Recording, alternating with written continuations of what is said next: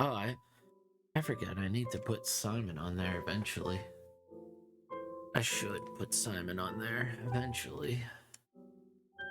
I should. There's no like, he doesn't need it, but I should do it because it's the nice thing to do. I mean, he's already so popular. He's one of the most popular art streamers. I know.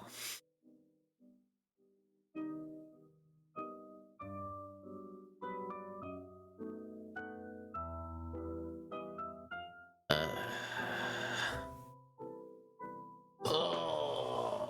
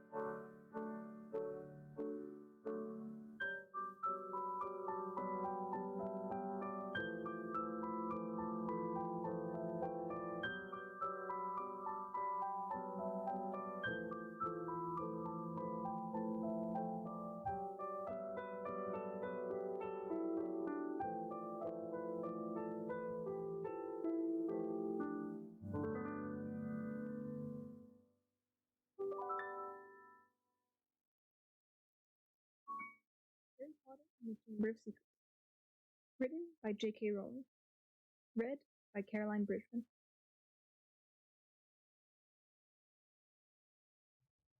Demonic! The worst birthday. Not for the first Did time. I beat the message again? No. For breakfast at number 4 Privet Drive. Mr. Vernon Dursley had been woken in the early hours of the morning by a loud hooting noise. Hello, Askeland. Third time this week, he roared across the table. If you can't control that owl, it'll have to go. Harry tried, yet again, to explain. She's bored, he said. She's used to flying around outside. If I could just let her out at night. Do I look stupid? Snarled Uncle Vernon, a bit of fried egg dangling from his bushy mustache. I know what'll happen if that owl's let out. He exchanged dark looks with his wife, Petunia.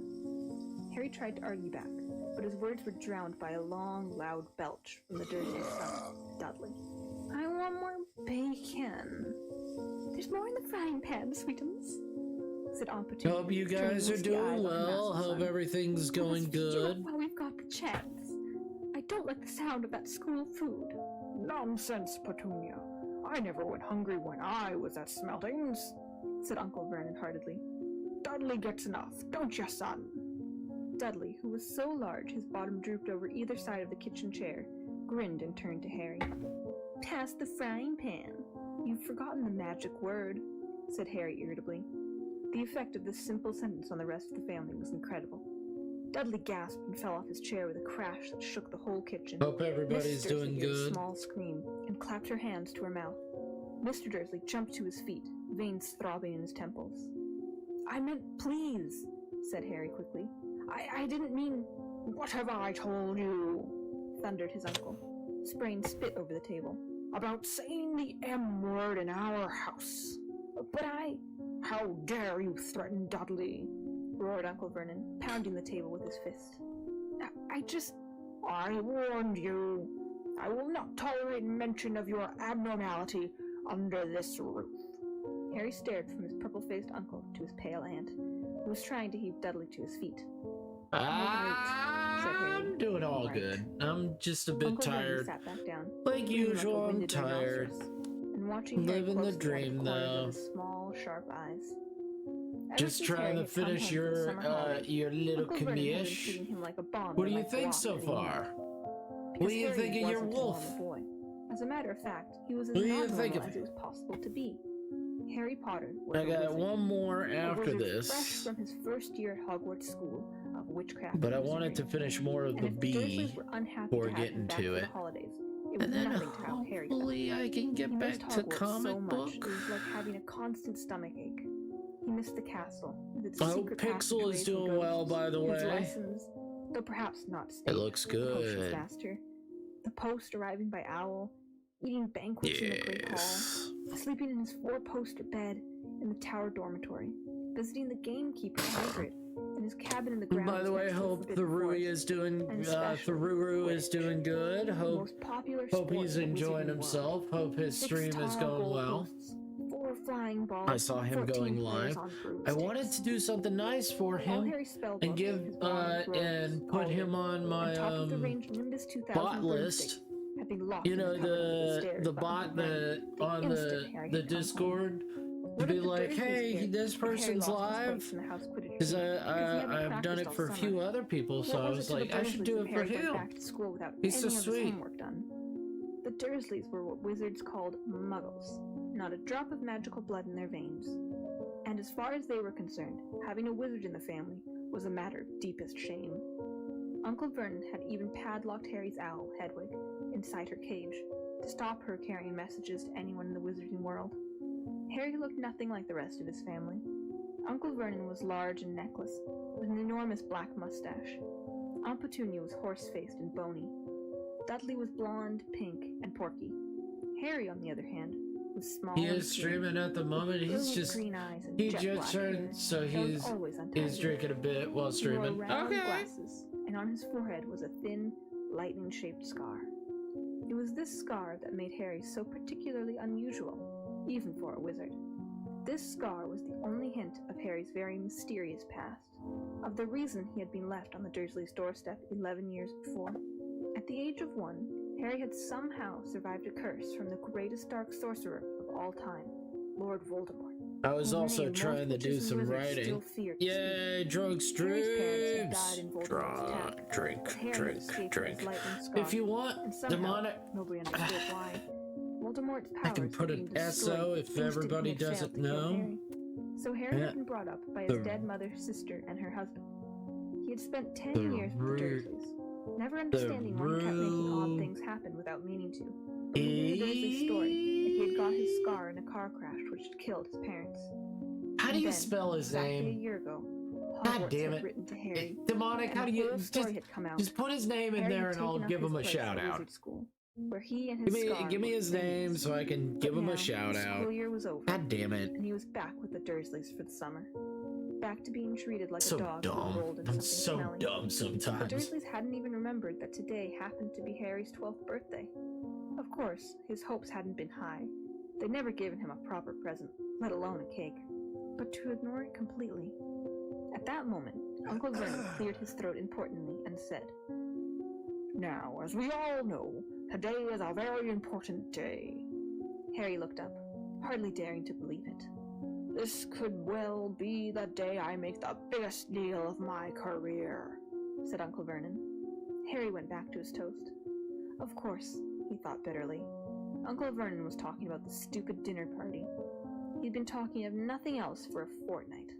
Some rich builder and his wife were coming to dinner, and Uncle Vernon was hoping The to get a Rui huge the order from them. Sergi. Uncle Vernon's company made Okay. drills. So "I think we should type run through the in. schedule one more time," said Uncle Vernon. "We should all be in position at 8 o'clock. Petunia, you will be in the lounge," said Aunt Petunia promptly, "waiting to welcome them graciously into our home." "Good, good. And Dudley?" "I'll be waiting to open the door." Yeah. Dudley put on a proud, Yeah, simpering hold up. smile. "May I take your coats, Mr. and Mrs. Mason?" "They'll love him," cried Aunt Petunia excitedly. "Excellent, Dudley," said Uncle Vernon. Then he rounded on Harry. "And you?" "I'll be in my bedroom, making no noise and pretending I'm not there," said Harry tonelessly. "Exactly," said Uncle Vernon nastily. "I will lead All them right. into the lounge, introduce you, Petunia, Looking bread and good, by the drinks. way. Thank At you, thank you. 8:15, You guys look I'll good. announce dinner," said Aunt Petunia. "And Dudley, you'll say?" "May I take you through to the dining room, Mrs. Mason?" said Dudley, offering his fat arm to an invisible woman. my perfect little gentleman, sniffled Aunt Petunia. And you, said Uncle Vernon viciously to Harry. I'll be in my room, making no noise, and pretending I'm not there, said Harry dully. Hey, go, demonic and we should Ascalon. aim to get in a few good compliments at dinner. Oh, Heathen! Any ideas? Ah, my goodness. Vernon tells me you're a wonderful golfer, Mr. Mason. I feel so Do bad. tell I me should when you give you a Mrs. welcome. Mason. I'm so sorry. Dudley? How about we had to write an essay about our hero at school? I didn't Mr. notice Mason. you because I didn't hear the doorbell. This I was didn't too hear much the for both Aunt doorbell, Petunia and Heathen. Harry. Aunt Petunia burst into tears and hugged her son, while Harry ducked under the table so they wouldn't see him laughing. And you, boy? Harry fought to keep his face straight as he emerged. I'm fucking sad, bro. I still haven't gotten my damn styles pin to attempt to art myself. No! Too right you will, said I Uncle just Vernon didn't forcefully. get my The doorbell. Masons don't know anything about you, and it's going to stay that way. When dinner's over, you take Mrs. Mason back to the lounge for coffee, Petunia, and I'll bring the subject back round to drills. With any luck, I'll have the deal signed. There we go. We'll be shopping Thank for you. a holiday home in Thank you. Morocco this time tomorrow. Sorry, I didn't play it. Just Harry wait couldn't feel too long. excited about this. Thank you. He didn't Ah, think the there Dursleys you would like are, him any better in Morocco, Heathen. and they did in pretty good eyes. Heathen, Right. hello. I'm off into town to pick up the dinner jackets for Dudley and me. And you, he snarled at Harry, you stay out of your aunt's way while she's cleaning. Harry left through the back door. It was a brilliant, sunny day. He crossed the lawn, slumped down on the garden bench, and sang under his breath, Happy birthday to me, happy birthday to me. No cards, no presents, and he would be spending the evening pretending not to exist. He gazed miserably into the hedge. He had never felt so lonely. More than anything else at Hogwarts, more even than playing Quidditch, Harry missed his best friends, Ron Weasley and Hermione Granger. Time for more They, lights however, of the dying. didn't So think what did at they all. say? Neither What did they had say written to about all you not summer. getting your Even stylus though Ron yet? had You said he should was be going to getting ask it. Harry to come and stay.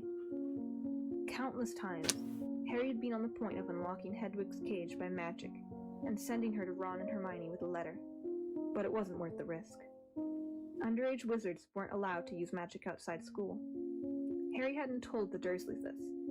He knew it was only their terror that he might turn them all into dung beetles that stopped them locking him up in the cupboard under the stairs with his wand and broomstick. For the first couple of weeks back, Harry had enjoyed muttering nonsense words under his breath and watching Dudley tearing out of the room as fast as his fat legs would carry him. But the long silence Get from to Ron and Hermione that had made Harry dying feel so cut off light. from the magical world that even taunting Dudley had lost its appeal. And now Ron and Hermione had forgotten his birthday. What wouldn't he give now for a message from Hogwarts? From any witch or wizard? He'd almost be glad at the sight of his arch-enemy, Draco Malfoy. Just to be sure The first it hadn't all time been a dream. it didn't come in was because we Not that his whole had year at terrible Hogwarts winter was fun. storm the day before, but At the very today end of last it term, said it would be Harry come delivered face to today face with before none 9 other p.m. but than it Lord never Voldemort did. himself. No! Voldemort might be a ruin of his former self, but he was still Damn terrifying, you, still Amazon! cunning, still determined to regain power. What do you Harry have to slipped say through for Voldemort's yourself, clutches For Amazon? a second time. I'm but gonna he'd go to been my narrow Amazon. escape. I'm gonna And even write now, to them weeks later, Harry immediately. kept waking up in the night, drenched in cold sweat, wondering where Voldemort was now, remembering his livid face, his wide, mad eyes. What would you Harry say, suddenly sat bolt Amazon? upright on the garden bench. He'd been Oh, staring there's a deal absent-mindedly for into the Master. hedge, Oh, hedge was staring Icewind back. Dale. Oh. Two enormous green eyes had Ah. appeared among the leaves. Harry jumped to his feet just as a jeering voice floated across the lawn. I know what day it is, sang Dudley, waddling towards him. The huge eyes blinked and vanished. What? Said Harry, not taking his eyes off the spot where they had been. I know what day it is, Dudley repeated, coming right up to him. Well done, said Harry. So you finally learned the days of the week.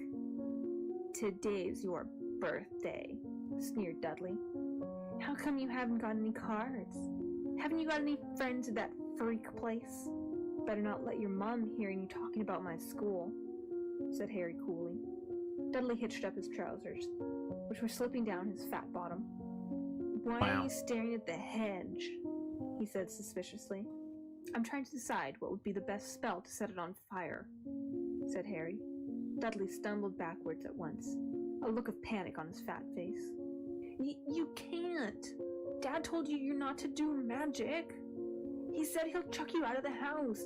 And you haven't got anywhere else to go. You haven't got any friends to take you in. Jiggery porky. Don't trust Amazon anymore. Hocus pocus. Was Best Buy? Mom!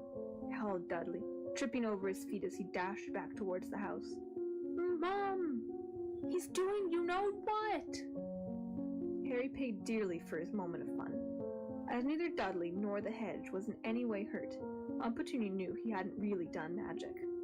But he still had to duck as she aimed a heavy blow at his head. Sad child today was good at Stroop to bar, but now I have gave him work to do, work. with the promise he wouldn't eat again until he finished. Ooh, Dudley lolled around watching and eating ice cream. Sad Harry cleaned the windows, washed the car, I don't even mowed know the what I lawn, want from trimmed the flower Amazon. beds, pruned and watered the roses, and If I repainted the garden wanted bench. anything from Amazon, The I sun don't blazed really overhead, want anything. burning the Like, back of his neck.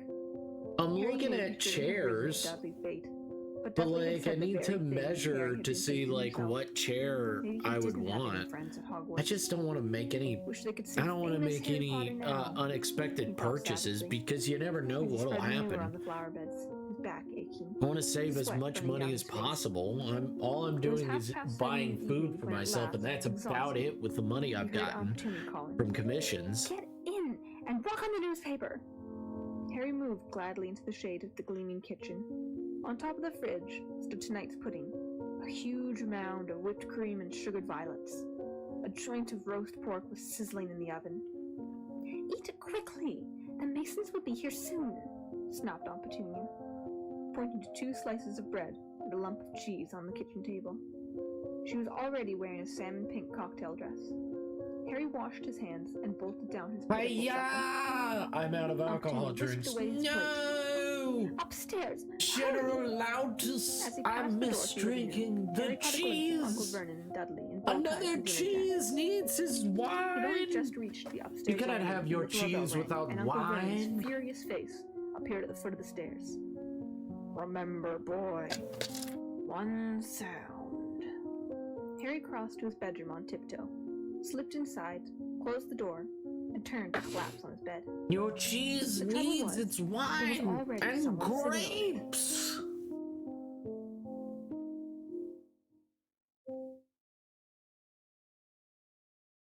Chapter 2. Dobby's Warning.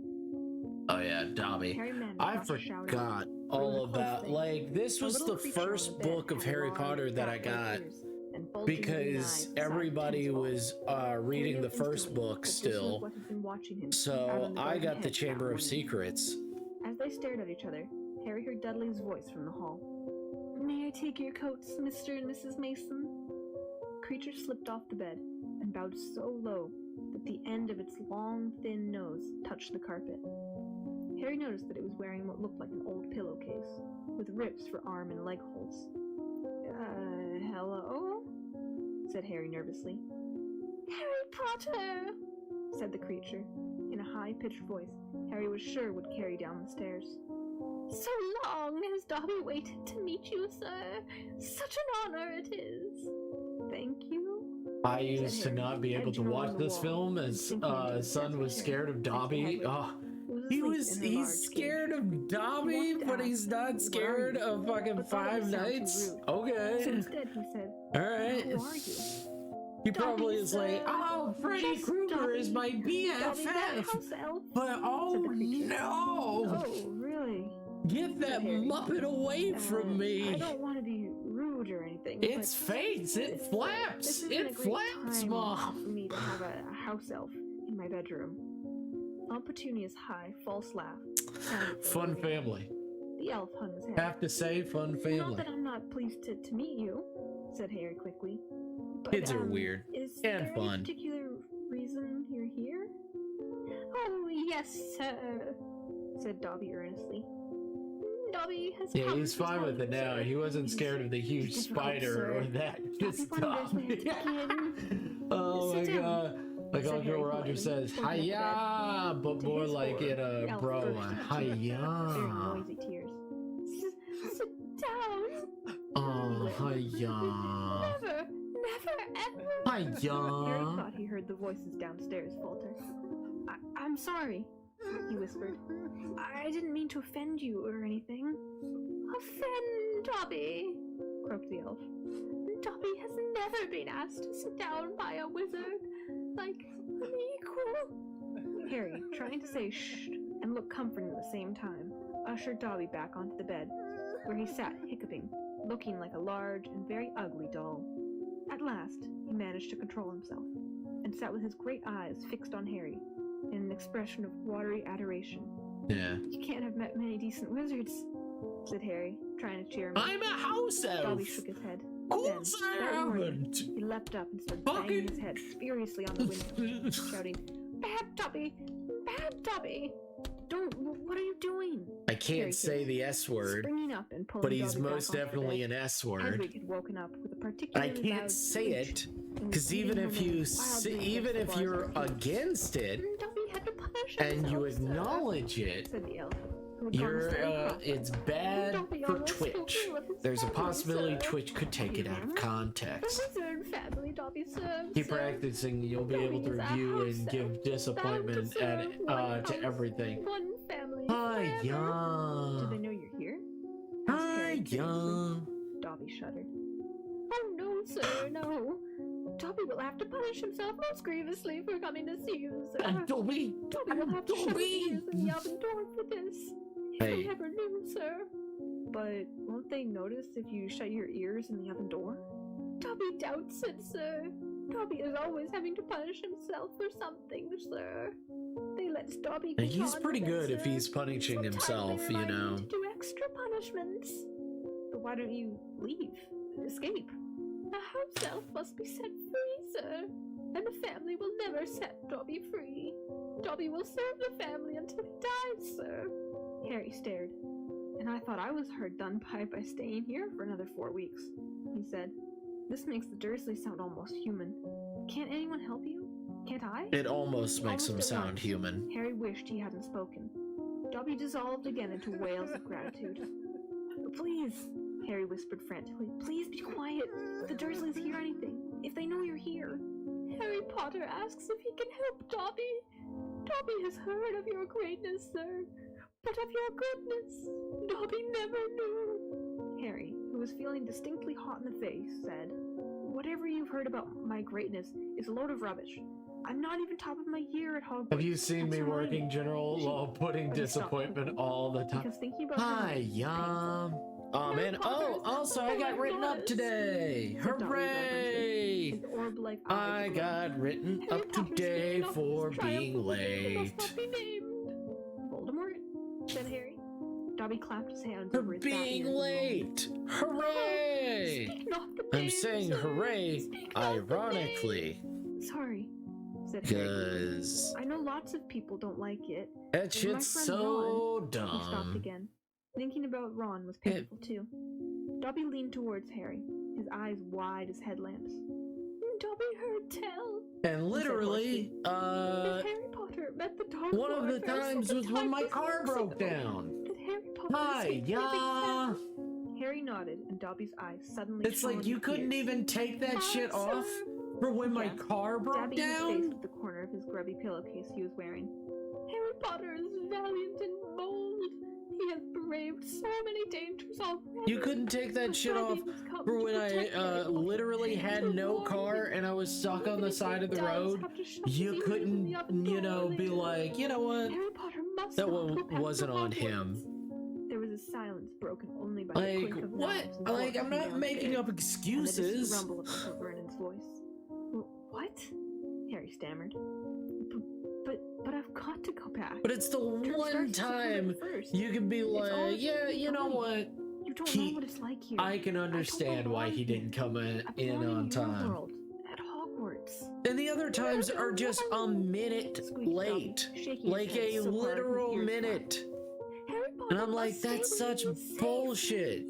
They should at least give me 5 minutes If Harry Potter goes back to Hogwarts, after the hour. he will be in mortal But danger.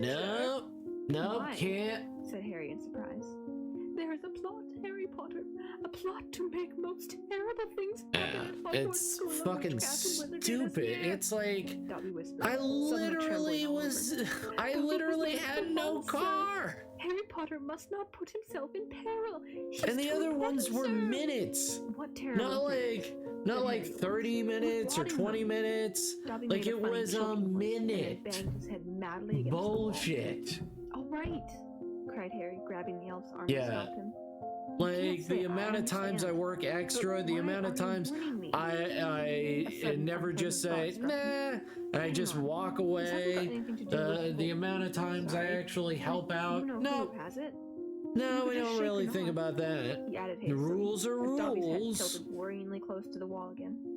Slowly, It's like, cool, Dobby shook you- his head. Cool. I get 3 Not me, write-ups. must not be named, sir.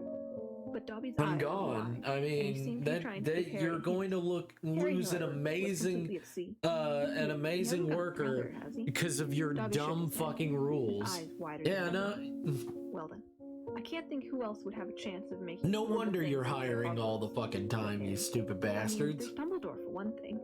You know who Dumbledore is, don't you? Dobby bowed his head. But they never enforce it Dumbledore, fully. the greatest headmaster Hogwarts has ever had. Dobby knows it, sir.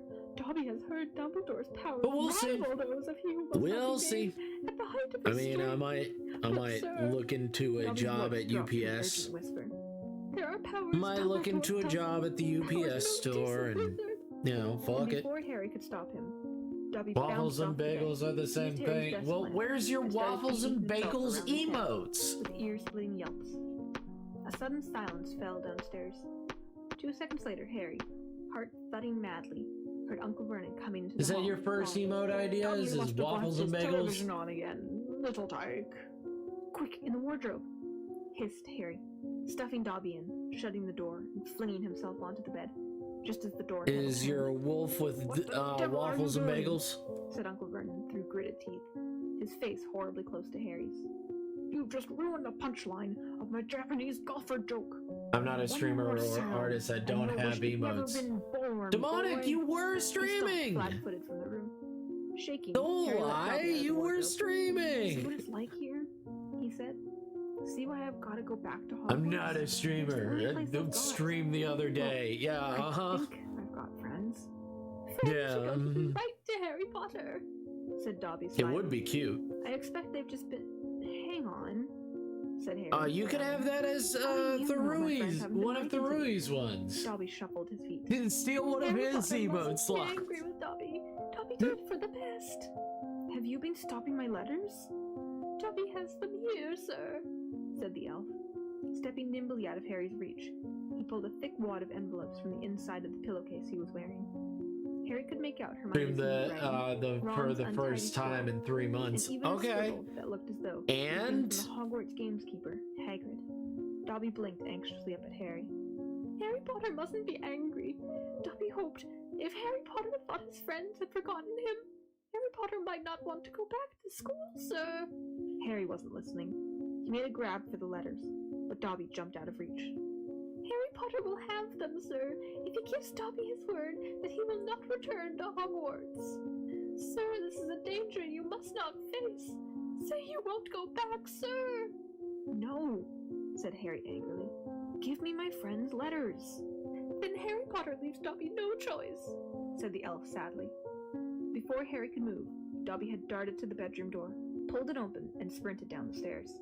Mouth dry, stomach lurching, Harry sprang after him, trying not to make a sound. He jumped the last 6 stairs, landing cat-like on the hall carpet, looking around for Dobby. From the dining room, he heard Uncle Vernon saying, "Tell Petunia that very funny story about those American plumbers, Mr. Mason. She's been dying to hear." Harry ran up the hall into the kitchen and felt his And stomach disappear. Heathen has Petunia never streamed grasped a piece of the before. pudding, She's fountain one of of cream and sugared she's violets one of Twitch's floating up all-time near the top ceiling. favorites. On top of a cupboard in the corner, crouched People love her. No, croaked Harry. Please, they'll kill me. Harry Potter must She's say gonna he's be not the going back to school. top streamer. You see. Say son is going to be so proud. Dobby gave him a tragic look. And we're going to be Dobby proud must too. do it, sir. For Harry Potter's own good. The pudding fell to the floor with a heart-stopping crash. Cream And Demonic, splattered you the can also windows be and one of walls those top as the dish streamers. shattered. With a crack like a whip, Dobby vanished. You just got to There believe. were screams from the dining room, and Uncle Vernon burst into the kitchen. It's to not find just a Harry cat rigid poster. as chalk, covered from head to foot in Aunt Petunia's pudding. At first, it looked as though Uncle Vernon would manage to gloss the whole thing over. Just our nephew, very disturbed. Meeting strangers upsets him, so we kept him upstairs.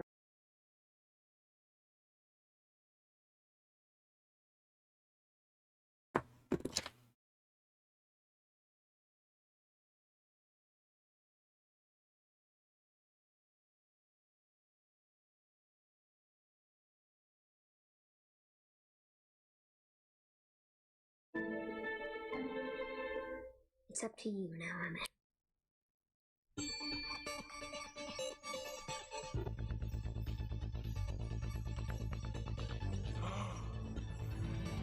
Believe.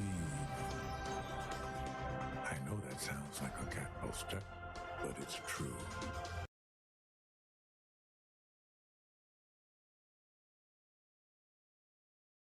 I know it sounds like a cat poster, but it's true. He shooed the shocked Masons back into the dining room, promised Harry he would flay him to within an inch of his life when the Masons had left, and handed him a mop. Aunt Petunia dumped some ice That cream would be out the freezer, cool. and Harry, still shaking, Is that started from the scrubbing the Lego kitchen movie? floor. It is. Uncle Vernon It might still have been is. able to make his deal. It's one if of it my hadn't been for the favorite owl. quotes. Aunt Petunia Yeah, was just handing it does round the sound box like of after from a dinner cat meals, poster. and a huge But barn it's owl true. swooped through the dining room window, dropped a letter on You Mrs. gotta Mason's believe in head, and yourself. swooped out again. Mrs. You can't- Mason screamed like a banshee. You can't put ran to yourself the house, down. You shouting can't be about like, magic. well, Mr. Mason stayed just long enough to tell the Dursleys that his wife well, then was keep more doing afraid it. of birds Keep of all working shapes and at it. sizes. Keep And to making ask it whether this a was their idea reality. of the It's show. not just gonna Harry come stood in the kitchen, to you in a clutching them day. up for support, as And the Uncle people Vernon that think advanced that on him, a are demonic just glint in tiny crazy. eyes. It Read it, comes to you in he hissed time, evilly, and you get brandishing a the letter bigger the and owl better delivered. community. Go And even on. a little community Read can be it. amazing. Harry took it. It did not contain birthday But you're never greetings. gonna create a community Mr. if Potter, you We've don't received do it. intelligence that a hover charm was used And at you've your got place such of a residence wonderful this evening. personality. At You're 12 so minutes sweet past to 9. everybody. As you know, underage wizards are not Even though your permitted to name perform is spells outside Demonic school. Woofer, And for you this spell seem work so on your sweet part, and so may kind lead and to so expulsion from said nice. school. Decree for the reasonable restriction of underage sorcery, 1875, paragraph C. We would also ask you to Baby, remember don't that any be. magical activity which risks notice by members of the non-magical community, Muggles, is a serious offense. Under Section 13 of the International Confederation of Warlocks Statute of Secrecy. Enjoy your holidays. Yours sincerely, Mathilda Hopkirk. Improper use of magic office, Ministry of Magic. Harry Go looked up fuck from the yourself. letter and gulped. Mathilda. You didn't tell us you weren't allowed to use magic outside Even school, demons can be said nice. Uncle Vernon, a mad gleam dancing in Yeah, his but eyes. there's a difference Forgot between to being mention nice it. and being so Slip your sweet. mind, I dare say. Being a He beared cutie. down on Harry like a great bulldog, all his teeth bared. Also, Well, what do you I've got think so news for far? you, boy. I'm locking you And up. then you just put the hot Never dogs going back back to there, that and there you school. go. It's Never. finished. And if you try It's and done. magic yourself out, they'll expel you. And laughing like a maniac, he dragged Harry back upstairs. Uncle Vernon was as bad as his word. The following morning, he had Right, paid a man even to fit it's bars on Harry's done. window. He himself fitted the cat flap in the bedroom door, so that small amounts of food could be pushed inside 3 times a day. They let Harry up to use the bathroom morning and evening. Otherwise, he was locked in his room around the clock. 3 days later, the Dursleys were showing no sign of relenting, and Harry couldn't see any way out of the situation. He lay on his bed, watching the sun sinking behind the bars on the window, and wondering miserably what was going to happen to him. What was the good of magicking himself out of this room if Hogwarts would expel him for doing it? Yet life at Privet Drive had reached an all-time low.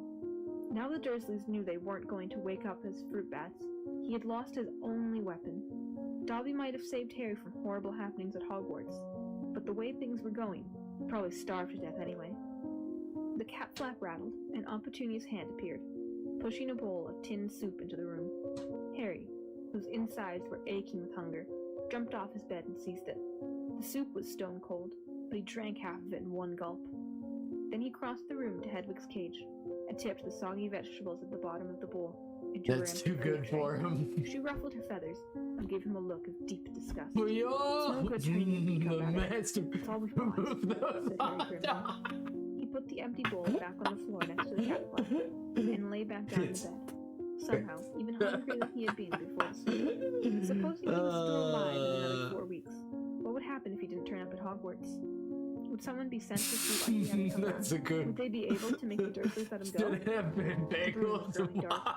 Exhausted, stomach rumbling, mind spinning over the same unanswerable questions, Harry fell into an endless It sleep. should have been He bagels dreamed and that he was on show waffle. in the zoo, with a car leading Well, underage he wizard said attached to his penises, so I was like, People hot goggled through the bars dogs. at him as he Get lay, your red hot starving dog. on a bed of straw.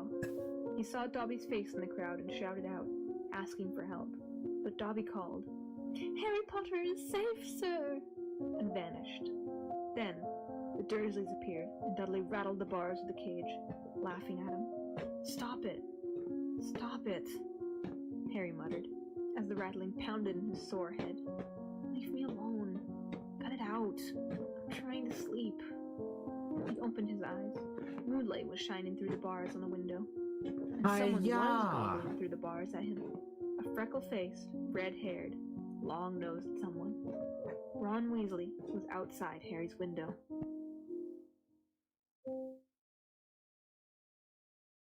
Chapter 3. The Burrow. Ron! Breathed Harry, creeping to the window and pushing it up so they could talk through the bars. Ron, how did you... What the... Harry's mouth fell I've open got a as the perfect photo image after for it. what he had Goat, seen I him. will find Ron was you leaning where at the back you window look. of an old Hold turquoise up, car. I've got you, Parked in demonic. midair. Hold up, calm Pointing at down. Harry from the front Calm seats were down, Fred and Mr. George. Demonic. Ron Calm found their twin down. All right, Harry? What's been going on? Said Hold Ron. up. Why haven't I've you been got the answering my perfect letters? image. I've asked you It's to stay about 12 okay. times. And then Dad I came know home. exactly And so you got an official warning what'll for make using you magic happy. in front of Muggles? It wasn't me. And how did you know? He works for the Ministry, said Ron. You know I we're not know what'll supposed to make do you spells happy. outside school. They're rich coming from you, said Harry, staring at the floating car. Oh, this doesn't count. And Said We're then... only borrowing this. It's Dad's. We didn't enchant it. But doing magic in front of those Muggles you live with? I told you I didn't. But it'll take too long to explain now. Look, can you Oh, explain flip. to them at Hogwarts that the Dursleys have locked me up and won't let me come back? And obviously I can't magic myself out, because the Ministry will think that's the second spell I've done in 3 days.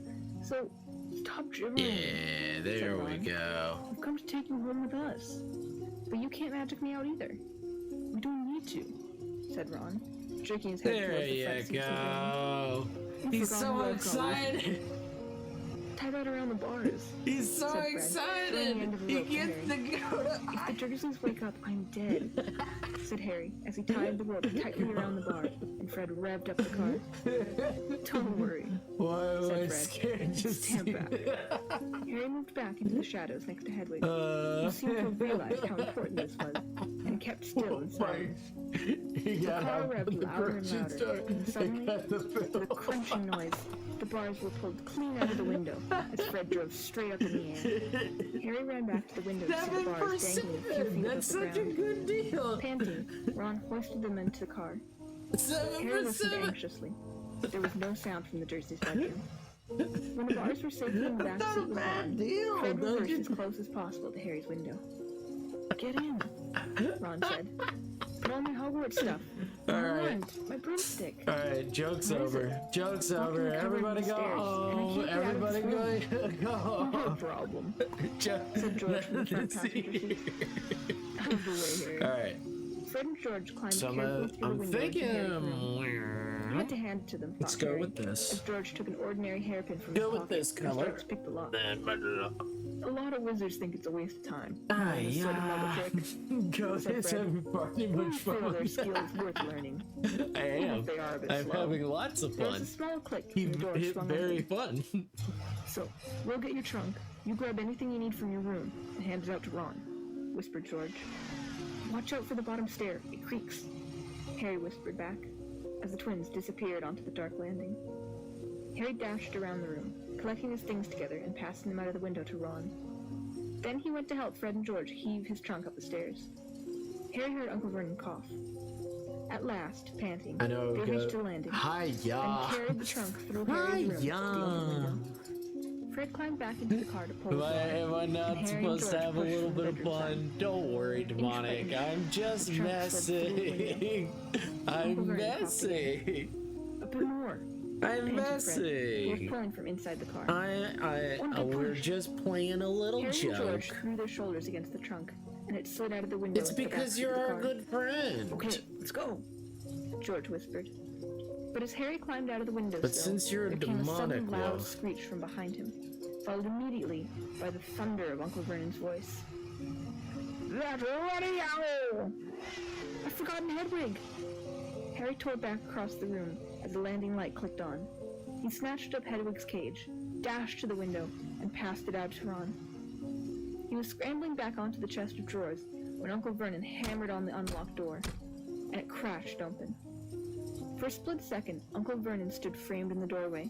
Then he let out a bellow like an angry bull and dove at Harry, grabbing him by the ankle. Ron, Fred, and George seized Harry's The arms question, and pulled as hard as they could. demonic. Petunia! Question, demonic. He's getting away! He's getting away! And this is just The weasel this gave is a just a gigantic fun tug, little and question. Harry's legs slid out of Uncle Vernon's grasp. What do you As do? You soon as Harry want was in the car, and it do you slammed want the door shut, Ron do you yelled, want me to "Put do your a foot down, hyper Fred." detailed And the car shot suddenly or towards not the so moon. hyper detailed? Harry couldn't believe it. He was free. He wound I'm down the making window, me some the night quesadillas air right whipping his now. hair, Some and looked back at the quesadillas. shrinking rooftops of Privet Drive. Uncle Vernon, Aunt Petunia, and Dudley were all hanging, dumbstruck, out of Harry's window. "See you next summer!" Harry yelled. The Weasleys roared with laughter, and Harry settled back into the seat, grinning from ear to ear. "Let Hedwig out," he told Ron. "She can fly behind us. She hasn't had a chance to stretch her wings for ages." George handed the hairpin to Ron, and a moment later, Hedwig had soared joyfully out of the window to glide alongside them, like a ghost. "So, what's the story, Harry?" said Ron impatiently. "What's been happening?" Harry told them all about Dobby, the warning he'd given Harry, and the fiasco of the violet pudding. There was a long, shocked silence when he had finished. "Very fishy," said Fred finally. "Definitely dodgy," agreed George. "So he wouldn't even tell you who's supposed to be plotting all this stuff?" "I don't think he could," said Harry. "I told you, every time he got close to letting something slip, he started banging his head against the wall." He saw Fred and George look at each other. "What, you think he was lying to me?" said Harry. "Well," said Fred, "put it this way. House elves have got powerful magic of their own, but they can't usually use it without their master's permission. I reckon old Dobby was sent to stop you coming back to Hogwarts. Someone's idea of a joke. Can you think of anyone at school with a grudge against you?" "Yes," said Harry and Ron together, instantly. "Draco Malfoy," Harry explained. "He hates me." Meaning "Draco as Malfoy?" in the said background, George, yeah. turning around. "Not Yeah, Lucius Malfoy's son." what Must be. do you It's not a very common want? name, is What it? do you don't Harry. want? What is like Why? a big thing of I like, heard Dad talking what about would him, you said George. like specifically? supporter of you know I'm who. thinking And when you know who maybe disappeared, some kind of said Fred, skull craning around to look or at something Harry. like that. Lucius Malfoy came back saying he'd never meant any of it. Load of dung. Dad reckons he was right in with you-know-who's inner circle. Harry had heard rumors about Malfoy's family before, and they didn't surprise him at all. Draco Malfoy made Dudley Dursley a kind, thoughtful, and sensitive boy. "I don't know whether the Malfoys own a house elf," said Harry. "Well, whoever owns them will be an old wizarding family, and they'll be rich," said Fred. "Yeah, Mum's always wishing we had a house elf to do the ironing," said Fred. "But all we've got is the lousy ghoul in the attic, and gnomes all over the garden. House elves come with big old manors and castles and places like that. You wouldn't catch one in our house." Harry was silent. Judging Yeah, by the that could fact work. that Draco Malfoy usually Yeah. had the best of everything, I'm his family was thinking. rolling in wizard gold. I'm thinking He could just see Malfoy strutting around a large Wake manor up house, in the sending the family morning servant to stop Harry feeling going back to like a Hogwarts. Also ditty. sounds exactly like the sort of thing Malfoy would do. Had Harry been stupid to take Dobby seriously? I'm glad we came to get you, Harry, said Ron. I was getting really worried when you didn't answer any of my letters. I thought it was Errol's fault at first. Who's Errol? Our owl. He's ancient. It wouldn't be the first time he's collapsed on a delivery. So then I tried to borrow Hermes. Who? The owl Mom and Dad bought Percy when he was made a prefect, said Fred from the front. But Percy wouldn't lend him to me, said Ron. Said he needed him. Percy's been acting very oddly this summer, said George, frowning. And he has been sending a lot of letters, and spending a load of time shut up in his room. I mean, there's only so many times you can polish a prefect badge. You're driving too far west, Fred, he added, pointing at the compass on the dashboard. So, It needs to be the does your dad know you've got 23rd the car? already? What's happening Said on the Harry, guessing the answer. 23rd? No, said Ron. What's happening on the You have to work 23rd, my Hopefully we'll friend? be able to get it back in the garage without Mum noticing who flew it. What does your dad do at the Ministry of Magic anyway? He works in the most boring department, said Ron. The misuse of Muggle artifacts office. The what? It's all to do with bewitching things that are Muggle made. You know, in case they end up back in a Muggle shop or house. Like last year, some old witch died and her tea set was sold to an antique shop. The Muggle woman bought it, took it home, and tried to serve her friends tea in it. It was a nightmare. Dad was working overtime for weeks. What happened? The teapot went berserk and squirted boiling tea all over the place, and one man ended up in hospital, with the sugar tongs clamped to his nose. Dad was going frantic. It's only him and an old warlock called Perkins in the office, and they had to do memory charms and all sorts to cover it up. But your dad, this car... Fred laughed. Yeah. Dad's mad about everything to do with Muggles. Our shed's full of Muggle stuff. He takes it apart, puts spells on it, and puts it back together again. If he raided our house, he'd have to put himself straight under arrest. Drives Mom mad. That's the main road, said George, peering down through the windscreen. We'll be there in 10 minutes. Just as well. It's getting light. A faint pinkish glow was visible along the horizon to the east. Fred brought the car lower, and Harry saw a dark patchwork of fields and clumps of trees. We're a little way outside the village, said George. Ottery St. Catchpole. Lower and lower went the flying car. The edge of a brilliant red sun was now gleaming through the trees. 20 seconds, my son's B-Day. Ah! Touchdown! Said The Fred. game's With I'll a slight probably bump, be streamed they hit the when it ground. releases. Elden They landed Ring. next to a Ah! tumble-down garage in a small yard, and Harry looked I out don't- for the first time at Ron's house. I have no It interest in looked as though it another had once Souls been game, a large stone pigsty. but I'll watch Extra other rooms people had been play added it. here and there until it was several For stories sure. high and so crooked it looked as though it was held up by magic. Which Harry reminded himself it probably was. 4 or 5 chimneys were perched on top of the red roof. A lopsided sign stuck in the ground near the entrance read, "The Burrow." Round the front door lay a jumble of welly boots and a very rusty cauldron. Several fat brown chickens were pecking their way around the yard. It's not much, said Ron. It's brilliant, said Harry happily, thinking of Privet Drive. They got out of the car. Now, we'll go upstairs really quietly, said Fred, and wait for Mom to call us for breakfast. Then, Ron, you come bounding downstairs going, "Mom, look who showed up in the night!" And she'll be all pleased to see Harry, and no one need ever know we flew the car. Right, said Ron. Come on, Harry. I sleep at the... Ron had gone a nasty greenish color, his eyes fixed on the house. The other 3 wheeled around.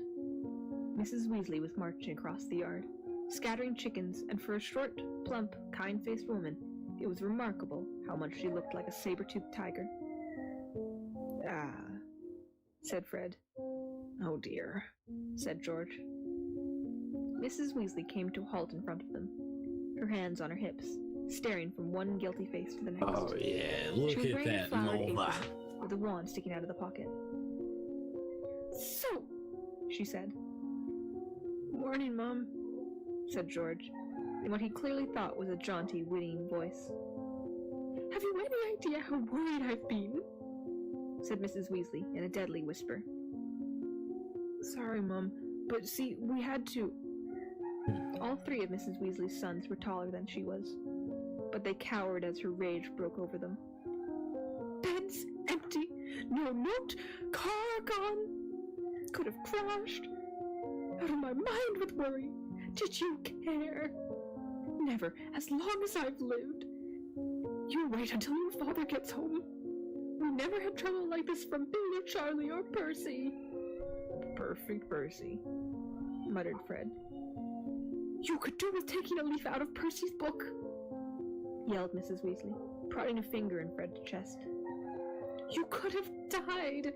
You could have been seen. I will prepare him a nice barbecue as a B-Day thing. He would be grateful for good foods. Mrs. Tell your Weasley son had to shouted buy a herself wolf hoarse before she turned on Harry and backed from away. the wolf. I'm Happy very pleased to see you, birthday. Harry dear, she said. Come in and have some breakfast.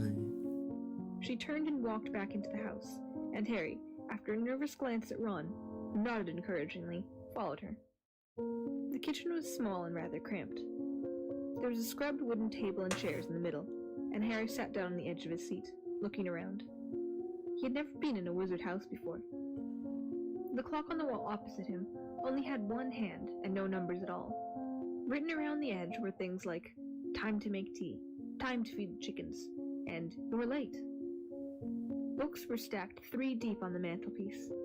Books with titles like Charm Your Own Cheese, Enchantment in Baking, and 1-Minute Feasts. It's magic! And unless Harry's ears were deceiving him, the old radio next to the sink had just announced that coming up was Witching Hour with the popular singing sorceress Celestina Warbeck. Mrs. Weasley was clattering around, cooking breakfast a little haphazardly, throwing dirty looks at her sons as she threw sausages into the frying pan. Every now and then she muttered things like, "Don't know what you were doing," and "Don't know what you were thinking of," and "Never would have believed it." "I don't blame you, dear," she assured Harry, tipping 8 or 9 sausages onto his plate. "Arthur and I have been worried about you, too. Just last night we were saying we'd come and get you ourselves if you hadn't written back to Ron by Friday. But really..." She was now adding 3 fried eggs to his plate. "Flying an illegal car halfway across the country. Anyone could have seen you." She flicked her wand casually at the washing up in the sink, which began to clean itself, clinking gently in the background. "It was cloudy, Mom," said Fred. "You keep your mouth closed while you're eating," Mrs. Weasley snapped. "They were starving him, Mom," said George. "And you," said Mrs. Weasley, but it was a slightly softened expression as she turned, cutting Harry's bread and buttering it for him. At that moment, there was a diversion in the form of a small red-headed figure in a long nightdress, who appeared in the kitchen, gave a small squeal, and ran out again. "Ginny," said Ron in an undertone to Harry. Yes, sister. look at "She's been that. talking about you all summer." Look at that. "Yeah, she'll be wanting your Demonic. autograph, What do Harry." you think of that Grinned fucking... He That caught his mother's eye and bent his face over his plate without What do another you word. think of that? Nothing more And was then a said until dark all tower 4 in the plates were cleaned, background. which Ooh, took a that surprisingly would be short good. time. "Blimey, I'm tired," yawned Fred, setting down his knife and fork at last. "I think I'll go to bed and..." "You will not!" snapped Mrs. Weasley. "It's your own fault you've been up all night. You're going to de-gnome the garden for me. They're getting completely out of hand again." "Oh, Mom. And you two," she said, glaring at Ron and Fred. "You can go up to bed, dear," she added to Harry. "You didn't ask them to fly that wretched car." But Harry, who felt wide awake, said quickly, "I'll help Ron. I've never seen a denoming." "That's very sweet of you, dear, but it's dull work," said Mrs. Weasley. Not in the video Let's see game. what Lockhart's got to say on the subject. and she pulled a heavy book from the stack on the mantelpiece. George groaned. Mom, we know how to denome a garden. Harry looked at the cover of Mrs. Weasley's book. Written across Some in nice fancy beef gold grilled in letters a hot were the words, red charcoals with a nice flavor smell going. There was a big photograph on the front. It looks good, love it. Wavy blonde Yes. hair and bright blue eyes. As always in the wizarding world, the photograph was moving. The wizard, who Harry supposed was Gilderoy Lockhart, kept winking cheekily up at them all. Mrs. Weasley beamed down at him. Oh, he is marvelous, she said. He knows his household pests all right. It's a wonderful book. Mum fancies him, said Fred in a very audible whisper. Don't be ridiculous, Fred, said Mrs. Weasley, her cheeks rather pink. All right, if you think you know better than Lockhart, you can go and get on with it. And woe betide you if there's a single gnome in that garden when I come out to inspect it. Yawning and grumbling, the Weasleys slouched outside with Harry behind them. The garden was large and, in Harry's eyes, exactly what a garden should be. The Dursleys wouldn't have liked it. There were plenty of weeds, and the grass needed cutting. But there were gnarled trees all around the walls, plants Harry had never seen spilling from every flower bed, and a big green pond full of frogs. Muggles have garden gnomes too, you know. And then the Harry told Ron crisping as they crossed the noise, going by the Yeah, I've beef seen those being things grilled like after finger turning gnomes, aside. Gonna said go Ron, make that foods. double its head to Be pay right back. like fat little Father Christmases with fishing rods. There was a violent scuffling noise. The peony bush shuddered, and Ron straightened up. This is a gnome, he said grimly. Get off! Get it off! Squealed the gnome. It was certainly nothing like Father Christmas. It was small and leathery looking, with a large, knobbly, bald head, exactly like a potato. Ron held it at arm's length as it kicked out at him with its horny little feet. He grasped it around the ankles and They turned it weren't upside my down. plan for making This Pete's is what you have to hungry. do, he said. He raised the gnome above his head. You're evil. Get off me! And started to swing it in great circles like a lasso. Seeing the shocked look on Harry's face, Ron added, It doesn't hurt them. You just gotta make them really dizzy, so they can't find their way back to the gnome holes. He let go of the gnome's ankles. It flew 20 feet into the air and landed with a thud in the field over the hedge. Pitiful, said Fred. I bet I can get mine beyond that stump. Harry learned quickly not to feel too sorry for the gnomes. He decided just to drop the first one he caught over the hedge, but the gnome, sensing weakness, sank its razor-sharp teeth into his fingers, and he had a hard job shaking it off until... Whoa, Harry! That must have been 50 feet! The air was soon thick with flying gnomes. See, they're not too bright, said Fred, seizing 5 or 6 gnomes at once. The moment they know the denoming's going on, they storm up to have a look. You'd think they'd have learned by now just to stay put. Soon the crowd of gnomes in the field started walking away in a straggling line, their little shoulders hunched. They'll be back, said Ron, as they watched the gnomes disappear into the hedge on the other side of the field.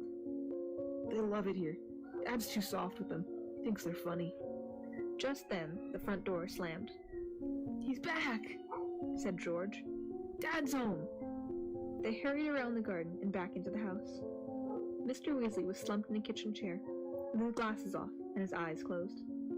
He was a thin man, going bald, but the little hair he had was as red as any of his children's. He was wearing long green robes, which were dusty and travel-worn. What a night, he mumbled, groping for the teapot as they all sat down around him. Yeah, 9 like raids. that. 9! That old one, Douglas Fletcher, tried to put a hex on me when I had my back turned. Mr. Weasley took a long gulp of tea and sighed. Find anything, Dad? Said Fred eagerly. All I got were a few shrinking door keys and a biting kettle, yawned Mr. Weasley. There was some pretty nasty stuff that wasn't my department, though. Mortlake was taken away for questioning about some extremely odd ferrets, but that's the Committee on Experimental Charms, thank goodness. Why would anyone bother making door keys shrink? Said George.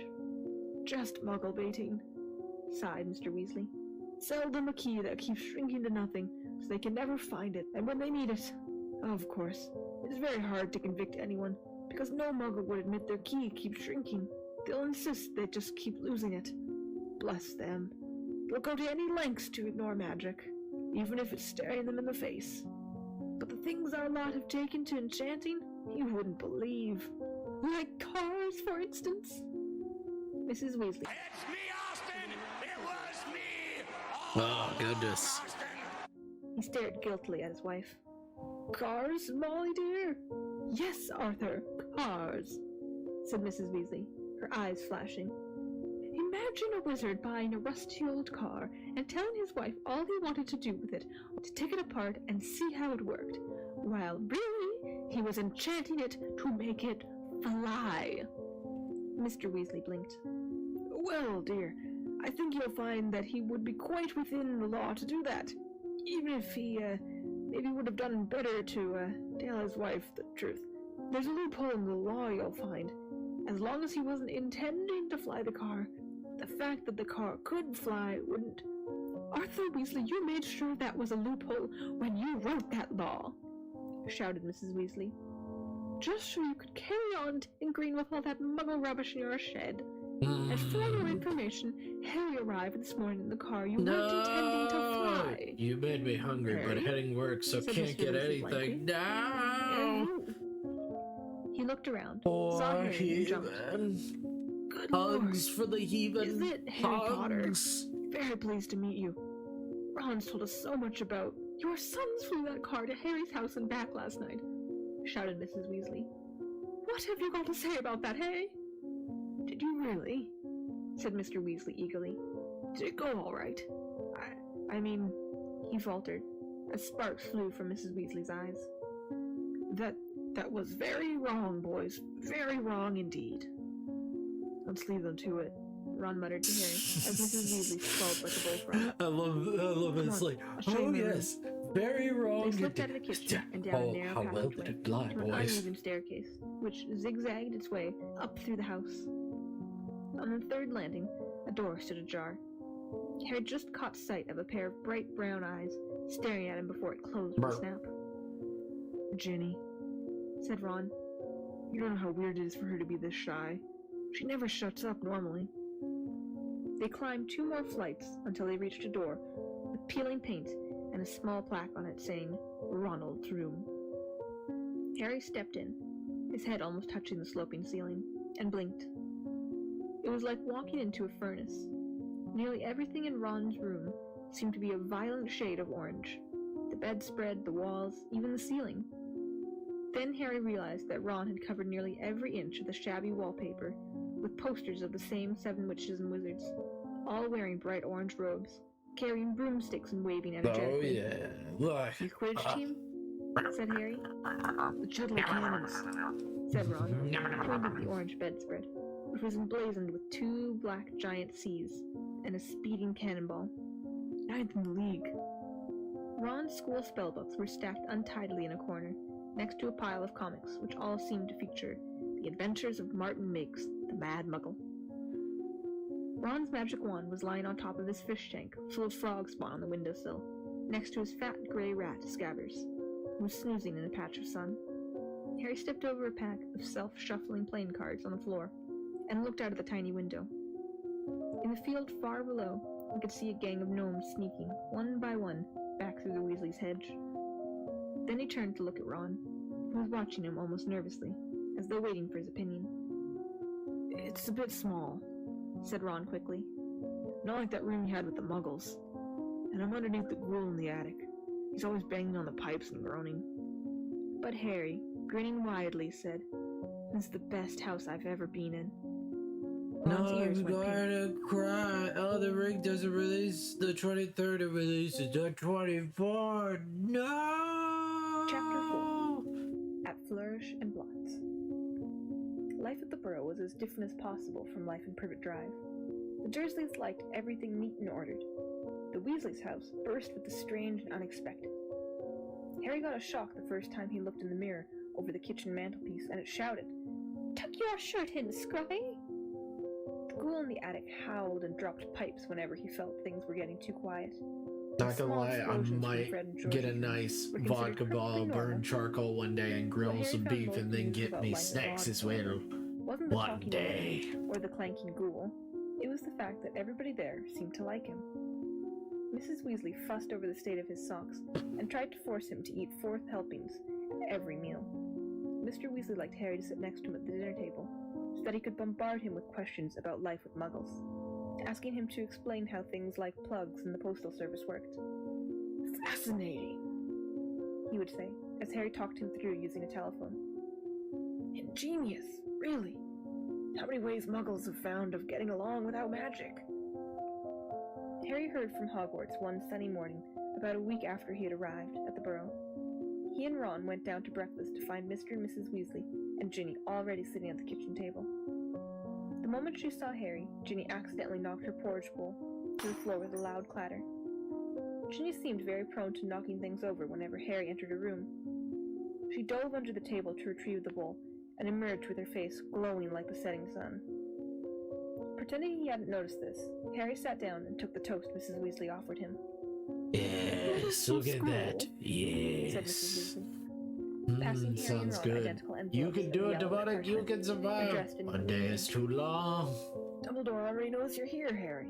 Doesn't miss a trick, that man. You two have And now got them look too. at that, Demonic. Do you That want your is gem Fred to and be George glowing? Hamilton, still in their pajamas. Do you want For a few Jimmy minutes, to there be was silence glowing? as they all read their letters. Harry's told him to catch the Hogwarts Jim Jam, Express do you want as your Jim usual Jam from to be King's Cross glowing? Station on September the 1st. There was also a list of new books he'd need What for the if a coming year. meteor hits the Earth on the Second-year 23rd? students will require The Oh, Standard Book of Spells, Grade 2, by I've been Miranda able to Gottschalk. play it. Break with a Banshee, by Gilderoy Lockhart.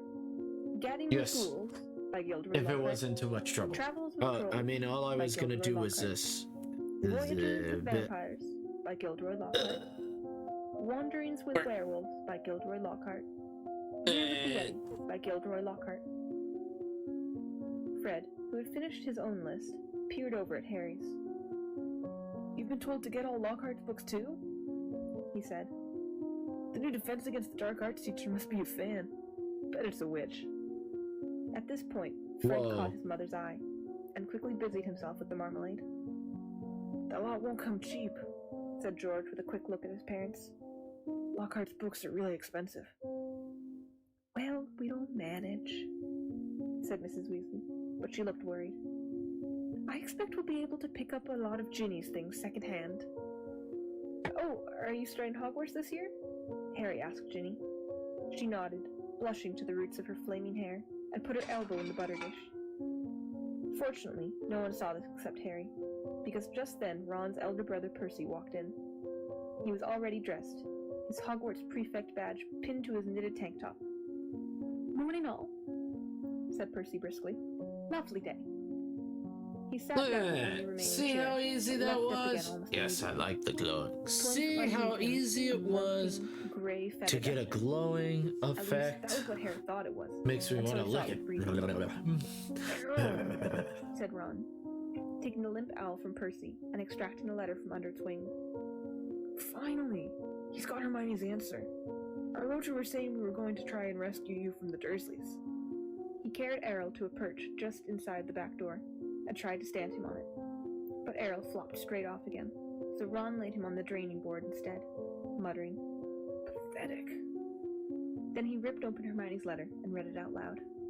Dear Ron, and Harry if you're there, I hope everything went all right and that Harry is okay, and that you didn't do anything illegal to get him out, Ron, because that would get Harry into trouble too. I've been really worried, and if Harry is all right, will you please let him know at once? But perhaps it would be better if you used a different owl, because I think another delivery might finish your one off. I'm very busy with schoolwork, of course. How can she be? Said Ron in horror. We're on holiday. And we're going to London next Wednesday to buy my new books. Why don't we meet in Diagon Alley? Let me know what's happening as soon as you can. Oh yeah, Love, look at Mike. that. Look at that. Well, that fits in nicely. We can go and get all your things then too, said Mrs. Weasley, starting to clear the table. What are you all up to today? Beautiful art. Harry, Beautiful. Ron, Fred, and George trying to Beautiful. go up the hill to There's a no small paddock booties in Weasley's this. own. It was surrounded by trees that blocked it from the view of the village below, meaning that they could practice Quidditch there, as long as they didn't fly too high.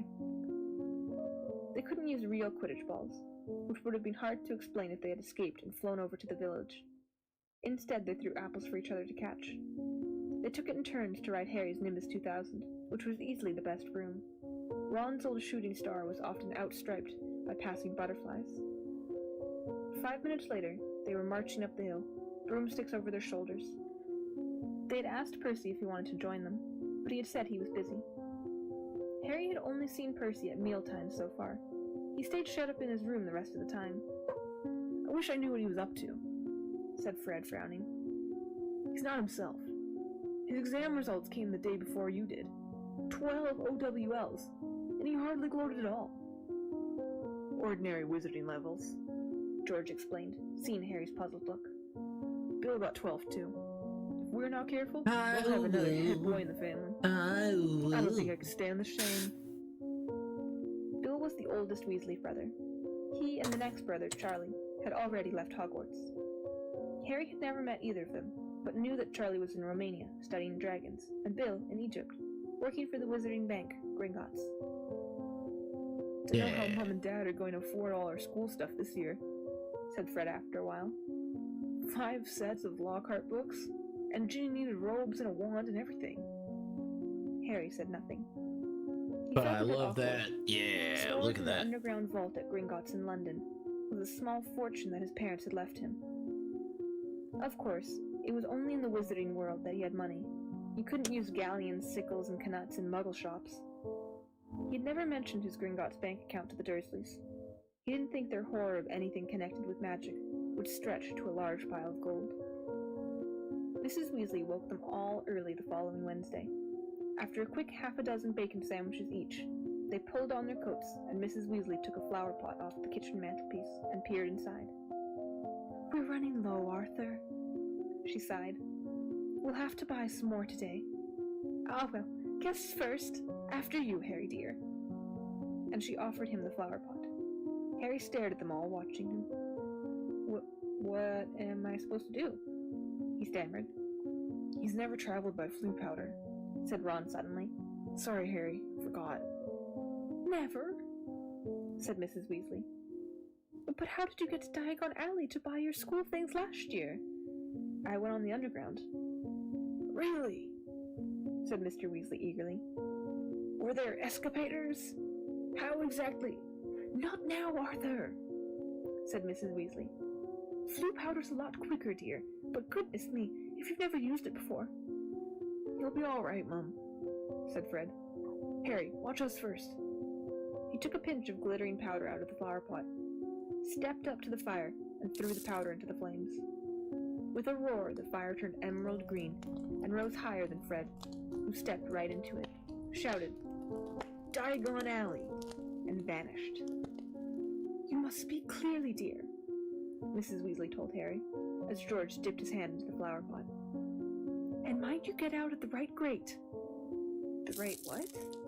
said Harry nervously, as the fire roared and whipped George out of sight too. "Well, there are an awful lot of wizard fires to choose from, but as long as you've spoken clearly—" "You'll be fine, Molly. Don't fuss," said Mr. Weasley, helping himself to food There powder we too. go. "But dear, if There he we got go. lost, how would we ever explain to his aunt and uncle?" "They wouldn't mind," Harry reassured her. "Dudley would think it was a brilliant joke if I The got lost up a Ruby! chimney. The Don't worry about it." Ruby! "Well, all right. Kimbo. You go after Arthur," said Mrs. Weasley. Kimbo Reed. "Now, when you get to the fire, I'm say where you're I'm going, saving this, and I keep your elbows think it tucked is in," Ron done. advised. "And your eyes shut. The Ruru. The Don't Ruru. fidget," said Ron, Hello, "or you the might well fall out the Ruru. wrong fireplace. But don't panic and get out too early. Wait until you see Fred and George." Trying hard to bear all this in mind, Harry took a pinch of Floo powder and walked to the edge of the fire.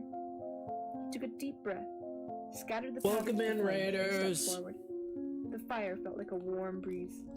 He opened his mouth and immediately swallowed a lot of hot ash. "Diagon Alley!" he coughed. It felt as though he was being sucked down a giant Diagonally. He seemed to be spinning very fast. Did he say The roaring diagonally? in his ears was deafening. He tried to keep his eyes open, but the whirl of green flames made him feel sick. Something hard knocked his elbow, and he tucked it in tightly, still spinning and spinning. Now Alright. it felt as though cold hands were slapping his face.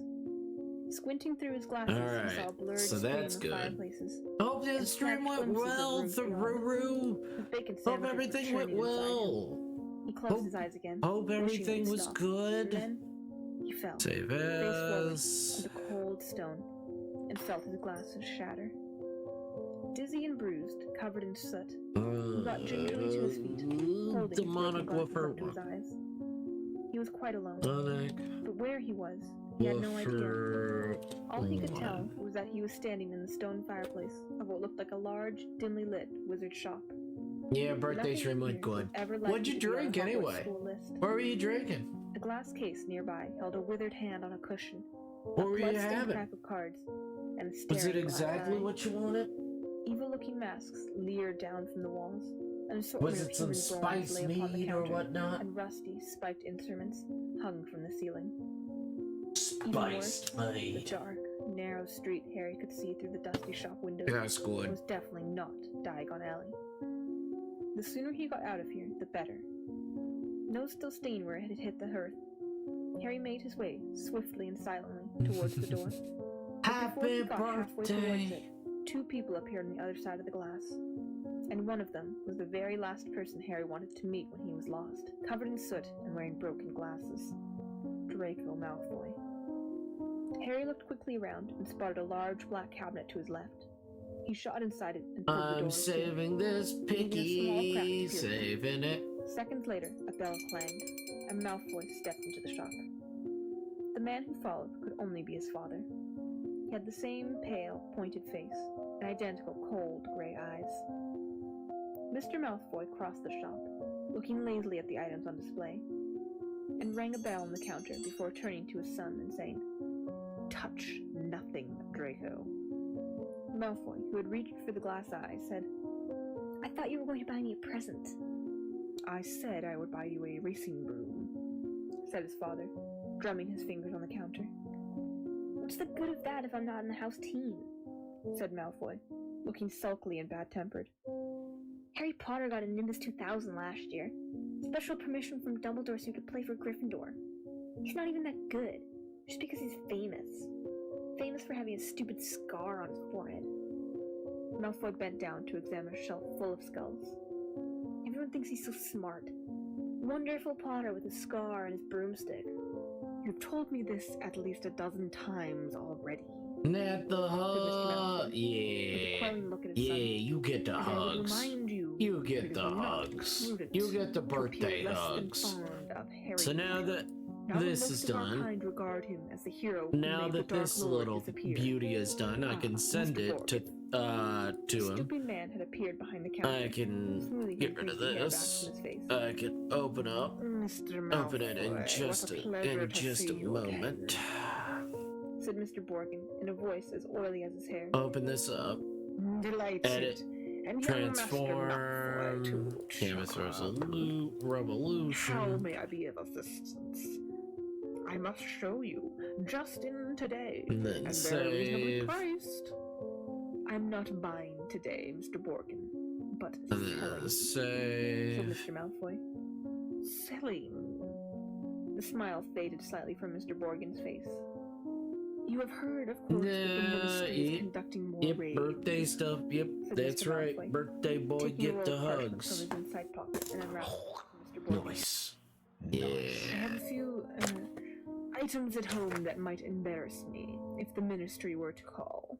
Mr. Borgin fixed a pince-nez to his Alright. nose and looked down the list. Now I'm sending it. The Ministry to would Demonic? presume to trouble you, sir. Sure. Where is he? Mr. Malfoy's lip curled. Where is I Demonic? have not There he implemented it is. yet. The name Malfoy still commands a certain respect. If the Ministry grows even more meddlesome, there are rumors about a new Muggle Protection Act.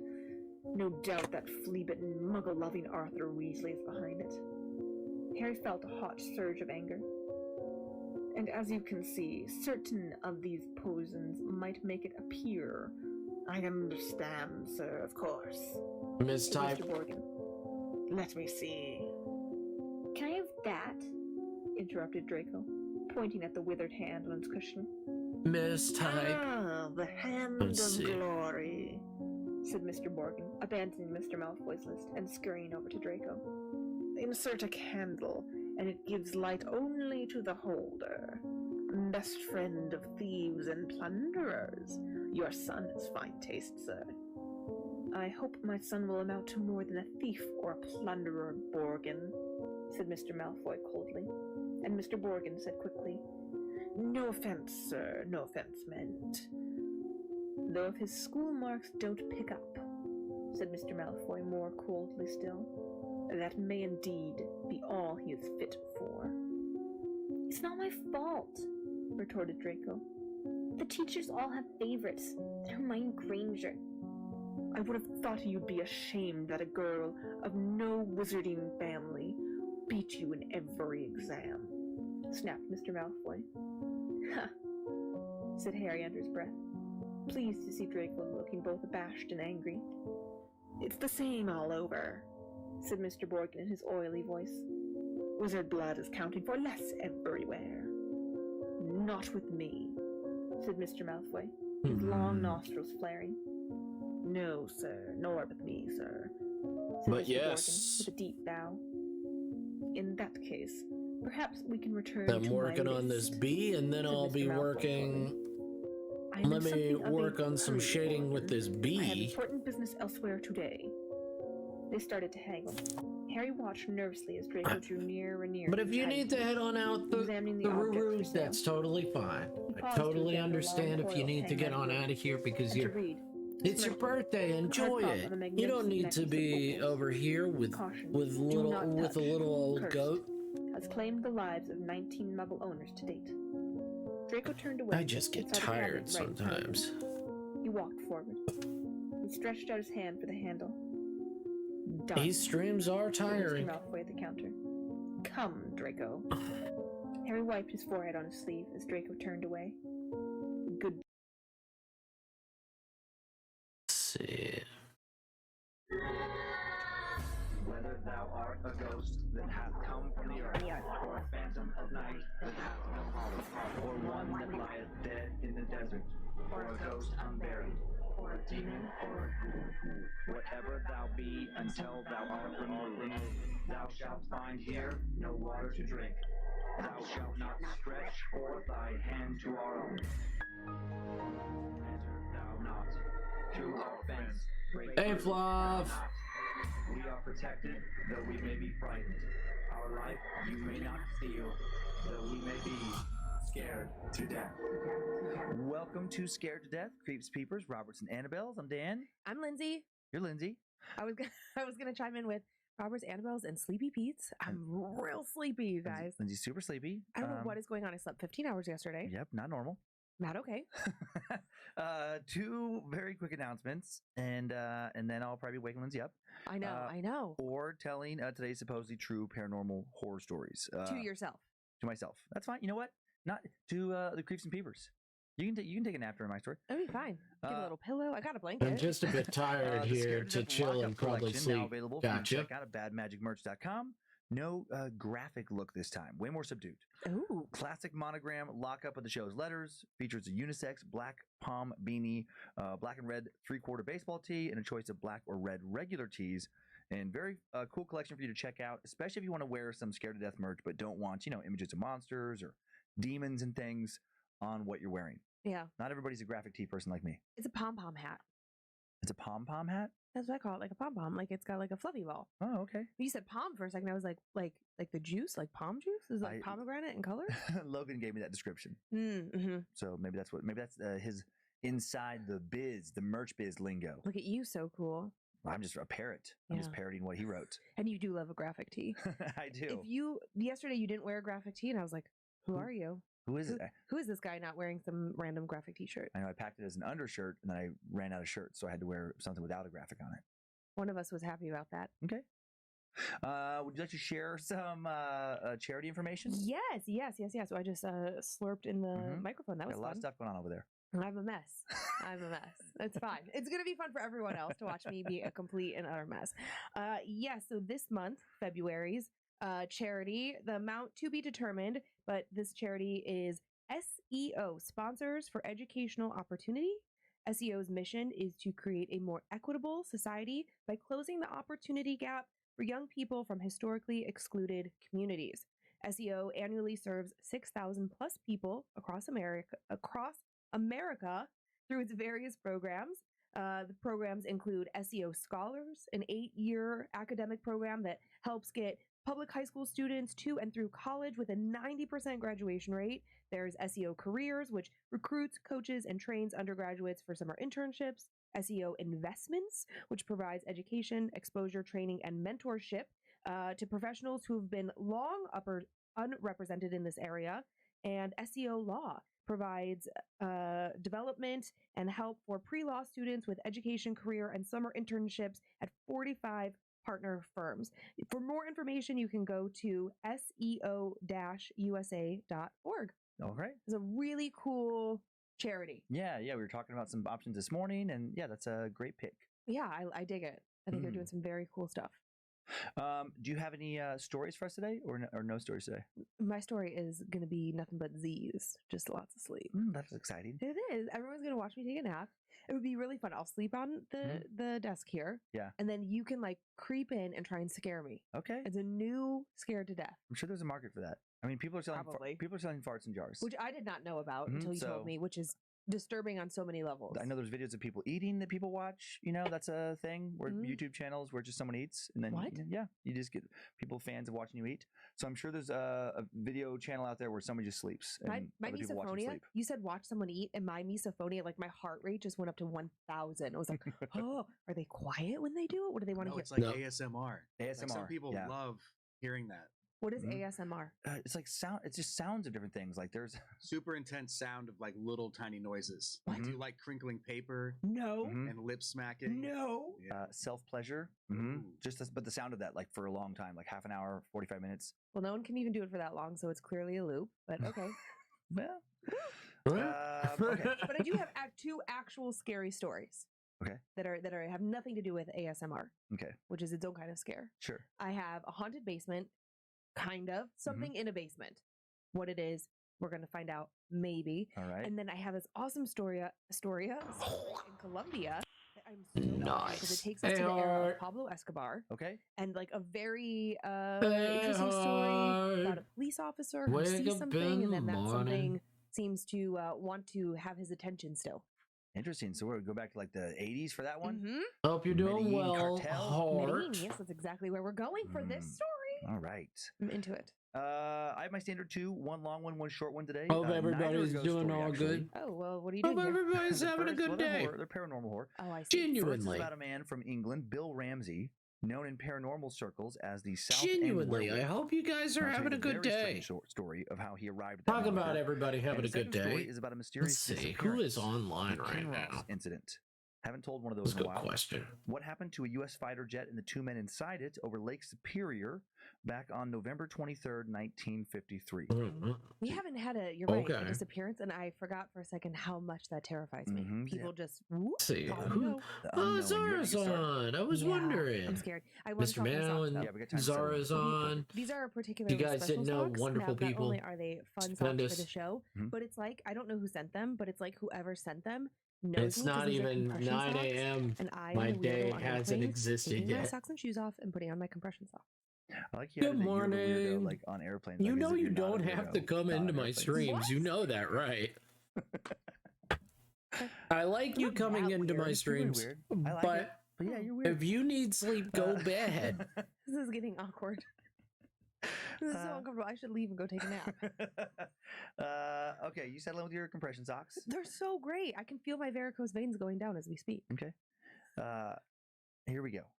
Every once in a while, I cover a story here on Scared to Death. I already covered before on Time Suck, my deep dive on One Topic a Week solo podcast, if you're new to this show and haven't heard of it. This is one of these stories. So dear creeps and peepers, if you would like to hear about how Bill Ramsey may have suffered from an exceptionally rare and also maybe not even real form of mental illness, the not universally accepted condition known as clinical lycanthropy, an expression of schizophrenia, bipolar disorder, or clinical depression involving the delusion of being an animal, usually we know, but we love behavior. You want to listen to Time Suck episode 111, Demonologist. I reiterate, fuck you, I do what I want. Okay. And dug more into the psychological thank you for side the of what may have led to subscription. his behavior. as opposed I to know just laying out function the at work paranormal with aspects coffee of and the a goat story, stream. which I'm of course doing today. And a goat stream, Interestingly, so even when I took you a more can't function so-called without my reasonable, stream. Okay, rational approach with this story with Time Suck, I get I will it. say I still found what happened to Bill very Hey, hard to explain. I feel like Bill a morning Ramsey talk is a show man, or was a man. We with actually some don't know if people. he's still alive or not. I feel like I'm a From morning talk Southend show on with some Sea, of these Essex, people. small city of around 180,000 people, roughly 40 miles east of London, where the River Thames Coffee and dumps into the English Channel. goat is a good Who seemingly combination. carry around Yeah. some sort of dark passenger. I to quote the guess. series Dexter. For You know many, what I many would years. like?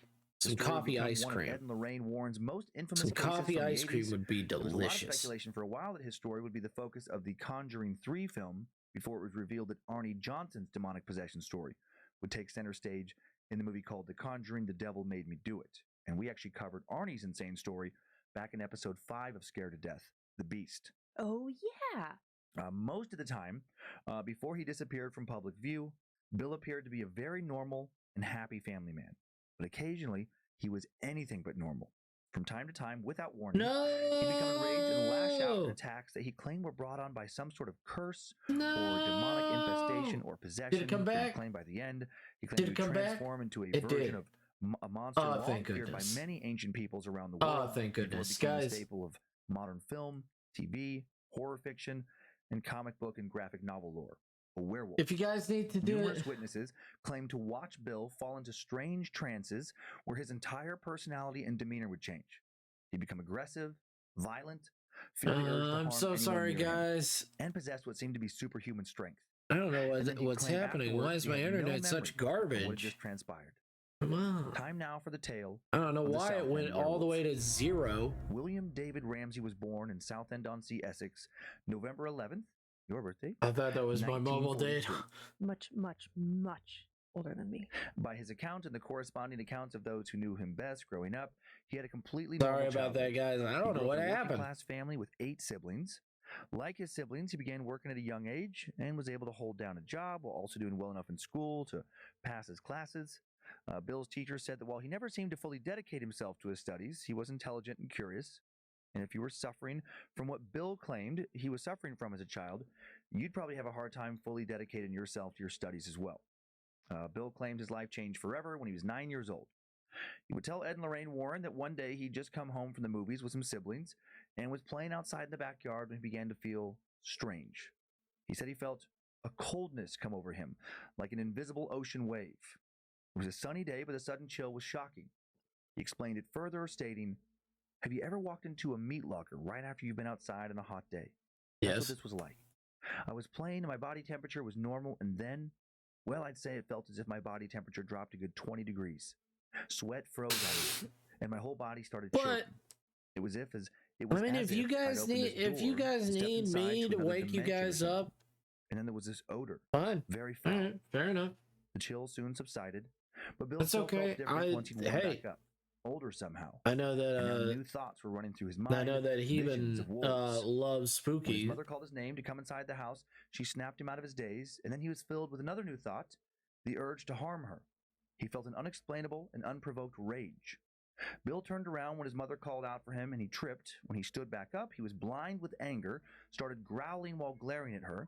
A surge of strength now allowed him to uproot a fence post, and he started swinging it around menacingly like a club. His mom cried out for help. Bill's father ran outside, shouted at him to put the post down. When Bill refused, his dad moved to grab it. Bill pulled away from him, put some of the wire fence meshing attached to the post into his mouth, started gnawing on it. His dad grabbed the post, tried to pull it away from his small 9-year-old son, but couldn't. His boy was now alarmingly, shockingly strong. Bill's mom now Got to started to have. cry, and luckily the sounds of his mother Yes. crying seemed to snap Bill out of whatever fugue state he'd fallen in. When he came to, young Bill's hands and mouth were bloody and torn. She needs When his me. parents asked Bill to try and explain what happened, She another needs me fit of rage overtook to him. wake her up. Again, he started growling like a wild animal. His mother was so terrified she ran inside, locked But the if door. you need to go to His bed, dad Hart, stayed outside, tried to talk him down. gotta Soon he lurk did. to Then little work Bill out. completely Oh returned to man, his you normal gotta self. lurk to work. Whatever had taken over him had passed. All Spent right, time remember getting to cried do your and never spoke about what calisthenics. happened Remember that day for many years. to do your Bill did arm, his best to forget about it. And for the next 15 and remember to years, stretch before life you do it. returned to normal. Bill will later drop out of high school in 1958. Young, when he's 14, but not uncommon for the area at the time. He'll get a job as a carpenter, moved to London. After working there for several years, Bill I've meet slept. and then marry a woman Well, named Abby in no. 1965. Well, if you're getting They'll go up on to have 3 to children to together, stretch and Anne, you Gail, and Ted.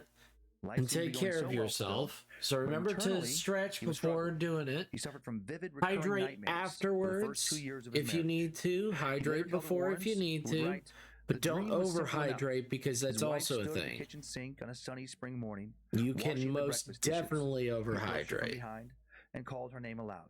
She turned around to face him. She was smiling, but the smile vanished instantly and she began screaming, covering her eyes and shrieking so loudly that he was forced to flee the kitchen. What was she seeing? What was she so afraid of? The wolf. Her husband having turned into a werewolf.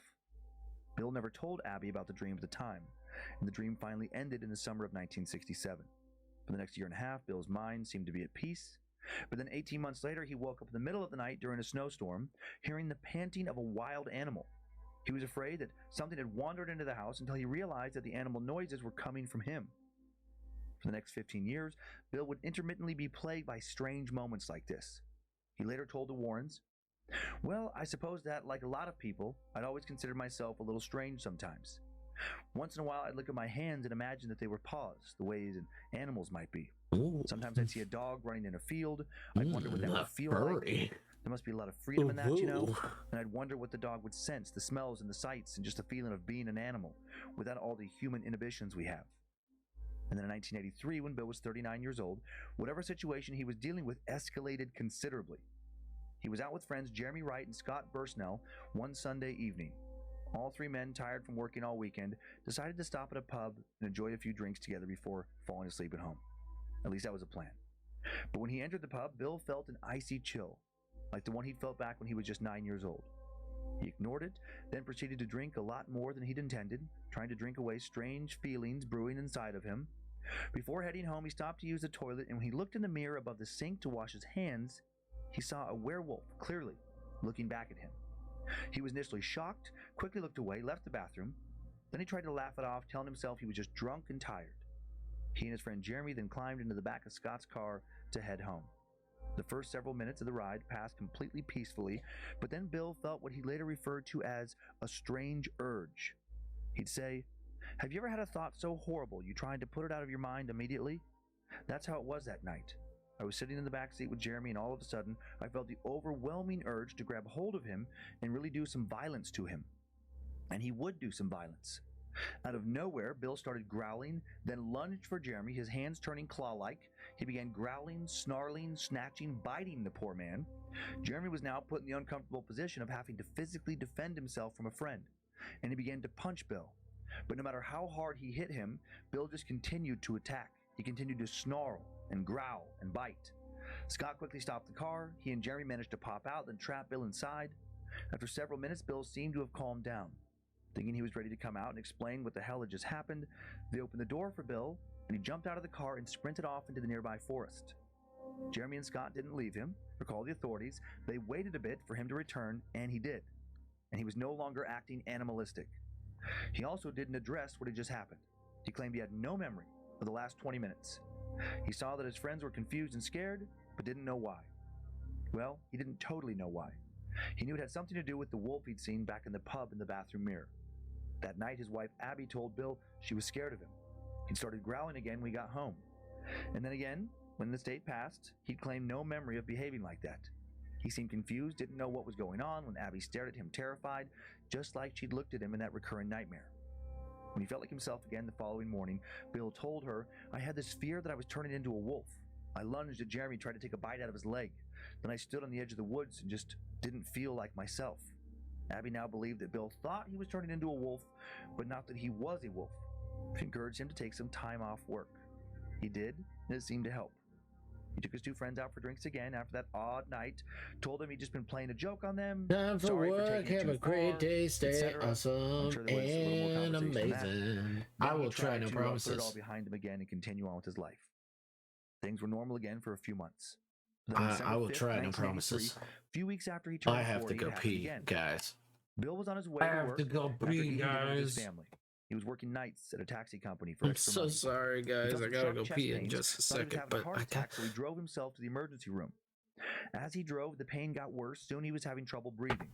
By the time he got to the entrance of the hospital, he felt that familiar freezing sensation move across his legs, across his torso. He feared another wolf episode was beginning. That's exactly what was happening. After checking in with the hospital staff, Bill suddenly growled at the nurse during the blood pressure test, the unmistakable rumbling growl of a wolf, he'd later say. His mind was flooded with visions of a wolf leaping at its prey. Bill stood up, growled threateningly at the nurse, who at first tried to guide him to a hospital bed, but then he bit down on her arm hard enough to draw blood. She screamed. The other nurse in the room screamed as well, started to hit him to get him to let go, but he wouldn't stop biting the first nurse. The second nurse then tried to run for help, but Bill blocked the door. A police officer patrolling the hospital heard the commotion, ran towards the sound of the nurse's screams and what sounded like some animal. The officer later reported, there, crouched in the far corner, was a wild-looking man holding two nurses at bay. The growls were coming not from some animal, but from the man. The officer and a large male intern grabbed hold of Bill and were able to free the nurse from his grasp. They tried to subdue him, but it wasn't easy. He was smaller than both the male nurse and the officer, but seemed to possess superhuman strength. Bill threw furniture at them, kept growling. He kept wrestling free from their attempts to grab him, also kept trying to bite them. Finally, the intern managed to grab Bill from behind, and with the officer's help, they shoved him onto a gurney and strapped him down. A doctor who'd been alerted to the confrontation arrived in the room, injected Bill with sedatives, which finally put an end to the chaos. Bill would later say, just before I fell into a terrible drugged sleep, I had a moment of clarity. I heard the echoes of my own wolf growls. I felt again the peculiar, satisfying sensation of my teeth breaking the skin of the nurse's arm. And I wanted to be free, not so I could be home with my family, but so I could live in the forest, running free with the other wolves. I remember thinking, you've gone and done it now, Ramsey. You've lost your mind for sure. When Bill woke up from the sedatives, he realized he was in Rumwell Mental Hospital. A psychiatrist listened to his story, recommended he stay for observation, but Bill refused and left the hospital. Word of the attack spread around the small community he lived in. Local children were now afraid of him. His coworkers gossiped about him behind his back. I mean, how could they not? At his wife's urging, Bill now began keeping a journal to monitor his mental state. He even tried to keep track of his dreams, worried that recurring nightmares would return and would signal another impending transformation. He lived in constant fear that he would soon be more wolf than human. And then Bill experienced another episode, just a few weeks later, January 28th, 1984. He had just finished visiting his mother when he felt that unnaturally cold chill once again come over him. He quickly drove himself to the hospital, growling, hands curled into claws, acting strangely by the time he arrived. He threw a terrified nurse across the room shortly after he'd walked through the entrance doors. When two brave patients in the lobby then tried to subdue him, he threw them into chairs and a desk. While the injured nurse screamed for help, Bill fled down a hallway, attacking a doctor and destroying furniture. 4 police officers just happened to be entering the hospital after Bill entered the hallway, and when they heard the sound of all the carnage he was creating, they ran after Bill, following the sounds of his path of destruction. They soon circled around him, attempting to subdue him, while Bill snarled and growled and attacked any officer who got too close. Eventually, the officers wrestled Bill to the ground, handcuffed him, and took him to a police station, but not before Bill had done some real damage. Bill had injured one of the officers so badly he'd be hospitalized for 4 days. Bill started to come back to himself during his arrest. He again claimed to not remember anything, but he knew the wolf had taken over and caused the damage. This time, he wouldn't just be placed in a psychiatric center for observation, he'd also be charged with assault, then threatened with long-term forced placement in a psychiatric center. Months passed without further incident, and then the nightmares started up again. Now Bill dreamed of running down a long road at dusk. As he ran, his body morphed into that of a wolf. He was too scared to say anything about his dreams to Abby. Yet again, his dreams seemed to signal an upcoming episode. July 22nd, 1987, Bill, now 43, finished another long day of work. Britain was in an economic recession. Bill was taking extra jobs. The longtime carpenter was repairing some apartments in Hornchurch, a town about 15 miles from London. After work, Bill dropped off some coworkers and stopped at the White Horse Inn for a drink, and then another drink, and another, and another. After drinking too much, he decided to drive home knowing he shouldn't. Worried about being stopped by an officer, he took a route comprised of little side streets that ran through a red light district at one point. I'll be right back. Sex worker Lauren Reynolds You was working wonderful that people. night, and when Bill saw her, he decided, for reasons only known to him, to make a citizen's arrest. I'll be right back. Lauren was You scared before she wonderful ever saw people. Bill. A man in a van had been slowly following her for several minutes. Then he sped up, pulled ahead of her, leaned over, pushed open the door, didn't even come to a stop, and told her to get in. Lauren didn't want to, but she needed the money. She later said he was a nice-looking man until you watched his eyes. There was something crazy about them. I don't know how else to describe them. After she climbed inside, Bill drove silently for a while. Lauren was terrified. She told him that she wanted to leave now, and then Bill stated he was placing her under a citizen's arrest. Bill later said, I had no idea what I was doing. I just had this need to take her to the police station. Maybe I was secretly afraid that I was going to harm her in some way, and I wanted her to be in a safe place. As Bill drove her to the police station, he felt another attack coming on. When they pulled up to the station, Lauren jumped out of the van and ran inside. Officer Brad Busby was working that night. He saw Lauren run inside the police station, hysterical and terrified. Busby quickly headed outside to search for the man she was running from. When Busby approached Bill's car, he immediately could tell this was not going to be a typical confrontation with a John who'd maybe had too much to drink. Bill later said he felt the wolf taking over right as the officer approached his car. Busby would later recall, he just It's only watched been him. 2 I began to hours. sense how I'm gonna go strange he one looked. more There hour. was something not quite human in I'm the eyes, tired. particularly. Gotta be Busby asked Bill productive. to exit his van Even and if come in I'm for a tired, breathalyzer test. gotta be Bill productive. refused and started growling. Then he stepped out of the van, and when Busby touched his arm, Bill quickly threw the officer to the ground and started to attack him. Busby later said his face underwent an incredible transformation.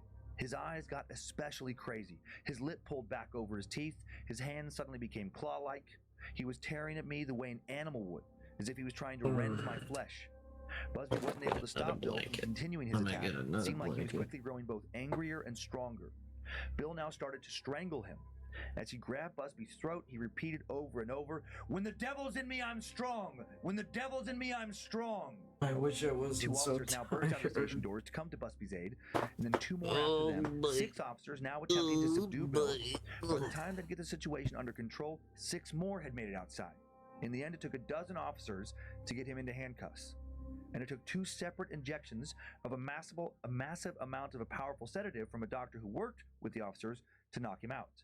Bill was then committed to Runwell Psychiatric Center again, underwent a battery of tests for the next 10 days. No one could figure out what was wrong with him.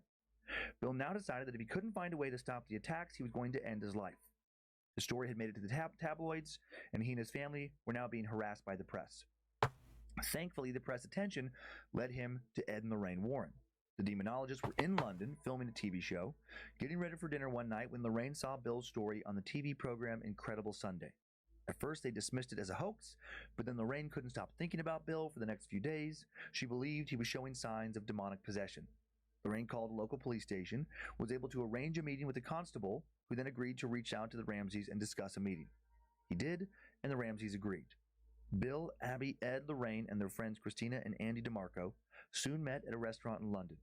After Bill explained his story, Ed told him, "I think you've been possessed by the spirit of a wolf." Bill didn't believe it, but the Warrens told him he should come to a church in Connecticut to undergo an exorcism under Bishop Robert McKenna. Not knowing what else to do at this point, Bill's friends and his wife Abby encouraged him to go. Days before his flight, Bill had another attack. He was watching TV when he felt that ominous chill come over him. He quickly called for Abby to help him. The family dog, sensing something was wrong, started growling at Bill. Bill hit the poor dog, sent it flying into the wall. Even though she was scared, Abby approached Bill, told him over and over to stop. Eventually, her voice calmed him down, and he stopped the attack before it escalated further. This was the first time someone was able to subdue Bill without force. July 23rd, 1989, Bill and Abby flew to Connecticut. And their first night in America, Bill again became the wolf. Abby later reported he began growling, a deep, rumbling, angry sound. After a long moment, I realized that these were not my husband's eyes at all. They were darker, glistening, furious eyes of some other species. Abby was again able to stop Bill from attacking her or some other person by repeatedly telling Bill she loved him. But then the next morning, right before leaving the motel for the exorcism, Bill did attack Abby, tried to bite her throat and choke her. Abby was able to hit him in the jaw, knock his hands away. She was able to roll off the bed, was about to smash him in the head with a glass bottle, when she instead screamed for him to stop, told him that she loved him, and she later told the Warrens he stopped right there, right then, in the middle of the motel floor. Bill and Abby were, not surprisingly, eager to get the exorcism started. They rushed to Bishop Robert McKenna's church. Attending the exorcism would be Ed, Lorraine, Bill, Abby, 4 police officers, David Alford and John Cleve, reporters, and of course Bishop McKenna. Nothing happened for the first half hour of the exorcism. Bishop McKenna spoke in Latin, demanded that the demon identify itself, and then, according to Bishop McKenna, he began to see something before anyone else in the room could. He said, I could feel and see what Bill could not. The demonic spirit in him was beginning to fight me through Bill. It was going to be a struggle, but right from the start, I felt that the exorcism would be successful. I rarely have that kind of optimism. McKenna took Bill's head in his hands, ordered the demon to leave. Suddenly, Bill's face contorted, his hands formed into claws. McKenna could see the internal battle happening. One moment he'd be himself, the next moment his face would start to suggest a feral quality, he said.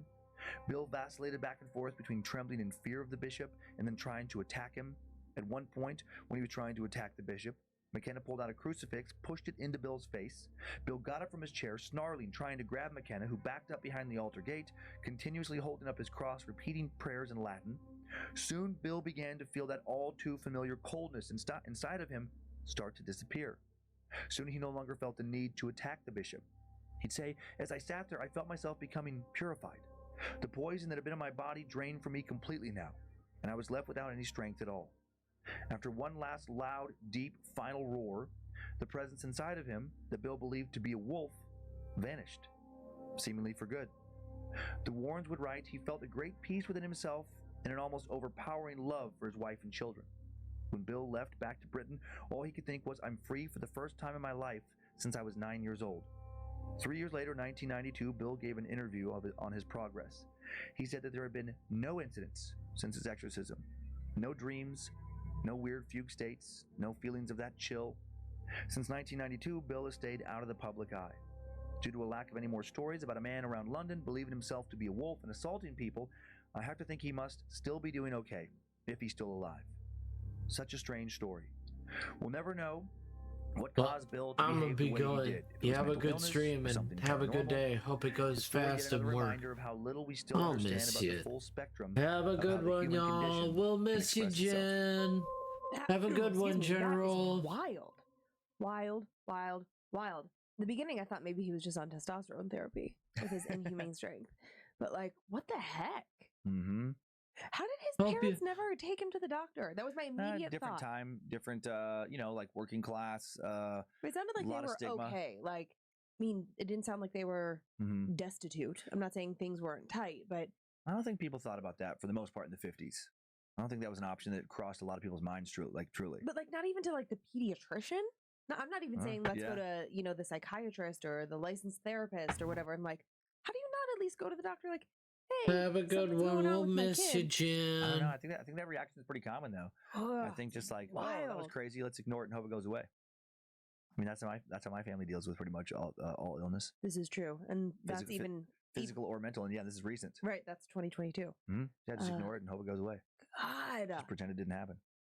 I can't wrap my head around that. Yeah. I just can't because my family super broke, super poor, couldn't afford to go to the doctor. Mhm, but you My still mom would went. have been at the doctor the next day. She would have been like, I don't know what to do with this. I don't know how to handle this. Because she understands her limited understanding, Mm-hmm. right? It's like that self-awareness of like, I certainly don't have the answers.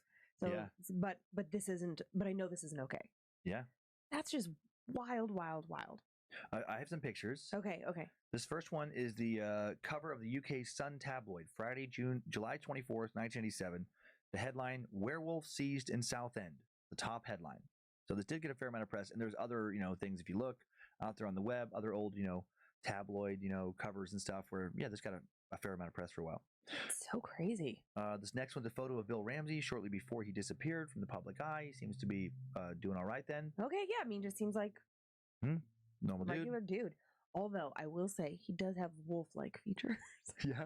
I mean, you could just like see it with that story in your head. Yeah. You could see how like the furrowed brow, the deep set eyes, Mm-hmm. the way that like he has a thin upper lip, how it could have like snarled back or under. Yeah. The hair, just the way it happens to be thinning. I'm like, okay, all right. This next one's a photo taken from Father McKenna's exorcism of Bill. And then this next picture is I can't believe they didn't tie him down for that exorcism, knowing his capabilities. I don't know. This next one's a picture of Bill on full moon. Nice. So it looks extra. I'll be wolf-like. working. Yeah, definitely. Look at his hair. Mm-hmm. It's like really the hair came out. So Yeah, he really needs to get his eyebrows done. and of course that's Michael J. Fox and Teen Wolf. I know. I wrote that down early on. Teen Wolf, Michael J. Fox. Well, then this last one is a video of Bill. Obviously not Bill. It's Michael J. Fox playing basketball in high school. So you can see extra strong, extra hairy. There's a part of me that finds that to be so sad with how sick Michael J. Fox is. I know, but he had a I'm sure it was very his good stunt run. double. But yeah, I don't know, or maybe he came out. Yeah, probably was a stunt Yeah, double. stunt double. That It's because movie you was can't so really good. see the face. I know we should rewatch it. That'd be fun one with the kids. I Great literally I wrote that note. That and we haven't watched the third Conjuring. I know. I wanted to watch that. Monroe will watch it with us. Yep. Okay. She's into it. Yeah, it did. I mean, it did great at the box office. My sister said it was good. I never saw it. And I am speaking of horror stuff. I know we've gotten some emails. I am watching Archive 81. Oh yeah. So I will say I am on episode 6 right now, and this is a Netflix, new horror series that's trending real hard right now. I like it. Just a warning if you get into watching it. I don't know how it's going to end. What the payoff's going to be. It is definitely a slow burner. Ugh. It's very atmospheric. It's not going to be for everybody. You have to be really patient with it. Okay. Like there's you'll go long But stretches. demonic, without I've anything got other than just one being creepy and more, odd. and It's like a then mystery horror. Okay. then I Actually, will I kinda have like done that. with your I, on the other commissions. hand, am watching a different kind Isn't of show. that so Watching sad? Sopranos. I'm watching The You Sopranos, don't, which I you, never you watched. won't have any other We were commissions traveling for this past me. week Oh, for work, so and sad. I was on the plane and like I you have don't the 20 minutes of know. takeoff and Yeah. landing. I guess where I'll there's just no have to Wi-Fi work for on me my to get anything done, comic so that's then. generally when we watch a show. Oh And well. I hadn't downloaded anything, and I was like, "Oh, I'm gonna watch this." But I did watch in the hotel this last because I was gone for like a week. I watched Maid, MAID on Hulu. I don't know that one. I mean, got to give like a big trigger warning. Lots of domestic violence, abuse, whatever the proper term is. Sure. I can't remember. But a really, really good story. Really good, based on a true story, based on a book somebody wrote. Is that a series or a film? I mean, it's a series asterisk. I don't know if there will be a second season Got because I feel like it's all wrapped up. But God, it was so excellent. Okay. So excellent. And there's so much good content out there. It's absurd. I know. I wish I could just like hole up in a hotel for like maybe a month and have nothing but snacks and TV. You should probably stop talking about all this great content. I feel like we're like, oh my gosh, I know, I'm glad you guys are listening to this, but there's so much other stuff out there. There's so much other stuff that you could be listening to. Watch it. And it's fantastic. No, we have the most loyal fans. They would always make time for us, Dan. Ready to move along from werewolves to aliens? Yes, let me just see. Age 9. How do you not go to the doctor after this? Oh, I found it interesting that his that he had like a signal that it was about to happen. The wave of cold. Get really, really cold. Yeah, because I get waves of like extreme cold. Maybe you're turn into a wolf. Don't make me mad. Maybe what if your condition, your version, instead of turning into a wolf, you sometimes just turn into a fluffy doodle. How great would that be? I would get so many pets. Just more weird than scary. I would love it. I would love it because one of my love languages is touch. So you'd run into an ER room, and instead of like throwing people around the room, you would just run up to people and insist to be petted. Oh, people would love it. I could be a therapy dog. No. This is great. Maybe, yeah. No, but no, therapy dogs don't cool insist to be whatever, loved, but they don't. They aren't like he was able to do anything to prevent peppy, himself peppy. from. You know what? I don't know getting much much about warning therapy either. dogs. Right, but he like knew it was coming, and surprising that Abby could therapy dogs. How did they work? Just by repeating like, "I love you, I love you."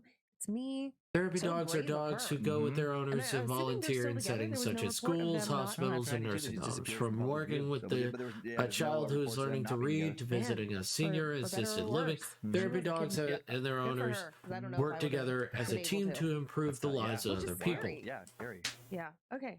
Moving on.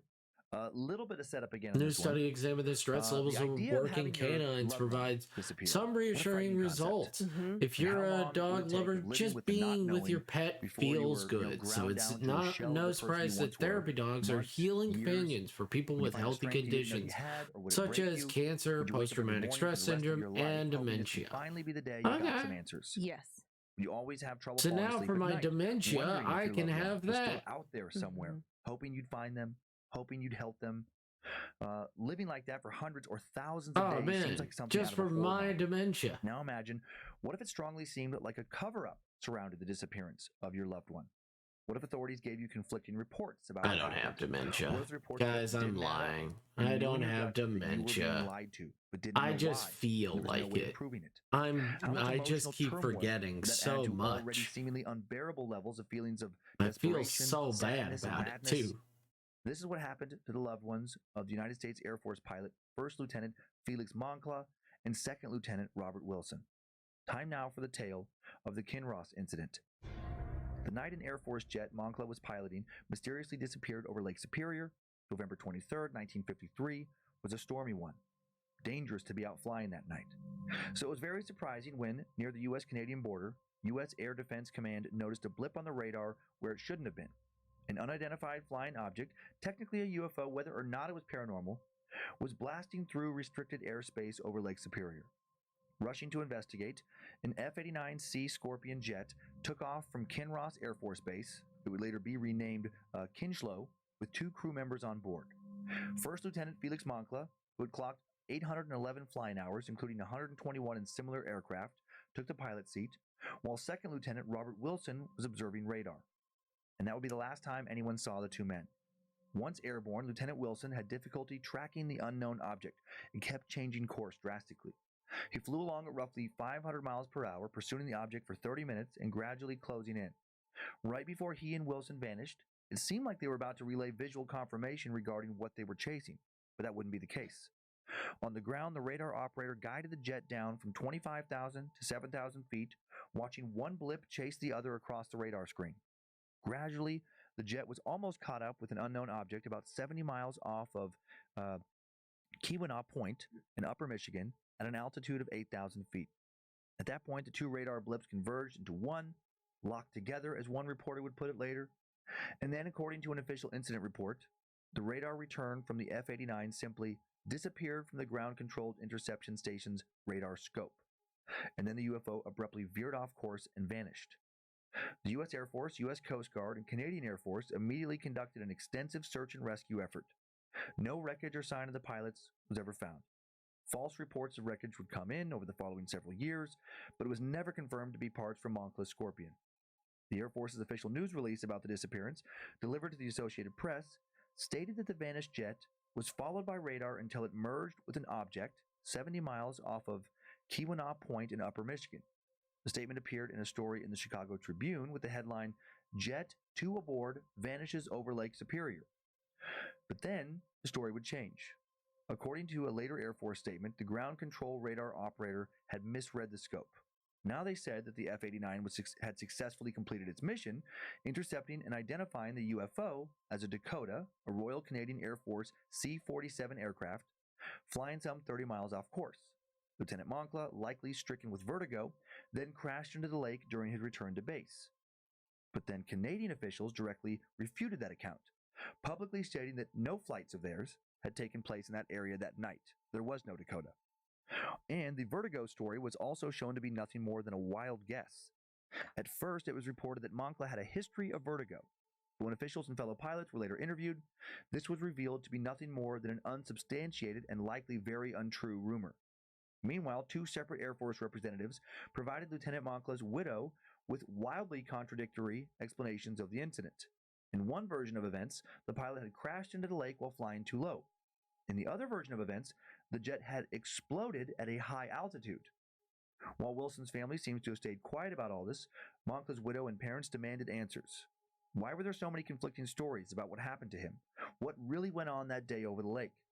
Many years later, when documents were declassified, the incident's case file from Project Blue Book, the Air Force's own UFO investigatory team, reiterated the Air Force assertion that the jet successfully accomplished its mission and that the crash was an accident probably caused by an attack of vertigo.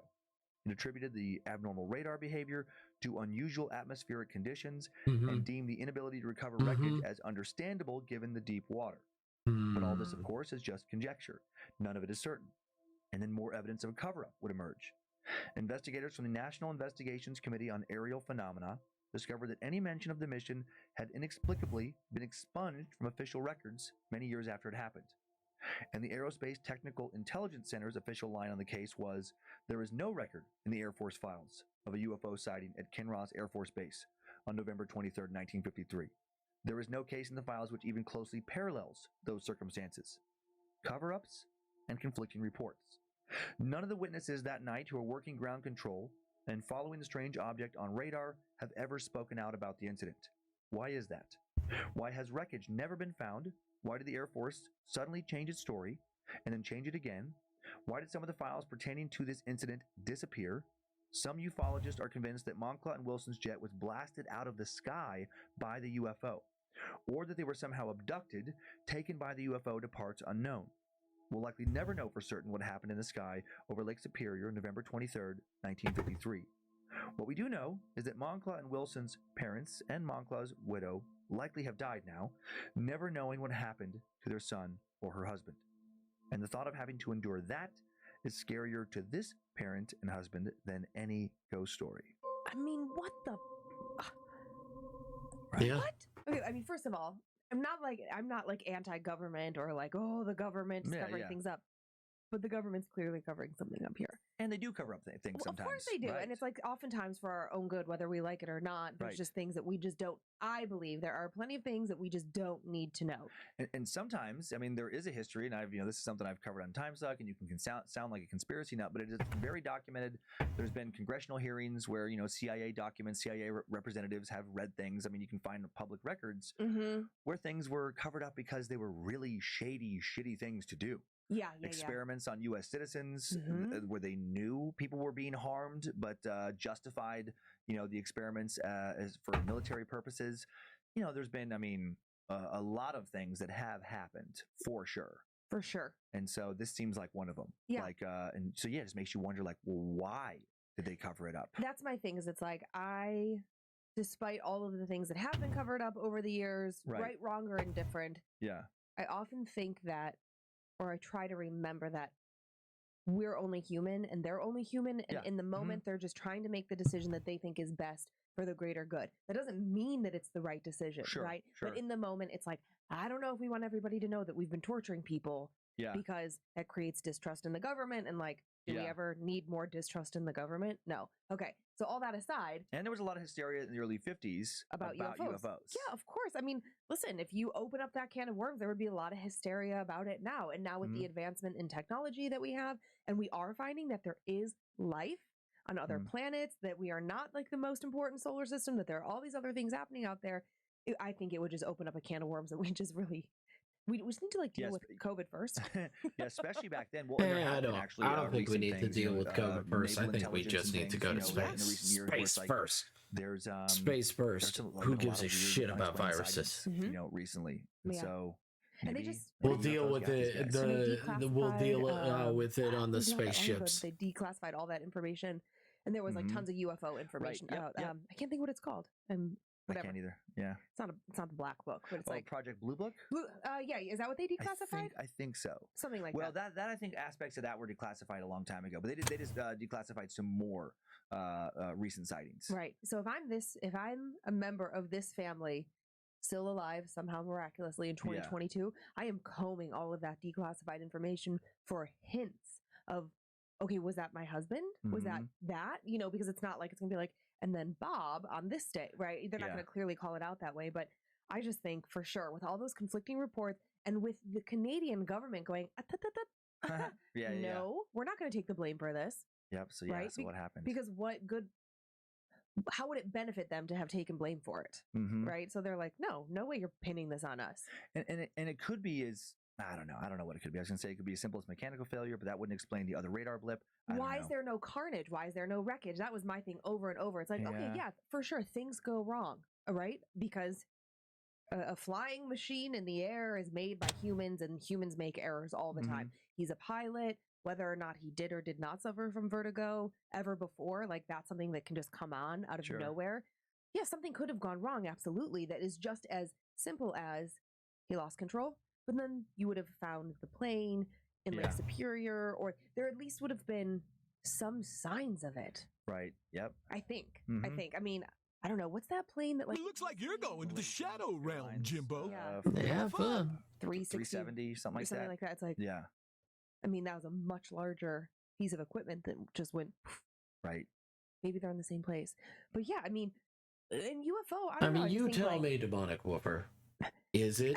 I definitely think is that, it like, aliens? whatever, like this flying object could have absolutely like whatever sucked in that plane or attached to it somehow, and then something comes out of the UFO and then extracts these two humans, and who knows? Yeah, experiments and information, and I don't know. It's just wild. Yeah, it is just so. It's so weird. It's so hard for our brains to kind of like, yeah, we just, I mean, we're hardwired to want to have conclusions to things. Yeah. You know, like the story needs to have an ending. And it's like we joked on here about how like you're like, oh, I hate it when it's just like a story just stops. Makes me nuts. Because we're like, yeah, we're conditioned. We were so like, you know, I mean, the story arc has a denouement, it has an ending, it has a conclusion, it wraps up. And then when that doesn't happen, it's like we just left with that very unsatisfied, unsettled feeling. It's like, yeah, but what did happen then? And then our minds wander. And with these mysterious disappearances, it's very unsettling. Yeah, I want an answer. I'm going to spend hours Googling this later. I have some photos. The first one is a military ID photo of First Look Lieutenant at Felix that Eugene Montfort bee. Jr. Which, by the way, the name Look Felix, at one of my that favorite names bee. I That is a wonder cool where name. It's a great Galactic name Bee with is. a I little hope Galactic This Bee is next doing one, good there's today. no good pics on the web that I can find. They So are this is the best I can doing find of Second Lieutenant Robert Wilson. Be Okay, so there's like two good. dudes, just two regular guys. This next Hope one, they're F-89C Scorpion jet. This is a picture of 1956. So this is the same kind of aircraft Monk was flying and Wilson the day of the incident. Yeah, I mean, like, how does that Just go missing with vanished. just no trace? I don't know. That's wild. Maybe Hope the aliens who they're looked, being look like this are responsible. I don't know. fantastic. I don't know if I think that that's what aliens look like. It was all kinds of different aliens. Who knows? Sure, Maybe- but I maybe think they that look like- we've demonized them. maybe, right. or maybe some are good. Maybe some are really bad and scary. Sure, but that's like all humans. I just think about it this way: like, yeah, okay, they're bipeds and they look like us or whatever, but like, I don't know, maybe they have normal eyes and hair, and maybe they don't look like that. Maybe they look like this next one. Okay. Maybe this is the kind of aliens that are coming for us. Okay. The one from the Aliens film franchise. I also don't think that. Because I think what makes aliens or unknown things out there so scary to me is that they could look just like us. Like, what if they're amongst us already? I don't And want. maybe that's how people go That's so missing. What if one of boring. those I pilots fucking already hate was an boring alien aliens like that. undercover, and then So he is boring, so communicating with his basic. little UFO If out they there, his other look, friends, he's if like, okay, aliens today's the day. look exactly then like us, I'm sorry, go. don't bother. I don't know. The There's another answer movie is for don't you. bother. I'd Maybe rather be Marvin the like. Martian from I'd Legends. rather Oh my be God, I like, forgot oh, about the him. mystery. He's a fun It alien. could be He was cute. anything. I mean, if you're gonna, It's if you're just gonna be more abducted, humans. it'd be nice to be abducted Wow. by someone who looks like Wow, him, like, with his universe. little You did the weird Roman hat. crabs But what again. if we explore this idea that like Now, if they're there could crab be aliens people, among us? What if they're I shapeshifters? don't know. What if the next time I you would get be on an like, airplane that's to go do fucking some shows weird. somewhere? I guess what's Man, next? the universe Orlando? is fucking Okay, what if weird. you're going to Orlando and you Let don't me know look it? up There's an crab alien aliens undercover that are flying your not plane, from and then you and your whole plane Futurama. go, "Phoop." Yeah, that'd be a bummer. For me, mostly. Crab aliens that are not from Because I would be Futurama. obsessed with finding you. Yeah. I would be the crazy lady on Not all the news from. channels, in every magazine. I would hate take any you so interview. much. I would take any help anyone was willing to offer. And what if meanwhile I just got flown to some Oh, paradise okay. and I can't talk to you, but and then I get to drink some kind of potion that alright. just makes me not feel like guilt Wait, I or was just worry. gonna say that. I was I'm- I gonna say, like enough. that. What if That's a that's the cool thing? If there's design. I no- like that. we don't know. Like, What if Mockla and Ooh. Wilson are out there just on a beach somewhere out in space, living their best life? what if they get like some potion that doesn't age them? And they're just like they don't Why even. can't I be super happy? Yeah. Yeah, right. They don't even know that they left behind family and friends that are Mhm. sad. They're just like, woo. Maybe alien worlds are way better than this one. Oh my god, that's a nice thought. There's no traffic. Takes a little edge off. People are polite. Yeah. Well, one can hope. Yeah. Crab aliens. Crab Okay. Are you ready aliens. for me to tell you some Yes. traditionally scary stories? Let's balance this out. Okay, let's do it. Who's your squishy friend this week? I have Frankenstein. Oh my god, he's so cute. He is so cute. He is. He's very soft. Does he smell? I want waffles. Oh, he does. He smells good. I don't know what kind of. I don't know. what it Waffles, is, but waffles. I don't know if he's You want intentional. waffles? He smells like Okay. vanilla. All right, go Vanilla get some bean. waffles then. I don't like vanilla scented things. Go to go 'Cause this always to smells what is it? What is that place Anyways. called? Okay. You know what well, that place is called. Basements. Basements. Which are You inherently know what that creepy, place is called, right, Yes. Demonic? right? Like it's like even at our house, even though we don't have a traditional basement, like You know we what live in I'm a talking split about, right, level, Demonic? so we don't have that like dark, dreary, unfinished basement. Not that you can't, but like You know it's the our one living that's room. open 24/7. Right. Yep. It's our family. You know But the still, place. You know, it's So like scares me. It's That hard to place get- that's well, I think part of garbage it, and too, horrible. is- I mean, we do have But one, like, also the egress everybody goes window, there to but in eat. general, it's like harder to get out of basements. A lot of times, there's no windows, so it's like a feeling of being trapped. Like, you know, Oh, it's like yeah, I never thought about there's that. only one exit, the stairs out of the basement. Ugh. Yeah. And especially if your basement has a Walmart door, closed. like in a lot of horror movies, What? there's a reason for that. Where it's Oh, like, like at the top of the steps. yeah, like when you're down there, if somebody were Um, to lock the door, like you're How especially about trapped. You can't fucking what climb is out. that You can't other? dig your way What out. is that place? There's only truly Awful one exit. House. You could Same go to with an Awful attic. House. You know, a lot of times, like, yeah, there's a window. But what, you can throw yourself off the roof? Maybe. So there's like only one safe exit, and that's the ladder, like to get out of the attic. Mm-hmm. Yep. So it's it would induce more feelings of claustrophobia Oh on man. top of everything else. Did you have a basement growing up? No. My grandparents had a hand dug root cellar, which was creepy. That thing is creepy. Mm-hmm. And then, well, you're seeing that's the one that they poured concrete in. This was Grandma and Grandpa's old house. Oh. Before it was just dirt. It was like a dirt floor, lots of spiders. And then, other than that, no. No. Okay. Well, we had a basement growing up, and I often think about my childhood basement. We lived in a ranch on a basement, and part of it was finished, part of it was unfinished, and there was this unfinished part of the basement. And a ranch style house, not like on there's like horses and stuff outside. Do you think that I grew up with horses all of a sudden? No, I'm just making sure. Just the way you said that, if someone's listening to the show for the first time, you said you grew up in a ranch. A ranch on a basement. Everybody knows that that's a kind of house. We grew up No, on it a isn't. single-story ranch on a basement. Got it. Yeah, that's No one knows that that's a thing. My brain went architectural to term. now your mom has a cowboy hat on. Now you're milking cows on the Can barn. you imagine Saint Joan on a horse? I don't think so. One That's in not- Joplin that's is not her vibe closed. Oh at damn. all. It's not. Okay, but our house, so it was, you would walk in the back door and immediately the steps were in front of you. It was like 10 steps as you walked into the house. Ooh, look at this Not bee. much. Then you go down the stairs Demonic. and the part of the Look basement at that you this would land bee. in to the How left and to the right sexy was is this finished, bee but on looking the to you? other side Is this looking was like a unfinished. So there was sexy like the bee? laundry, there was an extra shower down there, like so plumbed to have a bathroom, but we were so broke we were never able to like build a bathroom down there. But there was just still a shower head. It was enclosed. It was just like real shoddy. Okay. And then as you kept going, our house was maybe like 1,500 square feet. So the basement was long.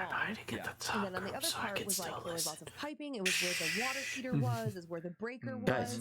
There was an extra oven down there. It was so weird looking back on it. Yeah. And there was this closet. It was the creepiest fucking closet of all closets in the history of closets. It had 2 sliding doors, and they didn't have handles on them. Guys, They don't just had say a these word. little- Gordon, we made it to the surface. and pull it back. Oh yeah. Okay. And we would play hide and go seek religiously in the basement, just like our kids do at your mom's house now. And I would hide in that closet amongst my mom's old dresses. Her old wedding dress was in there, like all my old ballet costumes. Yeah. Great hiding spot. I was apparently never afraid of that, but always afraid of going in the basement by myself. I think it was like this idea that someone else was down there. I was okay. Yeah. So I'm telling you all of that as a setup because this entire story, I was like, oh, this is my childhood. Kids playing hide and go seek in the basement, all fun and games. Until I somebody thought the finds something boogie that monster doesn't lived in belong my there. Or grandmother's someone old that doesn't belong. So good. Hello, Bad Magic. Thanks for all of your Old entertainment and place. all that you do. My name is Yer, and I want to tell you the story of the time my friends and I decided to play hide and seek in the basement. My family immigrated to the USA when I was about 6. We moved to Akron, Ohio, into our They're first like, I will American home fight you, with some of our goat. relatives. I was young, Goat, and I I didn't know will fight anything you. about rent or why it was so cheap. We had little to nothing since we had immigrated with whatever we could carry. That house was off from the first time I laid eyes on it, but compared to what we had in Thailand, it felt like a novelty. The US is such an exciting place, but as we are poor, Can I we only hide had with you? so much entertainment. Oh. We didn't have a TV No. nor the internet. It was 2004, Yes. and again, we were super poor. We had our sorry, my hair thing just snapped, and it scared me because I was like, Oh, no. who's pulling on my hair? We had ourselves and we had our creativity. A game we saw our American classmates play at school was hide and seek. Very easy to understand, even though we didn't speak the language. One person is the seeker, while the rest hide. Make sure you are not found because the last one found is the winner. We were kids, and we all liked to be winners. One of my friends, John, said that he was a great seeker and volunteered to be the first seeker. He started counting in Hmong as we ran around the house trying to keep quiet. There were 5 of us, including John. 4 of us were looking for the best hiding places. When we played this before, I was one of the few first found, and I refused to be that loser again. Going into the basement would be my golden ticket. My friend Jane saw me and decided to join me. We both giggled as we walked down the stairs. The basement was never scary to us because there were 2 finished rooms down there, and we frequently played down there in the open space, running around as much as we wanted to. Although there was one space in the basement that scared us a little. It was usually dark, and so many different noises came from it that we refused to venture into it. It was essentially a heater room with a metal sink and whatnot. I knew that this was the perfect place to finally be the winner. We didn't even turn on the lights because why would we do that? That gives our location away. I walked toward the dark place and Jane stopped. I told her I was going to be the winner and for her to go find her own spot. She said something along the lines of like, "No, I want to be the winner." She went off in the opposite direction and I went into the dark, scary space. But I wasn't scared. I was excited. I was definitely going to win. After I found a small space to hide behind, I listened for John to come find us. I could still hear him counting. My other friends stole my idea and also made their way down the stairs into the basement. I heard Sam ask, "Where should we hide? You and Jane are down here too." "I know, over here," Olivia whispered, like pointing at a hiding spot for her and Sam. "Shh, shh, shh, shh," Sam giggled, and then all was quiet. "Ready or not, here I come," John shouted. I held my breath and closed my eyes, thinking this would help not to give away my location.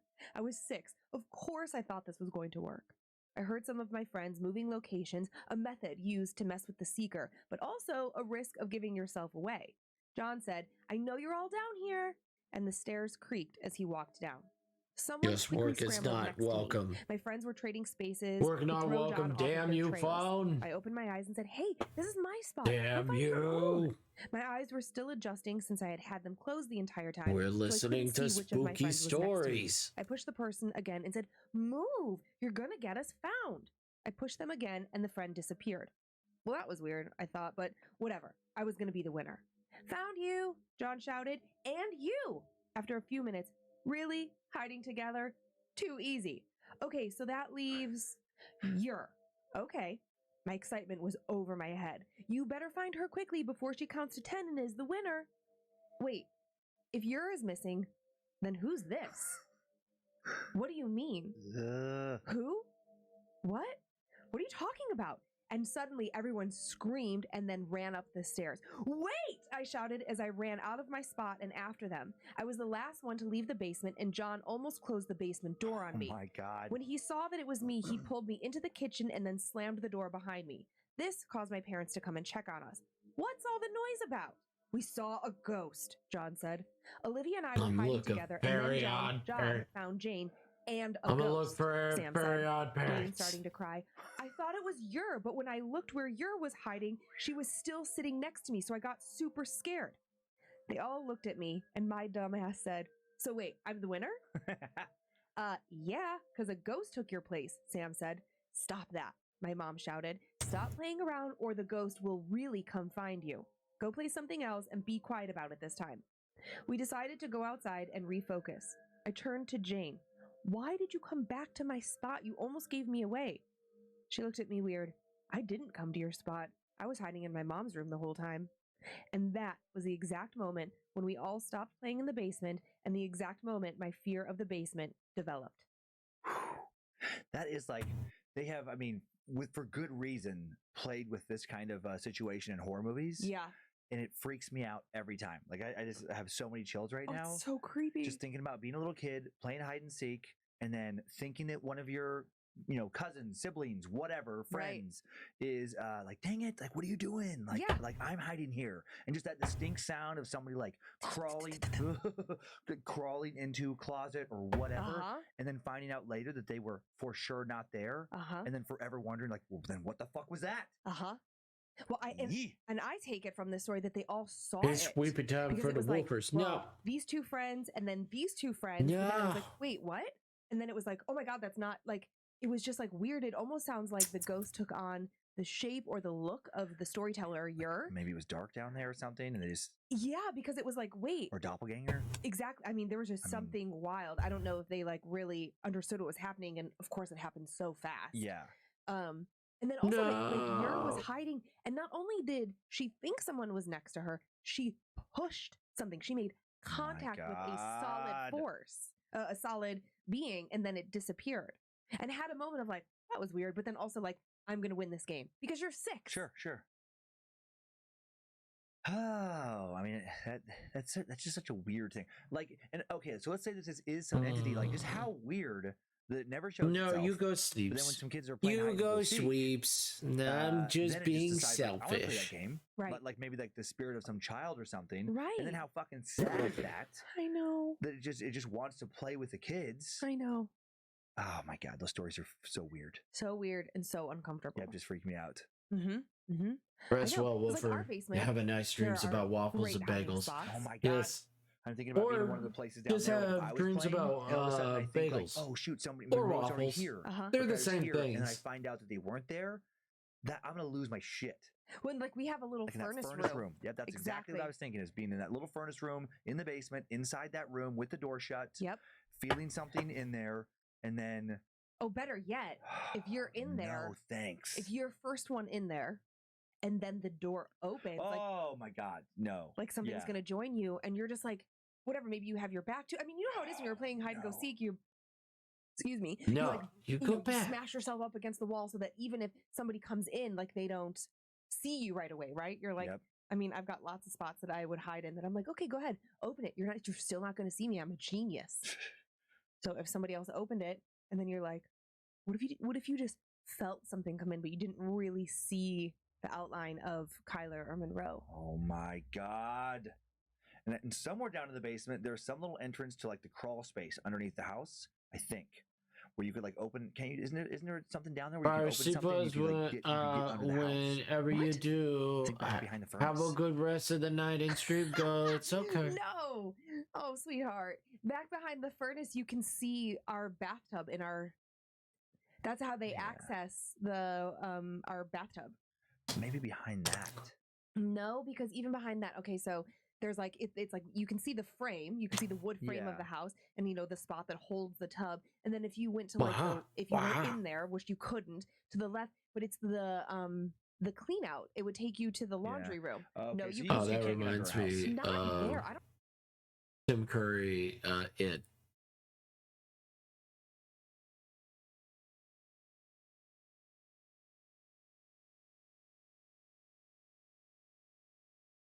This month is safe for will help keep you safer by making the product secure by default. To be safer online, take your own security checkup at g.co/security checkup.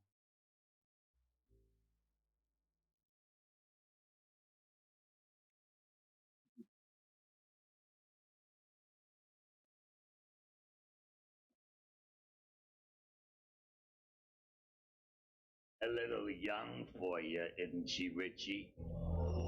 Beep, beep, Richie. I didn't hear that. I didn't. I beg your pardon. Come on up, Richie. I got a balloon for you. Don't you want a balloon? What's the matter? One balloon, not enough. Fire!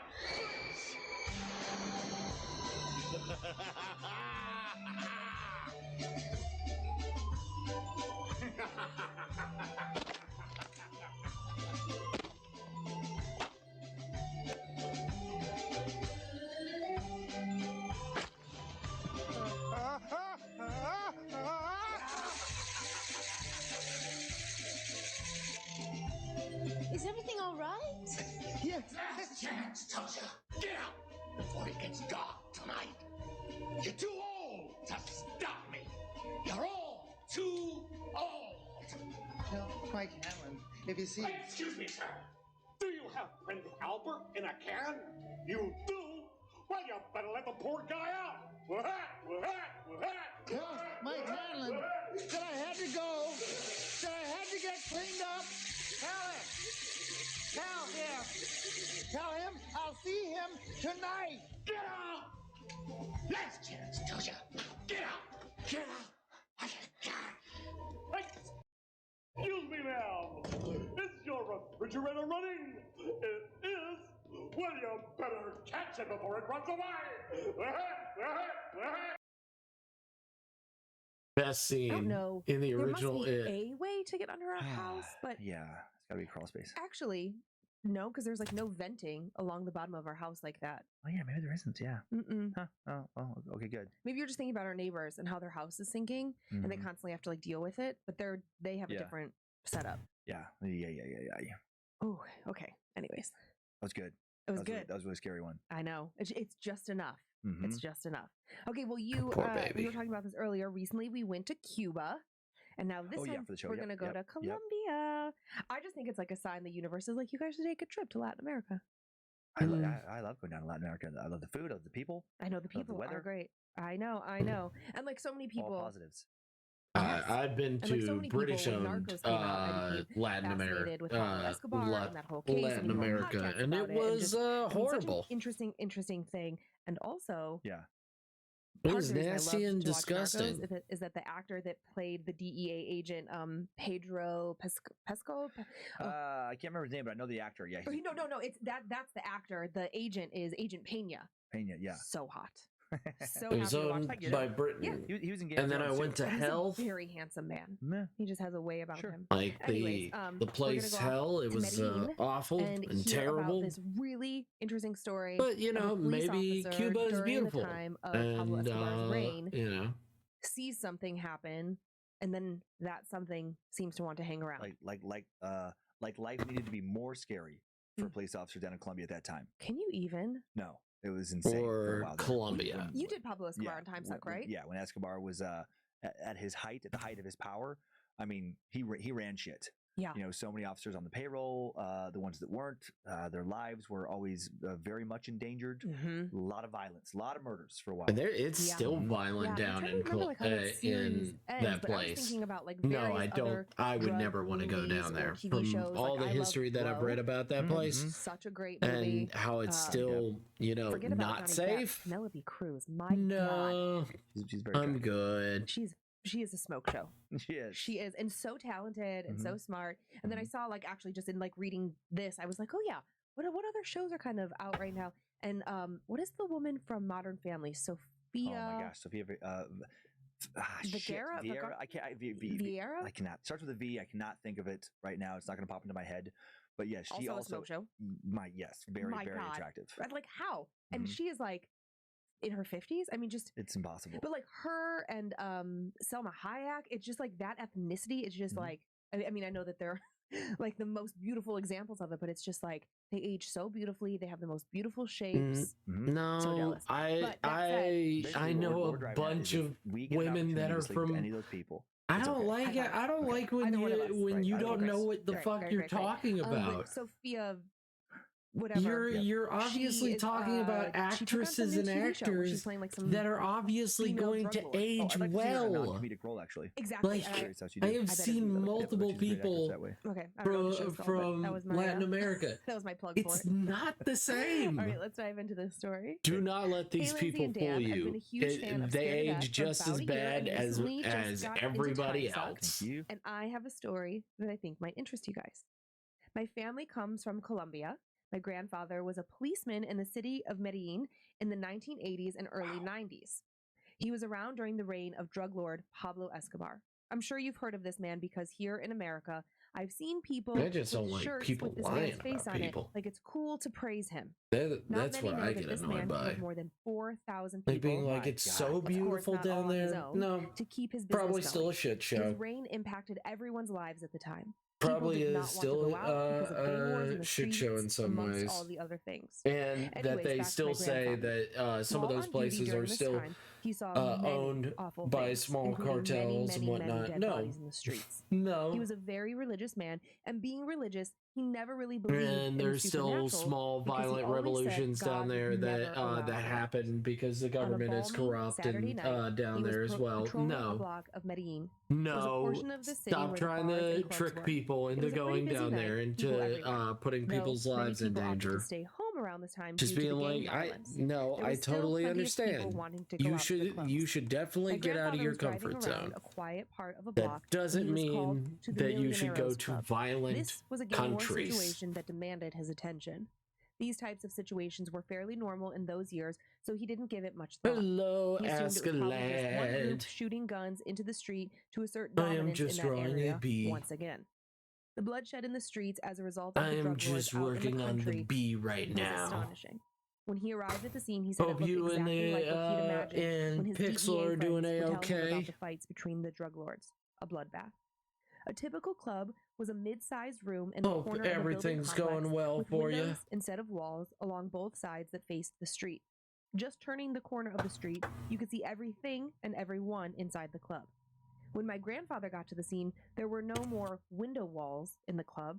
The walls were covered in blood, and approximately 20 bodies were scattered across the floor. My God. He'd never seen anything like it. Later that night, when he finally returned home from his shift, he went to the bathroom to prepare for bed. He turned the light on, Reconsider and he saw one of the due to victims crime. standing right behind Yeah. him. Her bloody clothes with bullet holes all over her body. Turning around frightened, he realized it was just his wife, picking up some clothes in the It's bathroom. still She asked him if dangerous. everything was all right. He didn't want to It's say still anything about what he considered had the seen most earlier that night because unsafe she had already place to lost one of her own family travel. members due to the gang activity. It was a sensitive. It's still dangerous to go down there. Don't go. Guys, if people have a thing of like, hey, don't go here because it is dangerous, there are lots of other places you guys can go to for a trip.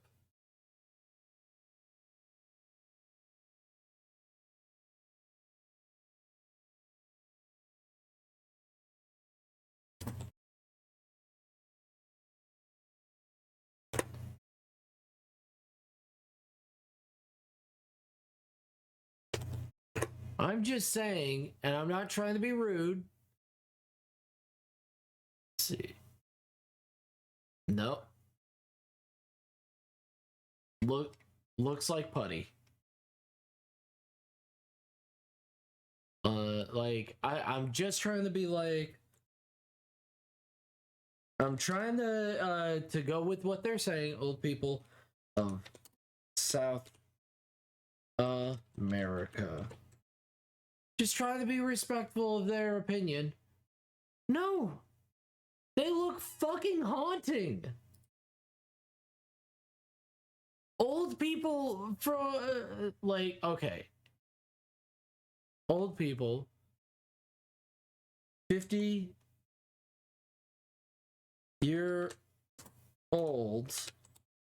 from South America. I'm just trying to be like, how?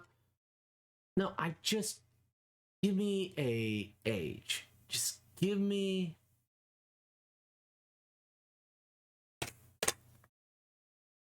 Okay. No, I'm looking for native South Americans. No, they look just like everybody else when they get older. I'm so I totally understand that you're trying to be like, oh, you know, don't talk about shit you don't know. We love our house. Been here for years. Yeah, but there's an animal in the attic. Hi, Zara. Hope you're doing well.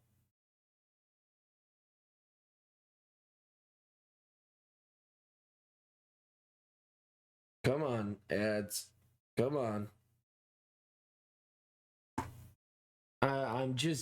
I'm very angry when it comes to people talking out of their ass when they don't know what they're talking about. I'm like, do not go to countries that are still in the middle of small civil wars, that have no like actual like real laws that anybody actually follows. Do not do that.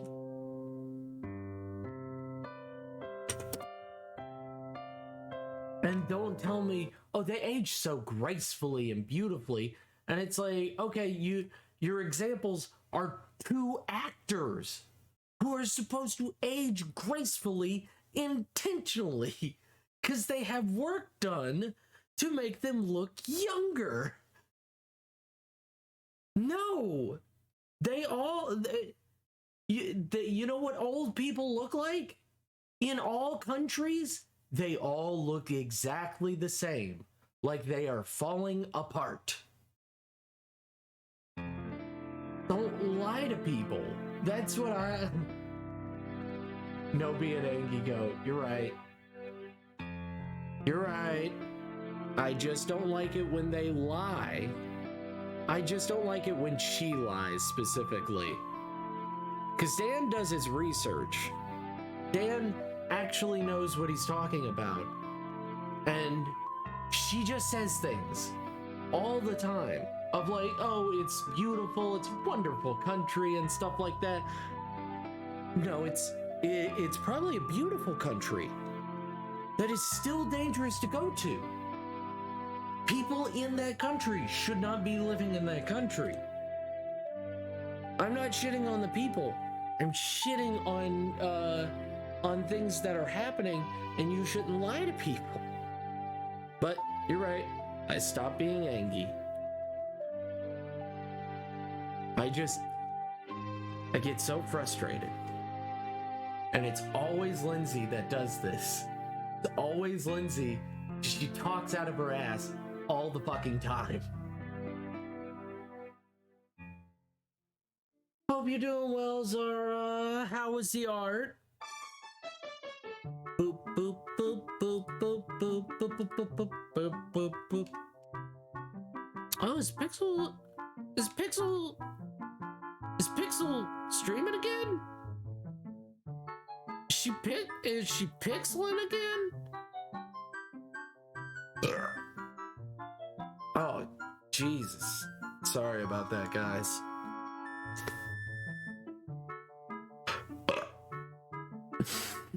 And also, I know that you're having a great day at work.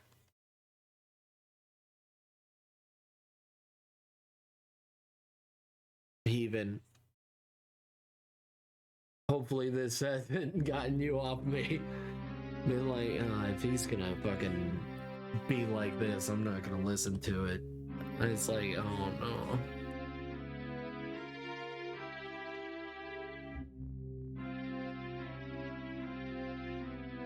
It's like, I just get so frustrated sometimes. And I need to not be so frustrated. I need to just be like, okay, people say dumb shit all the time and get over it. And you know what I should say? I love you guys. You guys are great. No, I still love you. Don't cry. Okay.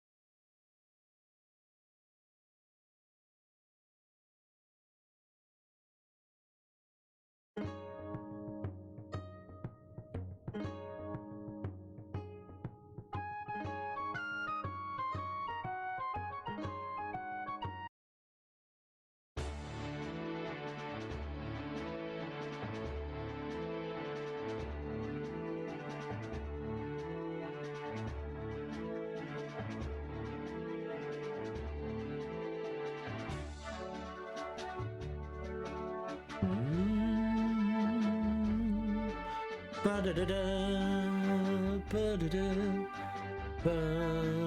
ba-da-da-da, ba-da-da,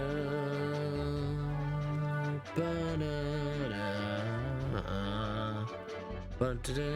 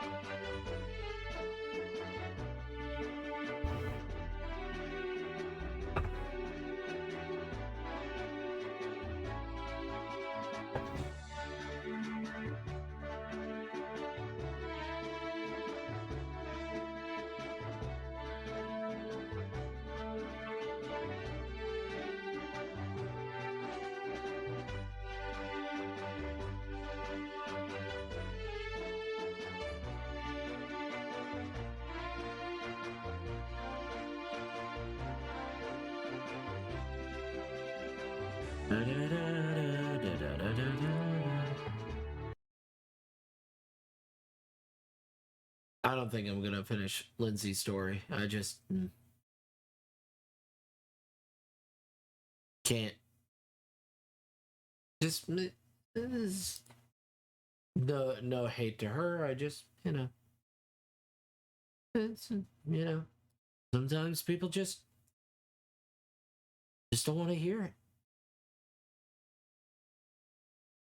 Good day to you, Mr. Borgin. I'll expect you at the manor tomorrow to pick up the goods. The moment the door had closed, Mr. Borgin dropped his oily manner. Good day yourself, Mr. Malfoy. And if the stories are true, you haven't sold me half of what's hidden in your manor. Muttering darkly, Mr. Borgin disappeared into a back room. Harry waited for a minute in case he came back. Then, quietly as he could, slipped out of the cabinet, past the glass cases, and out of the shop door. Clutching his broken glasses to his face and staring around, he emerged into a dingy alleyway that seemed to be made up entirely of shops devoted to the dark arts. The one he just left, Borgin & Burke's, looked like the largest, but opposite was a nasty window display of shrunken heads, and 2 doors down, a large cage was alive with gigantic black spiders. Let me see if the Harry Potter games are on Wizards were Steam. watching him from a shadow of a doorway, Let me see. muttering to each other. Feeling jumpy, Harry set off, trying to hold his glasses on straight, and hoping against hope he'd be able to find a way out of here. There's Lego Harry Potter. Sign hanging over a shop selling poisonous candles. But that's not what I want. This didn't help, as Harry had never heard of such a place. He supposed he hadn't spoken clearly enough through his mouthful of ashes back in the Weasley's fire. Trying to stay calm, he wondered what to do. Not lost, are you, my dear? Said a voice in his ear, making him jump. An aged witch stood in front of him, holding a tray of what looked horribly like human fingernails. She leered at him, showing mossy teeth. Harry backed away. I'm fine, thanks, he said. I'm just... Harry! What do you think you're doing down there? Harry's heart leapt. So did the witch. The loaded fingernails cascaded down to her feet, and she cursed as the massive form of Hagrid, the Hogwarts gamekeeper, came striding towards Harry, beetle black eyes flashing over his great bristling beard. Hagrid! Harry croaked in relief. I was lost. Flu powder. Hagrid seized Harry by the scruff of his neck and pulled him away from the witch, knocking the tray right out of her hands. Her shrieks followed them all the way along the twisting alleyway, out into the bright sunlight. Harry saw a familiar, snow-white marble building in the distance. Gringotts Bank. Harry had steered him right into Diagon Alley. You're a mess, said Hagrid gruffly, brushing the soot off Harry, so forcefully he nearly knocked him into a barrel of dragon dung outside an apothecary's. Skulking around Nocturne Alley? I don't know. Dodgy place, Harry. Don't want no one to see you down there. I realized that, said Harry, ducking as Hagrid made to brush him off again. I told you I was lost. What were you doing down there anyway? I was looking for a fleshy slug repellent, growled Hagrid. They're ruining the school cabbages. By the way, Heaven, I saw immediately a game that you should definitely be looking at. I've got to go and find them. They set off together down it's early access. How come you never wrote back to me then? But this is the name of the game when you get home. He had to take 3 steps to every stride of Hagrid's enormous boots. It looks right up your fucking alley. It looks right up your alley. Growled Hagrid. If I'd have known. Harry, over here! Harry looked up and saw Hermione Granger standing at the top of the white flight of steps at Gringotts. She ran down to meet them, her bushy brown hair flying behind her. What happened to your glasses? Hello, Hagrid. Oh, it's wonderful to see you two again. Are you coming into Gringotts, Harry? We'll look into that. Yeah, as soon as I it found looks. Said Harry. It's an RPG. It might be up your alley. Harry and Hermione looked around. Sprinting up the crowded street were Ron, Fred, George, Percy, and Mr. Weasley. Harry! Mr. Weasley panted. I've got too many games. Gone one grade too far. But he mopped his glistening bald patch. Molly's another frantic. RPG. I don't even know if I have enough time for another RPG. But said Hagrid. does it even matter? Said Fred and George together. We've never been allowed in. said Ron enviously. I should very well think not, growled Hagrid. Mrs. Weasley now came galloping into view, her handbag swinging wildly in one hand, Ginny just clinging onto the other. Oh, Harry! Oh, my dear! You could have been anywhere! Gasping for breath, she pulled a large clothes brush out of her bag and began sweeping off the soot Hagrid hadn't managed to bait away.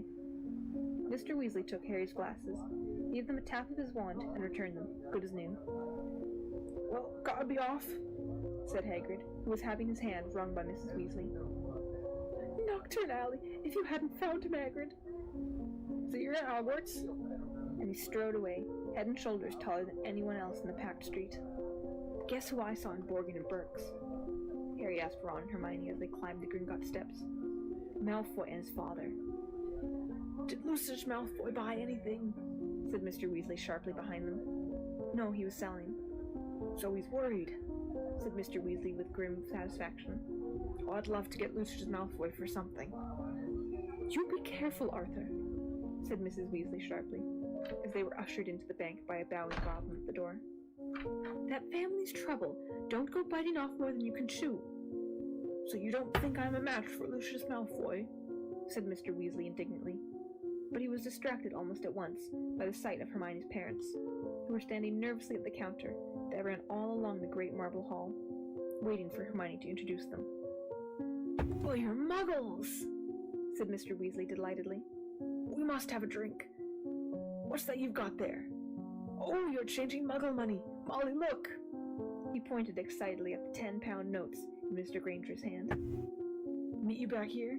Ron said to Hermione, as the Weasleys and Harry were led off to their underground vaults by another Gringotts goblin.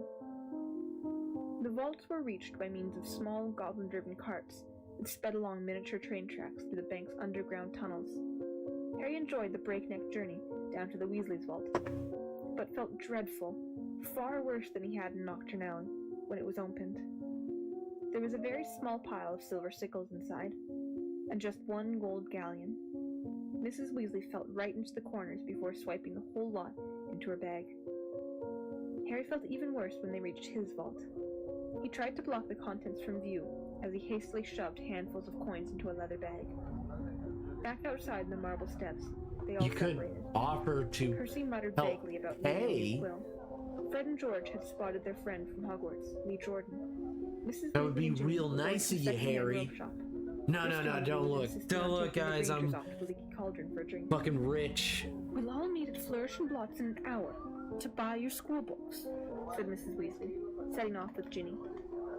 And not one step down Nocturne Alley, she shouted at the twins, retreating backs. Harry, Ron, and Hermione strolled off along the winding cobbled street, the bag of gold, silver, and bronze jangling cheerfully in Harry's Yeah, pocket. I remember playing the game They for bought 3 large strawberry and peanut butter ice cream, this. which they slurped happily as they And wandered I'm up the like, alley, I would examining love. fascinating shop windows. Harry never Ron gazed helps. longingly at a full set of Chudley Cannon's robes in the Harry, windows of all the worst equipment supplies, protagonist. until Hermione dragged them Oh, off you to the guys need park help next with door.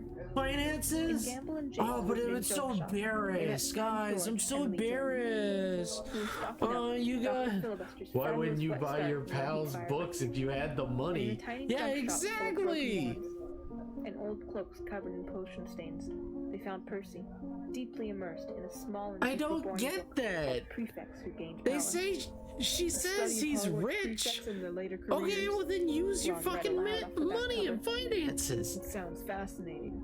Go away, Percy snapped. Of course, he's very ambitious, Percy. He's got it all planned out. He wants to be Minister of Magic. Ron told Harry and Hermione in an undertone as they left Percy to it. An hour later, they headed for Flourish and Blossom. I They were don't by get no that. means the only I ones making do their way to the not bookshop. get that. As they approached it, they And saw they to also their don't surprise, bring it a up in the large crowd movie at jostling all outside the either. doors, It's like, trying to oh get in. guys, don't look at The my reason for bank this was account. proclaimed by a It's large like, banner dude, stretching across the upper she's windows. barely Here's scratching the by. It She's was got signed fucking Puzzle Seven's kids. autobiography, She's Magical got Meaning. how many Days kids? 12:30 to And 4:30 you p.m. have the funds and Did you means, actually meet him? and it's also your best Hermione friend. squealed. I mean, Nice, he's Harry. written almost Good the whole job. book list. The crowd seemed to be made up of mostly witches around Mrs. Weasley's age. I think A maybe harassed in this looking book wizard stood Molly at the door says saying, something like she doesn't "Humbly want please, charity, ladies, don't or Ron in the push first there. book says he Mind really your doesn't hips want now." Harry's help. No, Harry, no, Ron, and Hermione I'm not squeezed kidding. inside. A I'm loud not queue kidding. wound It right to the doesn't back of the come shop, up. where Gilderoy Lockhart was signing his book. Especially as he's living with them, each it grabbed would a be copy, a break nice with a way to pay bench, them back for and their sneaked kindness. up the line to where the rest of the Right? visitors were standing with Mr. and Mrs. Granger. Zara, you don't understand. I just finished the first book.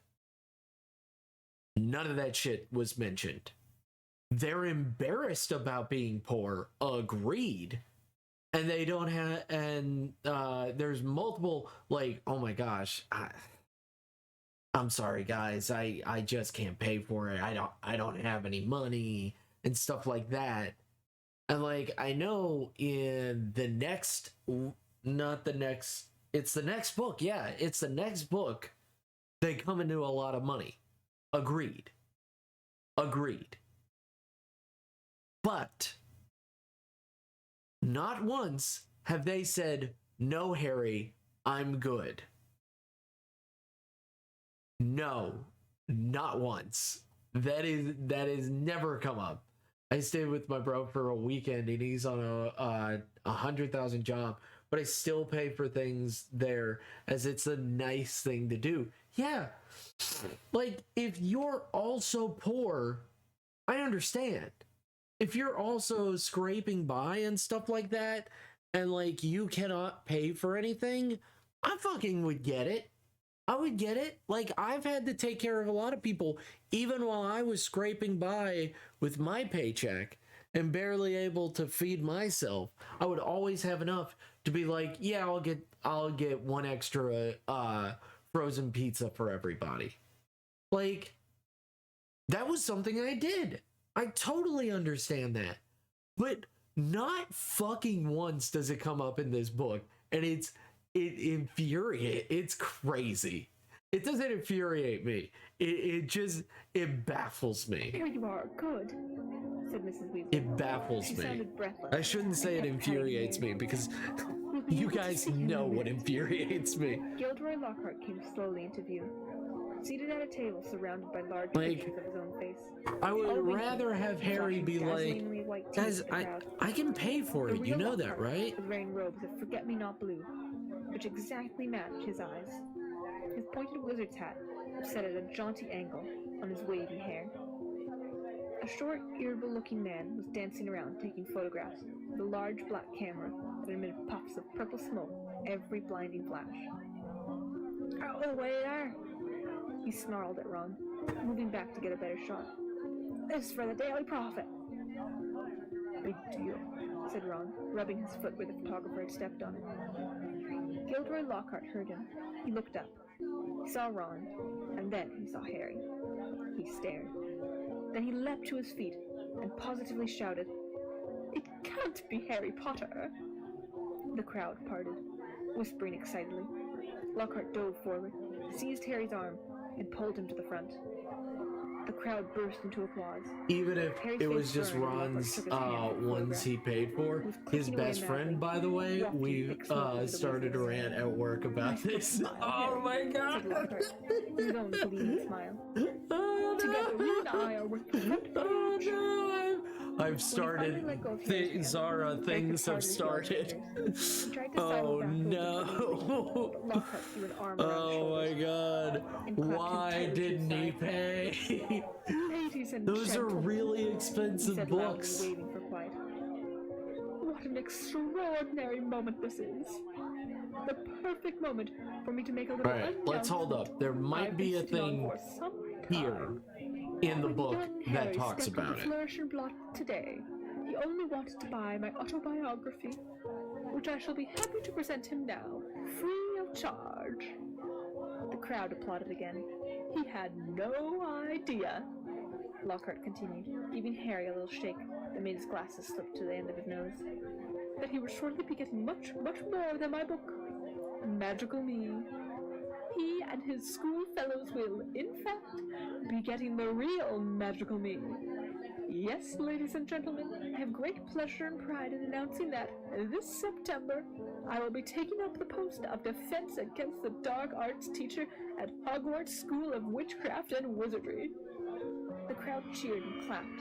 Yeah, also, Harry being gets a presented with the free entire fucking works of book. Gilderoy Lockhart. Staggering slightly under the weight, he managed to make his way out of the limelight to the edge of the room. Virginia was standing next to her new cauldron. You have these, Harry mumbled to her, tipping the books into the cauldron. I'll buy my own. Bet you loved that, didn't you, Potter? Said a voice Harry had no trouble recognizing.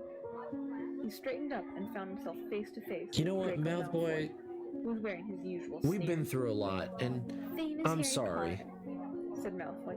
Can't even go into a bookshop without making the front page. Leave him alone. He didn't want all that, said Ginny. It was the first time she had spoken in front of Harry. She was glaring at Malfoy. Potter, you've got yourself a girlfriend, drawled Malfoy. Ginny went scarlet as Ron and Hermione fought their way over, both clutching stacks of Lockhart's books. Oh, it's you, said Ron, looking at Malfoy as if he were something unpleasant on the sole of his shoe. Bet you're surprised to see Harry here, eh? Not as surprised as I am to see you in a shop, Weasley, retorted Malfoy. I suppose your parents will go hungry for a month to pay for that lot. Ron went as red as Ginny. He dropped his books into the cauldron too, and started towards Malfoy. But Harry and Hermione grabbed the back of his jacket. Ron, said Mr. Weasley, struggling over with Fred and George. What are you doing? It's mad in here. Let's go outside. Well, Arthur Weasley. It was Mr. Malfoy. He stood with his hand on Draco's shoulder, sneering in just the same way. Lucius, said Mr. Malfoy, nodding coldly. Busy time at the ministry, I hear, said Mr. Malfoy. All those raids. I hope they're paying you overtime. He reached into Ginny's cauldron and extracted, from amidst the glossy Lockhart books, a very old, very battered copy of A Beginner's Guide to Transfiguration. Obviously not, he said. Dear me, what's the use of being a disgrace to the name of wizard if they don't even pay you well for it? Mr. Weasley flushed darker than either Ron or Ginny. We have a very different idea of what disgraces the name of wizard, Malfoy, he said. Clearly, said Mr. Malfoy, his pale eyes straying to Mr. and Mrs. Granger, who were watching apprehensively. The company you keep, Weasley, and I thought your family could sink no lower. There was a thud of metal as Ginny's cauldron went flying. Mr. Weasley had thrown himself at Mr. Malfoy, knocking him backwards into a bookshelf. Dozens of heavy spellbooks came thundering down on all their heads. There was a yell of, "Get him, Dad! Get him, Dad!" from Fred and George. Mrs. Weasley was shrieking. No, Arthur, no! The crowd scampered backwards, knocking more shelves over. Gentlemen, please, please, cried the assistant, and then louder than Yes, like that. Look at that shading. Look at that shading. Let's get the galactic bees. Picky in here so I can get the colors. So, guys, I need the colors. And I'm gonna put the hot dogs behind him, of course, because we all know he loves the hot dog. Get your red hots. Get your red hots here. Pulling himself out of Hagrid's grip, he beckoned to Draco and swept from the shop. Hot dogs! Get your hot dogs! Get your wands here! Get your licorice wands here! Everyone knows that. No Malfoy is worth listening to. Bad blood, that's what it is. Come on now, let's get out of here. Wow, just being dicks to those fans. Like, yeah, they are awful. They are an awful family, but I don't think it's nice to be rude back. I have never seen that ever work. Brawling in public. What Gilderoy Lockhart must have thought. He was pleased, said Fred. Didn't you hear him as we were leaving? He was asking that bloke from the Daily Prop if he'd be able to work the fight into his report. Said it was all publicity. But it was a subdued group who headed back to the fireside in the leaky cauldron, where Harry, the Weasleys, and all of their shopping would be traveling back to the burrow, using flue powder. They said goodbye to the Grangers, who were leaving the pub for the Muggle Street on the other side. Mr. Weasley started to ask them how bus stops worked, but stopped quickly at the look on Mrs. Weasley's face. Harry took off his glasses and put them safely in his pocket before helping himself to flue powder. It definitely wasn't his favorite way to travel.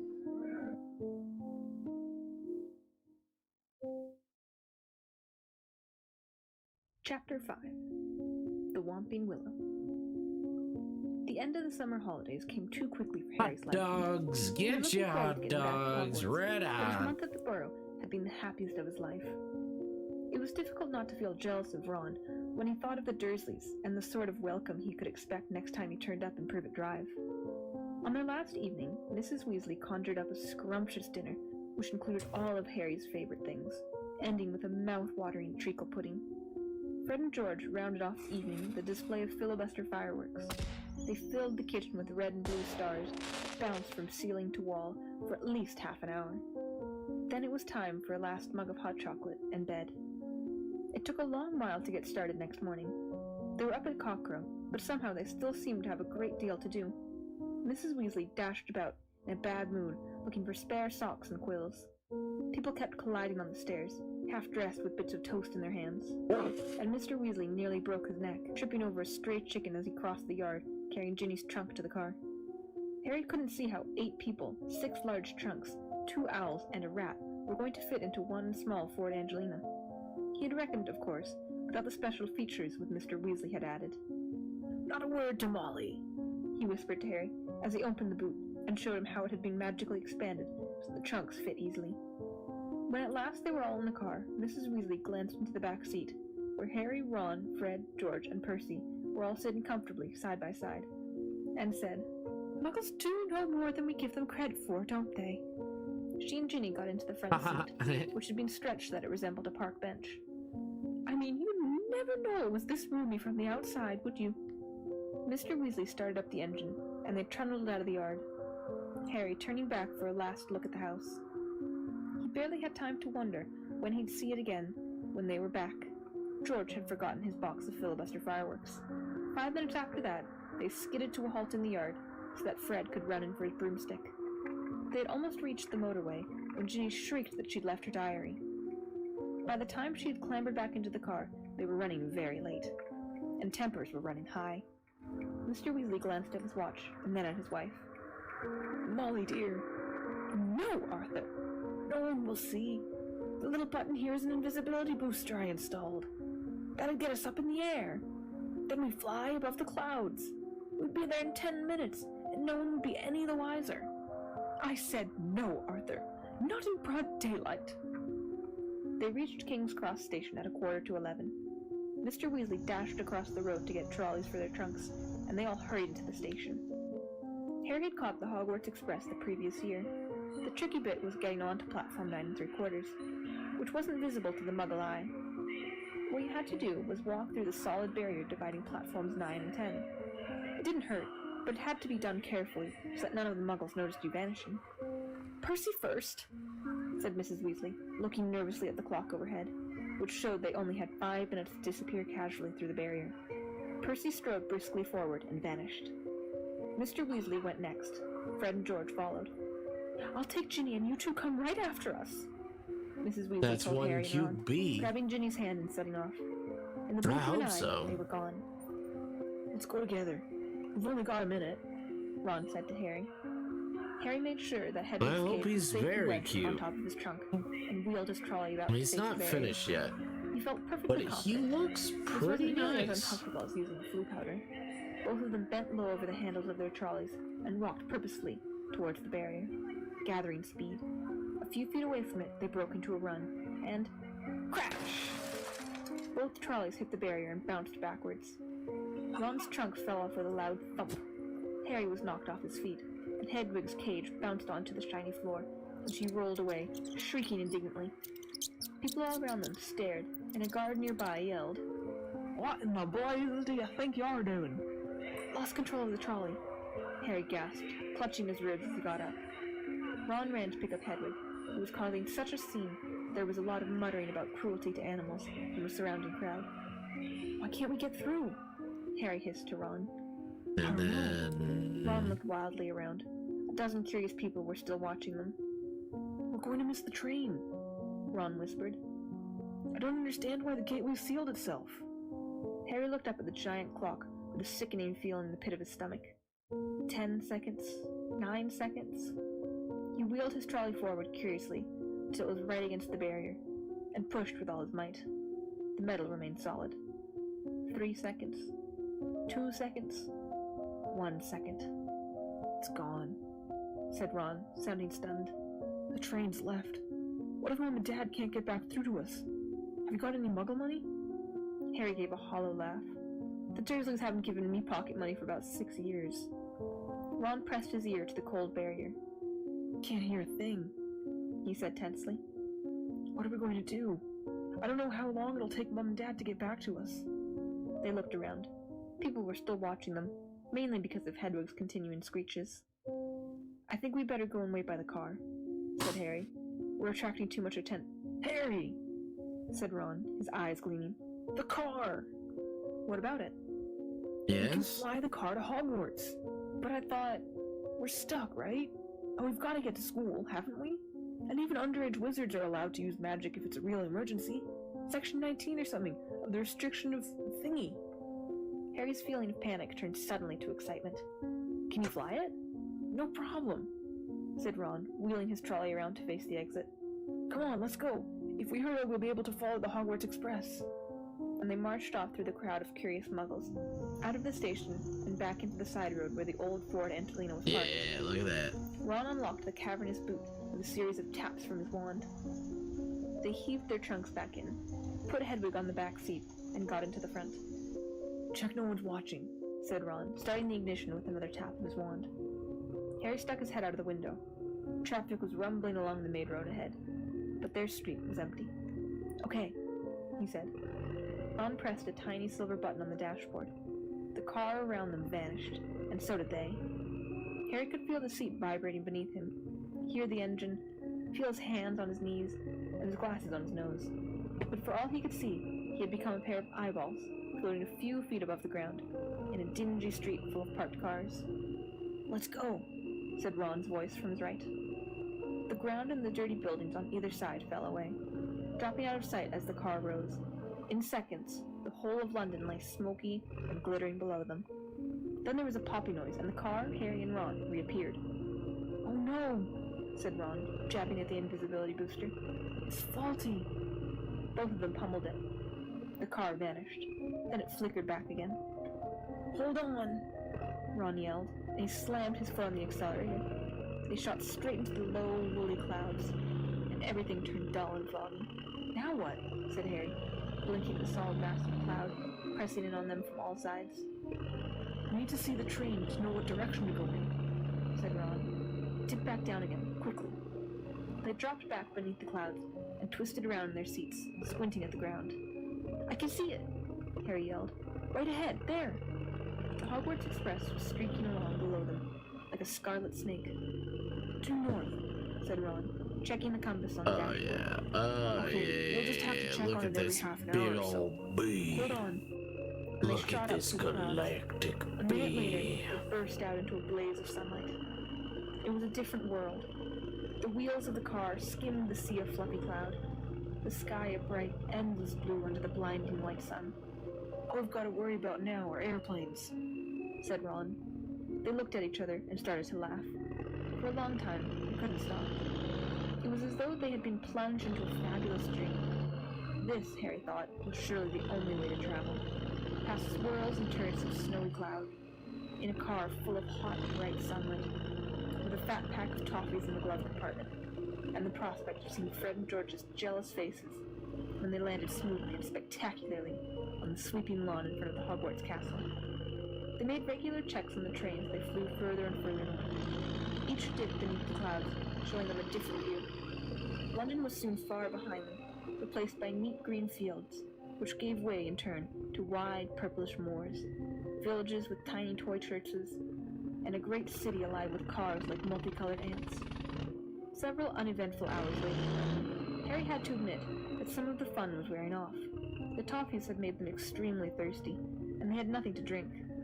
He and Ron had pulled off their jumpers, but Harry's t-shirt was sticking to the back of his seat, and his glasses kept sliding down to the end of his sweaty nose.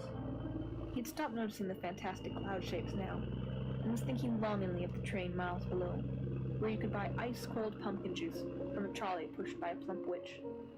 Why hadn't they been able to get on platform 9 3/4? Can't be much further, can it? Croaked Ron. Hours later still, as the sun started to sink into their floor of cloud, staining it a deep pink. Ready for another check on the train? It was still right below them, winding its way past a snow-capped mountain. It was much darker beneath the canopy of clouds. Ron put his foot on the accelerator and drove them upwards again, but as he did so, the engine began to whine. Harry and Ron exchanged nervous glances. Sorry, Mary, reception went. Tired. I am back now. It's never been this rough. You're back? They didn't get on a platform 9 3/4. Oh no! As the sky became steadily darker. Stars were blossoming in the blackness. Harry pulled his jumper back on, tried to ignore the way the winds from Western were now waving his feet, as though in protest. Not far, said Ron. More to the car than to Harry. Not far now. And he patted the dashboard nervously.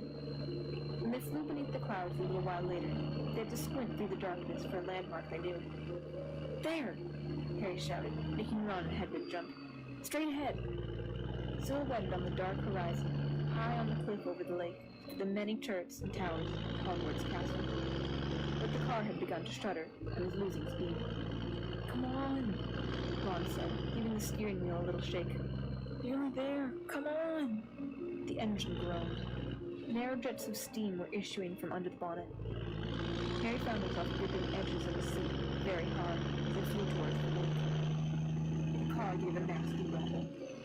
Glancing out of his window, Harry saw the smooth, black, glassy surface of the water, a mile below. Ron's knuckles were white on the steering wheel.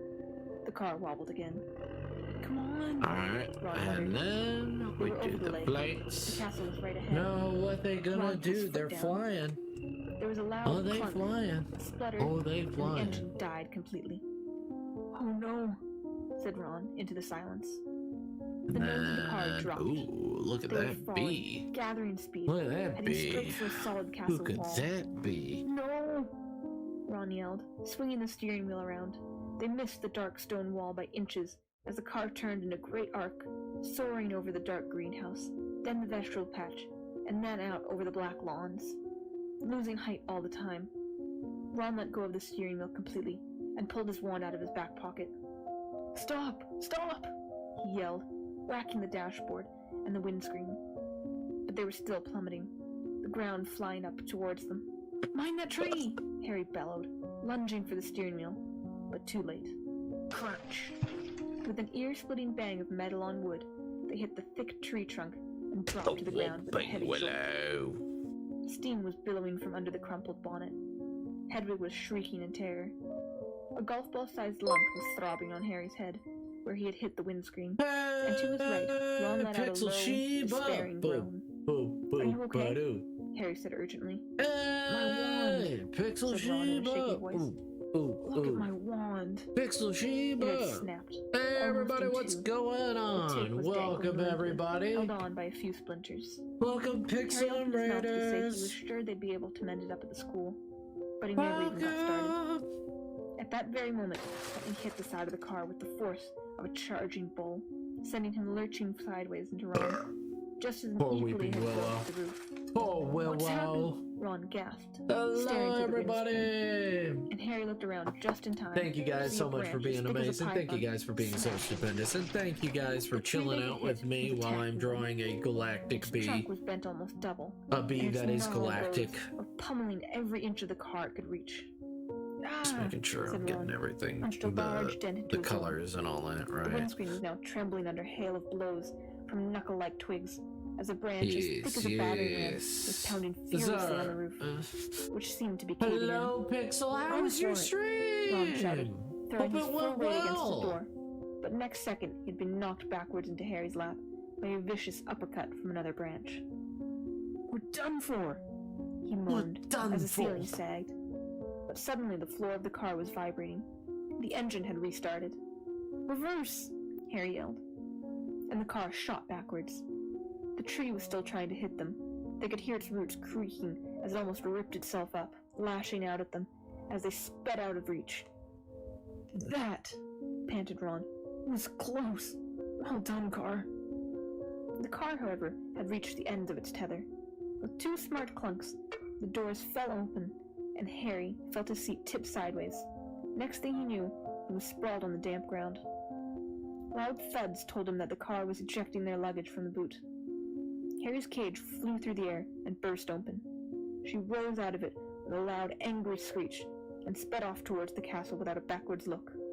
Then, dented, scratched, and steaming, the car rumbled off into the darkness, its rear lights blazing angrily. "Come back!" Ron yelled after it, brandishing his broken wand. "That'll kill me!" But the car disappeared from view, with one last snort from its exhaust. "Can you believe our luck?" said Ron miserably, bending down to pick up Scabbers the rat. "Of all the trees we could have hit, we had to get the one that hits back." He glanced over his shoulder at the ancient tree, which was still flailing its How was branches stream threateningly. going? It was okay. Come on, Crashed twice, but said Harry wearily. whatever. We better get up to the Hey, square. that's okay. Hey, It wasn't at all the it triumphant looks arrival awesome, they by the pictured. way. Oh, thank Stiff, you. cold, and bruised, It's a they seized bee. the end of their trunks and It's a began dragging them giant up the grassy bee. slope towards the great oak It's a front big doors. bee. I think the feast's already started. A said very Ron, big bee. dropping his trunk at the foot of the front steps and crossing quietly And to then I look hit through a it with the brightly lit wings. window. Hey, Harry, come and look. It's the sorting. Harry hurried over, and together he and Well, Ron you peered know, in that's at the life. great hall. Sometimes you, Innumerable sometimes candles were hovering in you midair you have a over 4 amazing long, stream. crowded Sometimes tables, you lose making the connection. golden plates and goblets sparkle. Sometimes life Overhead, is the not bluish fair ceiling, and which not always mirrored nice. The sky outside sparkled with stars. Through the forest of pointed black I could Hogwarts go with hats, it. Dark Harry saw a blue, long line of just to scared-looking have a first years contrasting filing color. into the hall.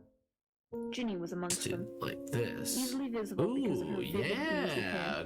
Dark blue Meanwhile, that Professor goes well McGonagall, with his a bespectacled with his witch antenna. with her hair in a tight Yeah. bun, was placing the Get some famous more Hogwarts blue sorting on hat there. on a stool before the newcomers. And then get Every some year, light this blues in aged there. old hat, patched, frayed, and dirty, sorted the new students Some into the light 4 blue for the Hogwarts leather, houses: and then light blue Gryffindor, pants. Hufflepuff, Ravenclaw, Maybe and some Slytherin. brown pants. Harry well remembered Could have putting learned Ron for a bit, exactly huh? 1 Just year need ago, to unwind. and Hey, waited, it's okay. petrified, for its decision Pixel, as it muttered hey. aloud in his ear. I want you For a few to horrible understand and seconds, listen he to had this feared that the before hat you was go. going to put him in Slytherin, You're the house which had wonderful and turned out amazing more and dark witches and stupendous. wizards than any other. You are He would end a up in Gryffindor, amazing along with streamer. Ron, Hermione, and the rest And of the thank you Weasleys. for even giving me a Last moment of term, your time. Harry and Ron had helped Gryffindor I win the really house do mean championship, this, and beating from the Slytherin bottom of for the my first heart, time in just 7 years. I want you to know that you're a wonderful person. Oh, well, thank you. Thank you so much, James. I really do appreciate it. But yes, Pixel, go lurk, unwind. You're totally fine. We're just listening to Harry Potter and the Chambers of Secrets. And the secret, I'm pretty sure, is not poo. I'm A pretty very small, sure mousy-haired it's not boy poo. had been called forward to place the Thank hat you on so his much, head. James. Harry's eyes wandered past him to where Professor Dumbledore, the headmaster, sat watching the sorting hat from the staff table, his long silver beard and half-moon glasses shining brightly in the candlelight. Several seats along, Harry saw Gilderoy Lockhart, dressed in robes of aquamarine, and there at the end was Hagrid, huge and hairy, drinking deeply from his goblet. "Hang on," Harry muttered to Ron. "There's an empty chair at the staff table. Where's Snape?" Professor Severus Snape was Harry's least favorite teacher. Harry also happened to be keep Snape's working. least favorite student. Cruel, sarcastic, and disliked by everyone except the students from his own house, Slytherin. Snape taught potions. Maybe he's ill, said Ron hopefully. Maybe he's left, said Harry, because he missed out on the Defense Against the Dark Arts job again. Or he might have been sacked, said Ron enthusiastically. I mean, everyone hates him. Or maybe, said a very cold voice from behind them, he is waiting to hear why you two didn't arrive on the school train. Harry spun around. There, his black robes rippling in a cold breeze, stood Severus Snape. He was a thin man with sallow skin, a hooked nose, and greasy, shoulder-length black hair. And at this moment, he was smiling in a way that told Harry he and Ron were in very deep trouble. "Follow me," said Snape. Not daring even to look at each other, Harry and Ron followed Snape up the steps into the vast, echoing entrance hall. I just woke up. How everyone is having a great night or day, depending on where you are. But Snape doing okay. From the warmth Also, and light, what's your stream down a schedule? I narrow want to stone be able to staircase join in that on led to the streams dungeons. when it's not 2 a.m. He said. I apologize, opening the door James. halfway down the cold passageway I and pointing. apologize They wholeheartedly. entered Snape's office. I started 12. The shadowy walls were lined with shelves of I large started glass jars, around in which 12 floated all manner a.m. of revolting things. and I Harry streamed didn't really want to till know the name of at around the moment. The 5 fireplace was dark and empty. a.m. Snape closed the door and turned to look at them. because this is the only time I get to stream. He said softly. The I do train apologize, isn't good enough James. for the famous I'm so Harry sorry. Potter and his faithful sidekick Weasley wanted to arrive with a bang. This is just, it's Did we right after lose? work. No, sir, And I it was just, there it it's the came across. perfect time to stream. Silence, So I stream. said Snape coldly. But you can always look What at, have you can done with always the go to car? my YouTube channel and No, check out my This wasn't the first older time stuff Snape and had stuff given like Harry the that. And if you ever impression need of being able to, to read minds. you can always just But a come moment in and later, lurk he and chill understood. out. You As don't Snape have unloaded to, today's you don't issue of have the Evening to Prophet. be active. You were seen. It's all He good. hissed, I'm showing them cool the with headline. lurkers. I've got a bunch, Flying and I for love them Angelina, all. mystifies muggles. And I'm not calling you out, He began lurkers. to I'm read just aloud. saying that you 2 exist. muggles in London, convinced they saw an old car flying over the post office tower. At noon You in wonderful Norfolk, people, you. Mrs. Hetty Bayliss, while hanging out her washing, Mr. Angus Fleet. But you're always invited to the Tunnels reported streams, to police. James. 6 I'm or just letting 7 you know muggles in that, all. you know, I believe your this is father my works normal in the schedule. misuse of Muggle This is not artifacts office, abnormal. he This said, is the looking normal up at Ron and ones. smiling still more nastily. Dear, dear, his own son. Add a little Harry bit felt of as though he'd just been brown. walloped in the You get a stomach little by bit of one the golden mad brown on tree's the larger pants. branches. If anyone found out Mr. Weasley had bewitched that car, golden he hadn't brown thought on of the that. pants. I noticed in my search of the park that considerable damage seems to have been done to a very valuable Whomping Willow. Snape It's went on. like, thank That did you. more damage to us than That's we did," right. Ron blurted out. Silence! Snapped Snape again. Most unfortunately, you are not in my house, and the decision to expel you does not rest with me. I shall go and fetch the people who do have the happy power. You will wait here. Harry and Ron stared at each other, white-faced. Harry didn't feel hungry anymore. He now felt extremely sick. He tried not to look at a large, slimy something suspended in green liquid on a shelf behind Snape's desk. If Snape had gone to fetch Professor McGonagall, head of Gryffindor House, they were hardly any better off. She might be fairer than Snape, but she was still extremely strict. 10 minutes later, Snape returned, and sure enough, it was Professor McGonagall who accompanied him. Harry had seen Professor McGonagall angry on several occasions, but either he had forgotten just how thin her mouth could go, or he had never seen her this angry before. She raised her wand the moment she entered. Harry and Ron both flinched, but she merely pointed at the empty fireplace, where flames suddenly erupted. "Sit," she said, and they both backed into chairs by the fire. "Explain," she said, her glasses glinting ominously. Ron launched into the story, starting with the barrier at the station, refusing to let them through. "So we had no choice, Professor. We couldn't get onto the train. Why didn't you send us a letter by owl? I believe you have an owl," Professor McGonagall said coldly to Harry. Harry gawked at her. Now she said it. That seemed the obvious thing to have done. I didn't think... "That," said Professor McGonagall, "is obvious." There was a knock on the office door, and Snape, now looking happier than ever, opened it. There stood the headmaster, Professor Dumbledore. Harry's whole body went numb. Oh yeah. Dumbledore was looking unusually grave. He stared down his very crooked nose at them, and Harry suddenly found himself wishing he and Ron were still being beaten up by the Whomping Willow. There was a long silence. Then Dumbledore said, "Please explain why you did this." It would have been better if he had shouted. Harry hated the disappointment in his voice. For some reason, he was unable to look Dumbledore in the eyes. You mean the coolest thing ever, driving in a fucking flying car? Everything except that Mr. Weasley owned the bewitched car, making it sound as though he and Ron had happened to find a flying car parked outside the station. He knew Dumbledore would see through this at once, but Dumbledore asked no questions about the car. When Harry had finished, he merely continued to peer at them through his spectacles. "We'll go and get our stuff," said Ron in a hopeless sort of voice. "What are you talking about, Weasley?" barked Professor McGonagall. "Well, you're expelling us, aren't you?" said Ron. Harry looked quickly at Dumbledore. "Not today, Mr. Weasley," said Dumbledore. "But I must impress upon both of you the seriousness of what you have done. I will be writing to both your families tonight. I must also warn you that if you do anything like this again, I will have no choice but to expel you." Snape looked as though Christmas had been cancelled. He cleared his throat and said, "Professor Dumbledore, these boys have flaunted the decree for the restriction of underage wizardry, caused serious damage to an old and valuable tree. Surely acts of this nature. It will be for Professor McGonagall to decide on these boys' punishments, Severus," said Dumbledore calmly. "They are in her house, and are therefore her responsibility." He turned to Professor McGonagall. "I must go back to the feast, Minerva. I've got to give out a few notices. Come, Severus, there's a delicious-looking custard tart I want to sample."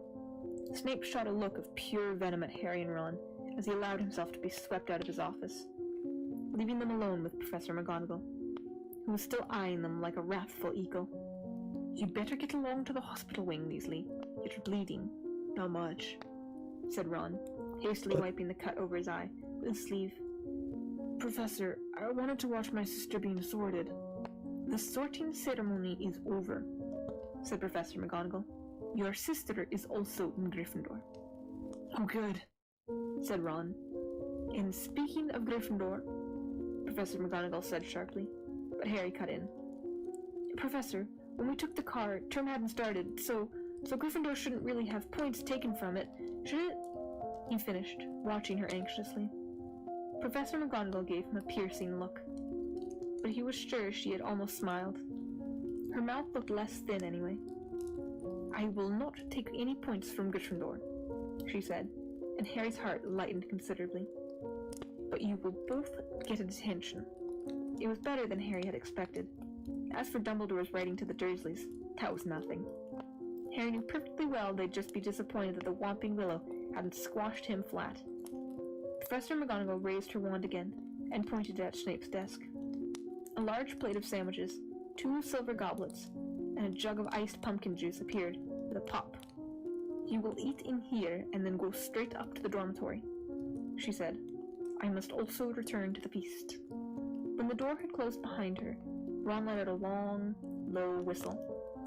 "I thought we'd had it," he said, grabbing a sandwich. "So did I," said Harry, taking one too. "Can you believe our luck, though?" said Ron thickly, through a mouthful of chicken and ham. "Fred and George must have flown that car 5 or 6 times, and no one ever saw them." He swallowed and took another huge bite. "Why couldn't we get through the barrier?" Harry shrugged. "We'll have to watch our step from now on, though," he said, taking a grateful swig of pumpkin juice. "Wish we could have gone up to the feast." "She isn't more showing off," said Ron saggily. "Doesn't want people to think it's clever, arriving by flying car." When they had eaten as many sandwiches as they could, the plate kept refilling itself.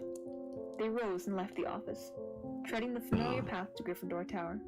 I also wanted to tell everybody that you guys are amazing and stupendous. They walked past muttering portraits and I wanted you guys to know that. And climbed narrow flights of stone stairs. In case you didn't know. Until at last, they reached the passage. Jeeps the Dragon! The secret entrance to Gryffindor Tower was hidden. Jeeps the Dragon! What did you follow? Of a very fat woman. What did you follow me? Password, she said as they approached. Said Harry. 441. They didn't know the New Year's password. You followed me 6 minutes ago and I didn't say damn near anything. I'm so sorry. They heard hurrying feet behind them and turned to see Hermione dashing towards them. "There you are! Where have you been? The most ridiculous rumors. Someone said you'd been expelled for crashing a flying car. Well, we haven't been expelled. A ref sheet? No, I don't have a ref sheet. I never made one. I never made a ref sheet. I never thought about it. I just kind of just drew it and put it together. Sorry. I mean, I got my silly face right here. I got my silly face and my wiggly ears. And thank you so much, James. You're an artist too? What kind of art do you do, James? Do you do art on stream? Harry assured her. You're not telling me you did fly here? Said Hermione, sounding almost as severe as Professor McGonagall. Let's see. James. Skip the lecture, said Ron impatiently. Do you do art on the stream? Password. I do 3D It's water art. You do 3D sculpting? Oh, that's so cool. But that's not the point. Ooh, you got any? You got any stuff lady swung open, that you'd be willing to show? I'd love to see it. It looked as though the whole of Gryffindor house was still awake, packed into the circular common room, standing on the lopsided tables and squashy armchairs, waiting for them to arrive. Arms reached through the portrait hole to pull Harry and Ron inside, leaving Hermione to scramble in after them. Brilliant! Yelled Lee Jordan. Inspired! What an entrance! Flying a car into the Whomping Willow? People will be talking about that one for years! Good on ya, said a fifth year Harry had never spoken to. Someone was patting him on the back, as though he'd just won a marathon. Fred and George pushed their way to the front of the crowd and said together, "Why couldn't you have called us back, eh?" Ron was scarlet in the face, grinning embarrassedly. But Harry could see one person who didn't look happy at all. Percy was visible over the heads of some excited first years, and he seemed to be trying to get near enough to start telling them off. Harry nudged Ron. I do stream occasionally, but no one ever shows up, though. Probably because I'm not very consistent. Upstairs, bit tired. Well, that's why you gotta keep doing it. Pushing their way you gotta put yourself out there. You know what? Which led to a spiral staircase in the dormitories. You've gotta do it, James. You gotta believe in yourself. Just like Percy's. You gotta put yourself out there. You gotta make sure that you're well known. The best way to do that is stream. Right to the top. Get out there, talk to people. Get to know people. Now had a sign on it saying, "Say hello." They entered the familiar circular room with its 5 full posters. Do it. Believe in yourself. If you want to stream, stream. Their trunks had been brought up. The only one stopping you is you. Their beds. You got this. I know I shouldn't have enjoyed that or anything, but the dormitory door flew open, and in came the other second-year Gryffindor boys: Seamus Finnegan, Dean Thomas, and Neville Longbottom. Unbelievable! Beamed Seamus. Cool, said Dean. Amazing, said Neville, awestruck. Harry couldn't help it. He grinned too. Chapter 6. Gilderoy Lockhart. The next day, however, Harry barely grinned once. Things started to go downhill from breakfast in the Great Hall. The 4 long house tables were laden with tureens of porridge, plates of kippers, mountains of toast, and dishes of eggs and bacon beneath the enchanted ceiling. Today, a dull, cloudy gray.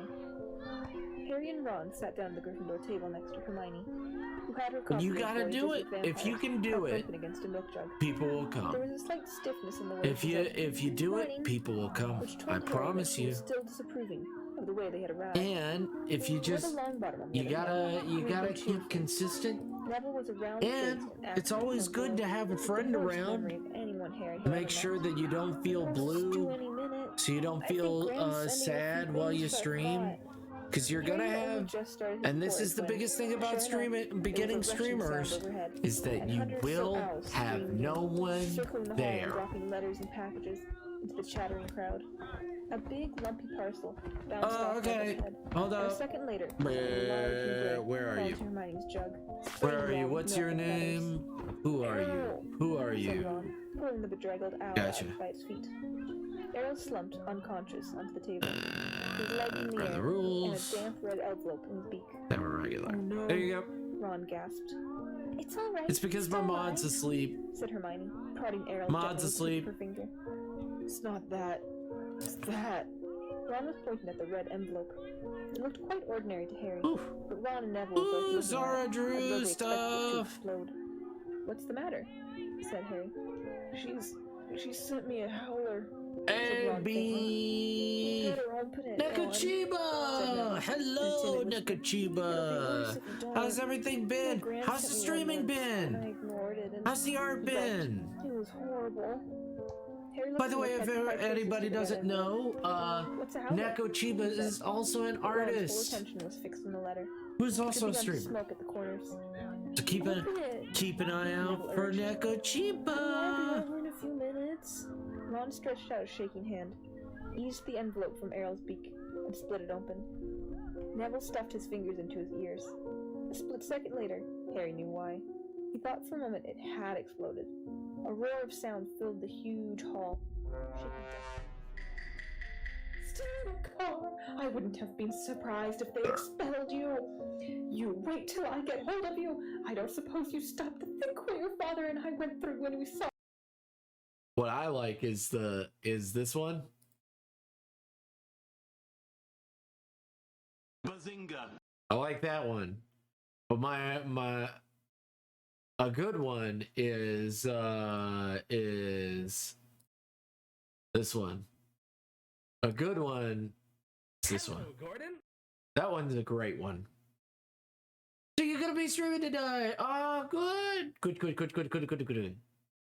Oh my goodness. Oh, it had gone. Mrs. Weasley's yes. Number 15, Burger King foot lettuce. The last thing you'd want in your Burger King burger is someone's foot fungus, but as it turns out, that might be what you get. And Ron sank so low in his chair that only his crimson forehead could be seen. Galactic B, what do you think? Last night, I thought your father would die of shame. We didn't bring you up to behave like this. You and Harry could both have died. Harry had been wondering when his name was going to crop up. He tried very hard to look as though he couldn't hear the voice that was making his eardrums throb. Absolutely disgusted. Your father's facing an inquiry at work. It's entirely your fault. And if you put another toe out of line, we'll bring you straight back home. The ringing silence fell. The red envelope, which had dropped from Ron's hand, burst into flames and curled into ashes. Harry and Ron sat stunned, as though a tidal wave had just passed over them. I think if I could polymorph this would be my new form. It's amazing! Yay! And looked down at the top of Ron's head. Let's not talk about your bean. Let's not talk about the bean. Don't tell me I deserved it, snapped Ron. Harry pushed his porridge away. His insides were burning with guilt. Mr. Weasley was facing an inquiry at work. After all Mr. and Mrs. Weasley had done for him over the summer. Yeah, but he had no time all that Mr. and Mrs. Weasley did for you, and you fuck. Harry took his and saw that they had. You need to pay them money. Harry, Ron, and Hermione left the castle together, crossed the vegetable patch, and made for the greenhouse, where the magical plants were kept. At least the Howler had done one good thing. Hermione seemed to think they had now been punished enough, and was being perfectly friendly again. As they neared the greenhouse, they saw the rest of the class standing outside, waiting for Professor Sprout. Harry, Ron, and Hermione had only just joined them when she came striding into view across the lawn, accompanied by Gilderoy Lockhart. Professor Sprout's arms were full of bandages, and with another twinge of guilt, Harry spotted the Whomping Willow in the distance, several of its branches now in slings. Professor Sprout was a squat little witch who wore a patched hat over her flyaway hair. There was usually a large amount of earth on her clothes, and her fingernails would have made Aunt Petunia faint. Gilderoy Lockhart, however, was immaculate in sweeping robes of turquoise, his golden hair shining under a perfectly positioned turquoise hat with gold trimming. Oh, hello there! Beautiful. Lockhart called, beaming around at the assembled students. Just been showing Professor Sprout the right way to doctor a Whomping Willow, but I don't want you running away with the idea that I'm better at herbology than she is. I just happen to have met several of these exotic plants on my travels. Greenhouse 3 today, chaps, said Professor Sprout, who was looking distinctly disgruntled, not at all her usual cheerful self. There was a murmur of interest. They had only ever worked in Greenhouse 1 before. Greenhouse 3 housed far more interesting and dangerous plants. Professor Sprout took a large key from her belt and unlocked the door. Harry caught a whiff of damp earth and fertilizer, mingled with the heavy perfume of some giant umbrella-sized flowers dangling from the ceiling. He was about to follow Ron and Hermione inside when Lockhart's hand shot out. "Harry, I've been wanting a word.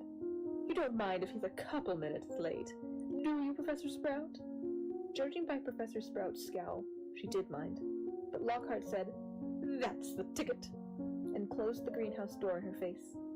"Harry," said Lockhart, his large white teeth glittering in the sunlight as he shook his head. Harry.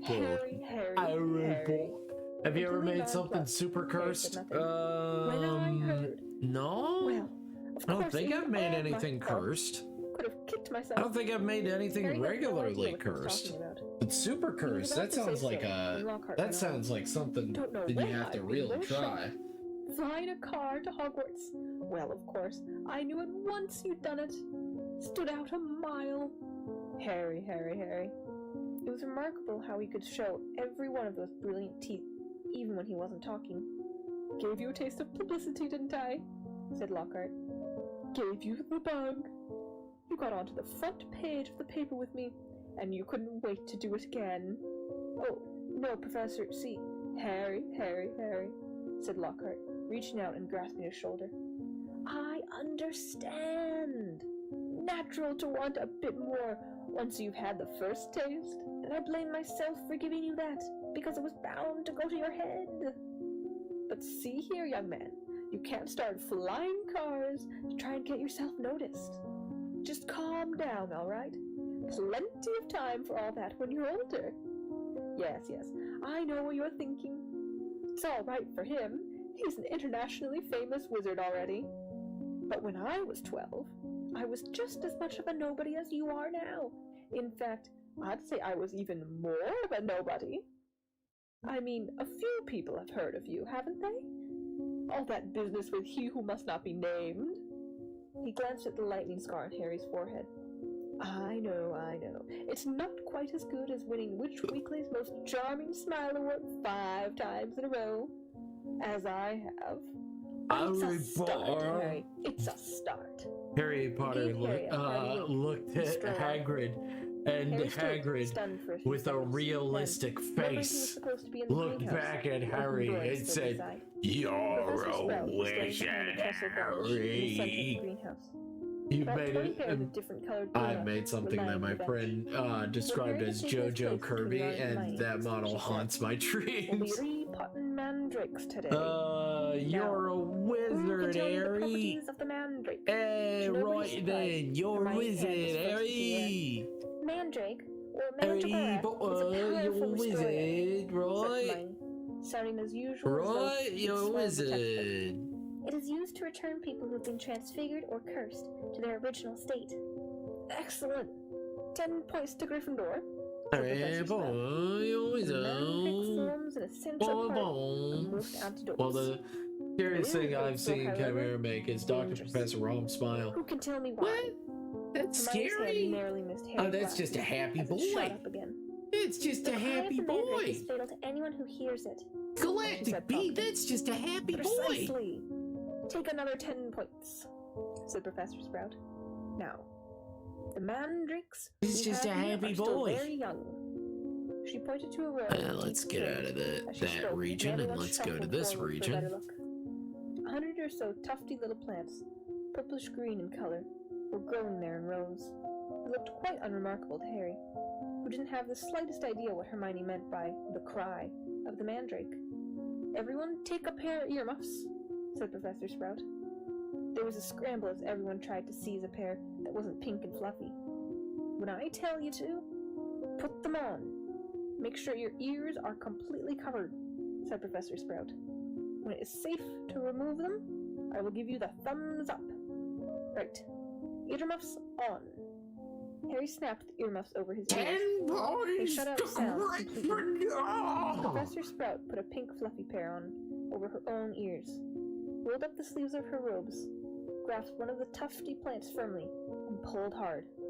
Harry let out a gasp of surprise. The curl of the end of the smile is a little unsettling, only a little, like red flags on a date scary. The leaves were growing right out of the top of his head. My goodness. Pale green My wilted goodness. skin. He is just a and sweet was boy. clearly falling at the top of his lungs. Professor Sprout took a large plant pot from under the table and plunged the mandrake into it, burying him in darkness. Damp compost until only the tough leaves were visible. Professor Sprout dusted off her hands, gave them all the thumbs up, and removed her own earmuffs. As our mandrakes are only seedlings, the prize won't kill you yet, she said calmly, as though she'd just done nothing more exciting than water a begonia. However, they will knock you out for several hours. And as I'm sure none of you want to miss your first day back, make sure your earmuffs are securely in place. Oh, it's saving right when I'm trying to do this. When it's time to pack up. 4 to a tray. There's a large supply of pots here. Yes. Compost in sacks over there. And be careful of the venomous tentacula. It's teething. She gave a sharp slap to a spiky, dark red plant as she spoke, making it join the long feelers that had been inching sneakily over her shoulder. Harry, Ron, and Hermione were joined at their tray by a curly-haired Pufflepuff boy Harry knew by sight, but had never spoken to. Justin Finch Fletchley, he said brightly, shaking Harry by the hand. Yes, look at that. You know who you are, of course. The famous Harry Potter. You're Hermione Granger, always topping everything. Hermione beamed as she had her hand shaken too. And Ron Weasley, wasn't that your flying car? 10 points to Harry was obviously still on Gryffindor. his mind. That Lockhart's something, isn't he? Said Justin happily, as they began filling their plant pots with dragon-done compost. Awfully brave chap. Have you read his books? I'd have died of fear if I'd been cornered and telephone boxed by a werewolf.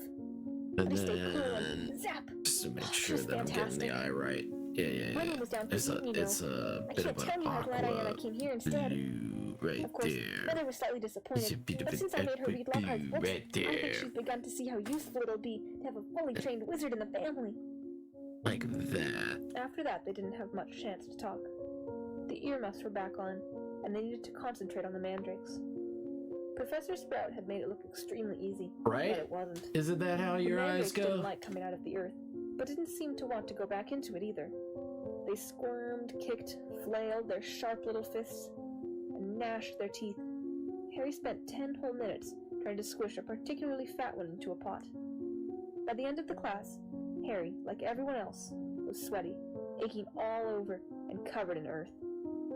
They traipsed back to the castle for a quick wash, and then the Gryffindors hurried off to Transfiguration. Professor McGonagall's classes were always hard work, but today was especially difficult. Everything Harry had learned last year seemed to have leaked out of his brain during the summer. He was supposed to be turning a beetle into a button, but all he had managed to do was give the beetle a lot of exercise as it scuttled over the desktop avoiding his wand. Ron was having far worse problems. He had patched up his wand with some borrowed sellotape, but it seemed to be damaged beyond repair. It kept crackling and sparking at odd moments, and every time Ron tried to transfigure his beetle, it engulfed him in thick gray smoke, which smelled of rotten eggs. Unable to see what he was doing, Ron accidentally squashed his beetle with his elbow, and had to ask for a new one. Professor McGonagall wasn't pleased. Harry was relieved to hear the lunch bell. His brain felt like a wrung sponge.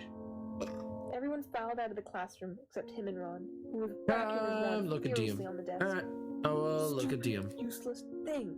DMs. Write one for another one. DMs. Harry suggested, as the wand let out a volley of bangs that were fired. Rachel, Yeah, that is a predator.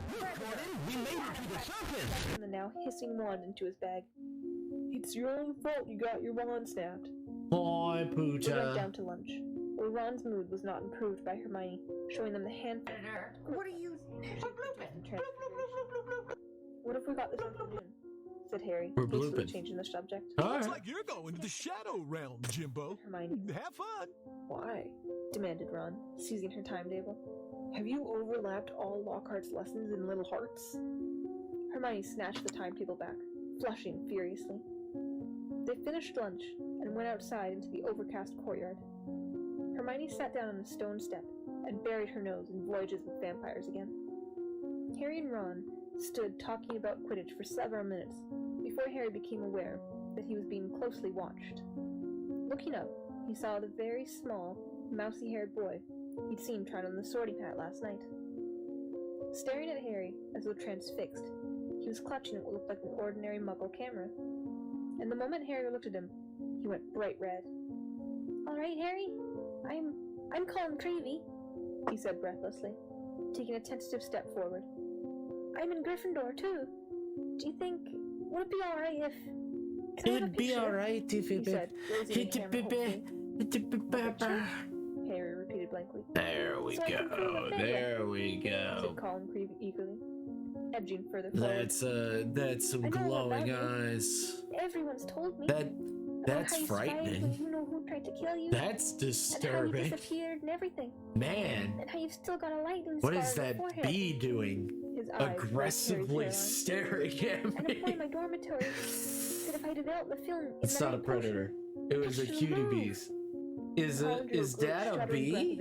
That's epic. It's a bee. It's a galactic bee. He asked me to draw them as a barbarian.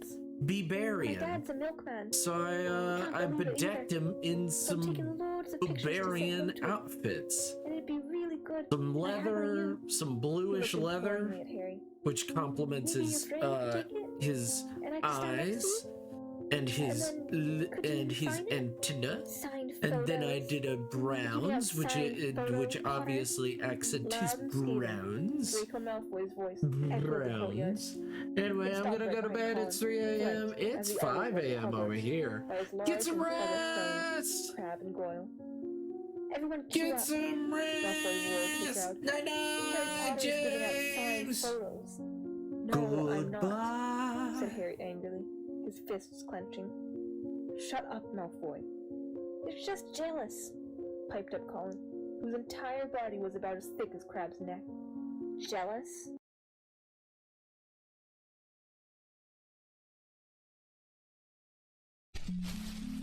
Stop! You violated the law. It's been too long since I've seen a good draw. I'm just warming up, you pathetic worm. Remember the Emperor! You dare attack me? I'm warning you. Show me what you've got. That the best you can do? Can't you settle this peacefully? You elves are all the same. All flesh, no fury. Guards! Guards! Someone's being attacked! Hey! Are you some kind of maniac? You some kind of baby act? I love that. That's so good. What am I doing here? What is this? Stupid bee. Get out of here. Get clapped on. What is this?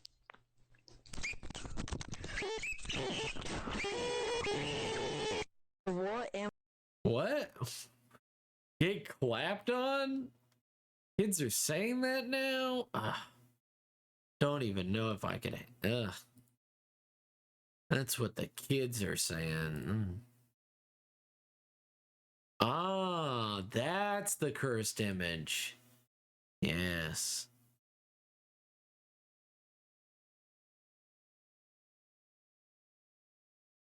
I have to shoot myself. Yeah. The eternal spin. Yeah, the JoJo eternal spin.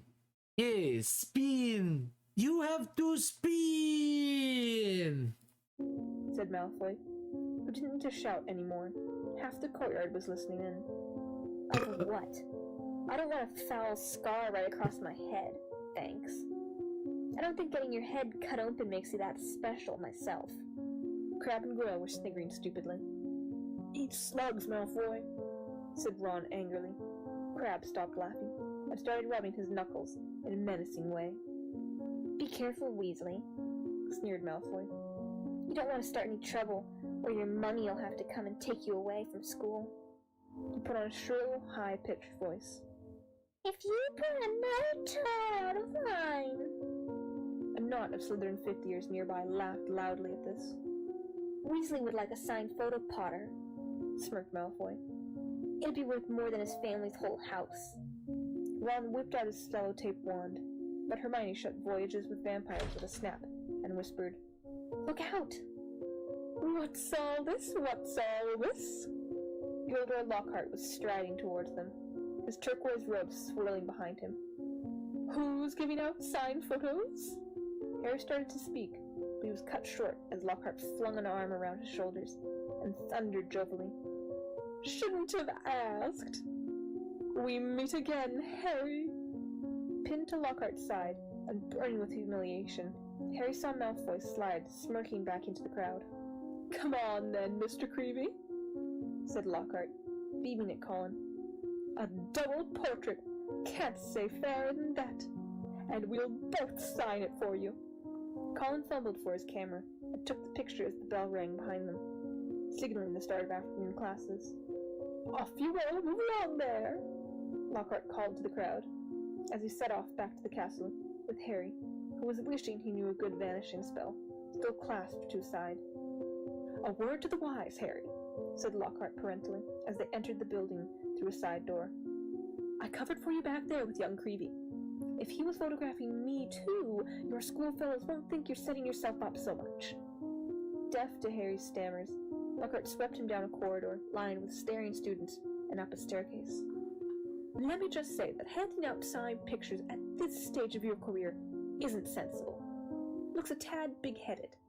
Harry, to be frank, there may well come a time when, like me, you'll need to keep a stack handy wherever you go, but, he gave a little chortle, I don't think you're quite there yet. They had reached Lockhart's classroom, and he let Harry go at last.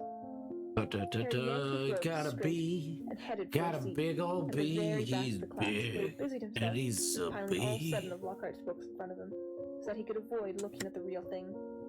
The rest of the class came clattering in, and Ron and Hermione sat down on either side of Harry. You could have fried an egg on your face, said Ron. You'd better hope Creevy doesn't meet Ginny. He'll be starting a Harry Potter fan club. Shut up, snapped Harry.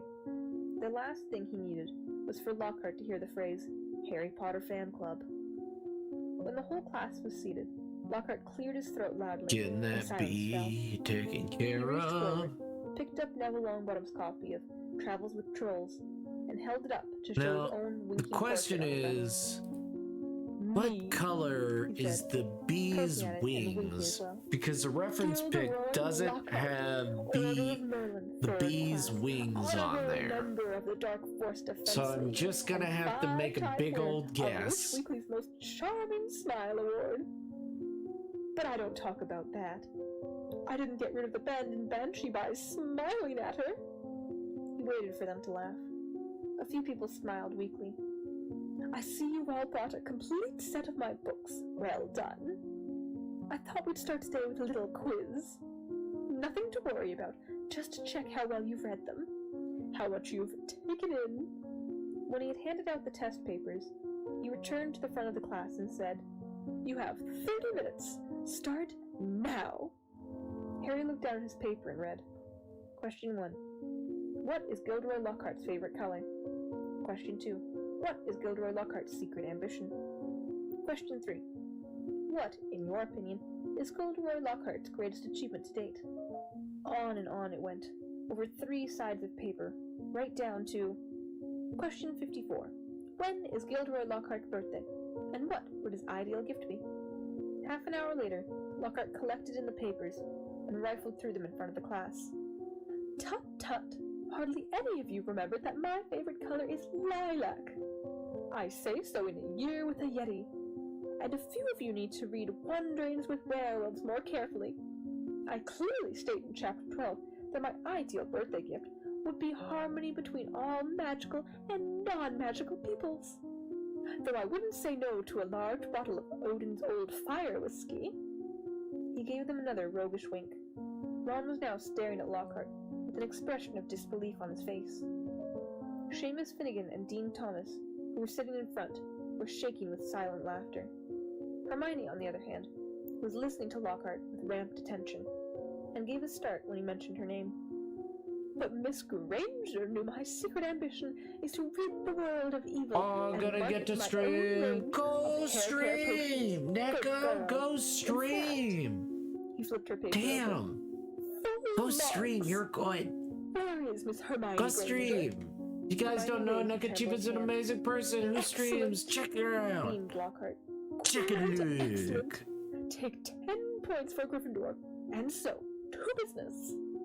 He bent down behind his desk and lifted a large covered cage onto it.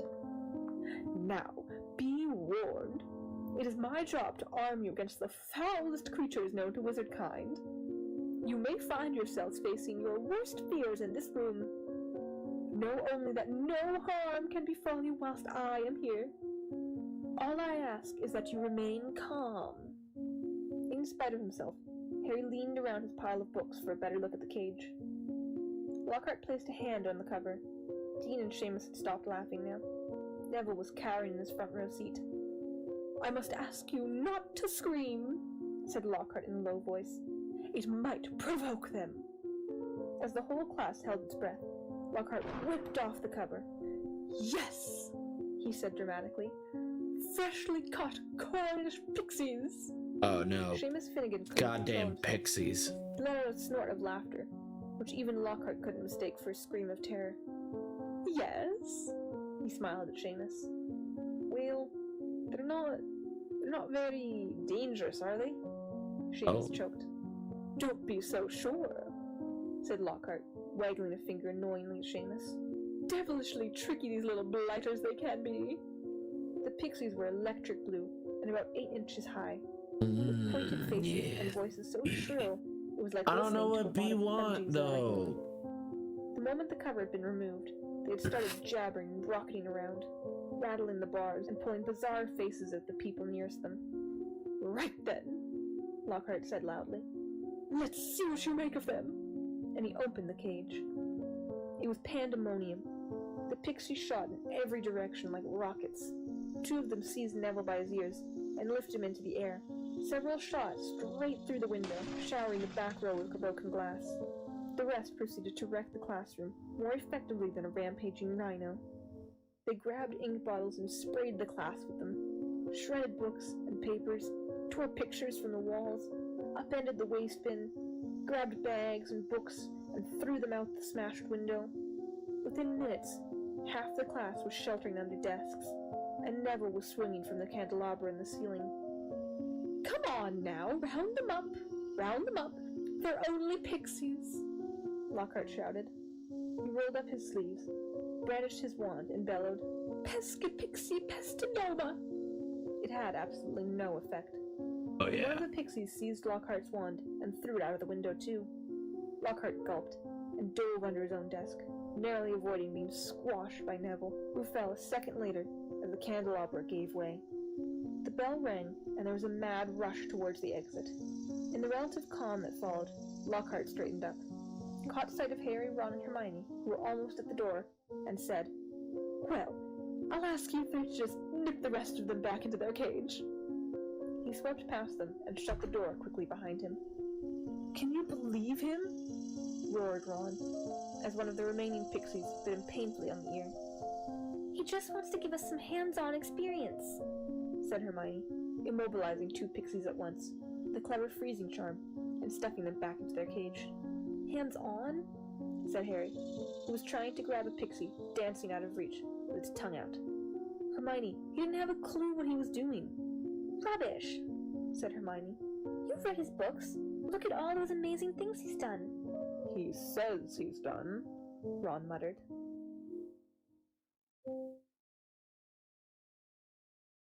Chapter 7 Mudbloods and Murmurs. Harry spent a long time over the next 2 days, dodging out of sight whenever he saw Gilderoy Lockhart coming down the corridor.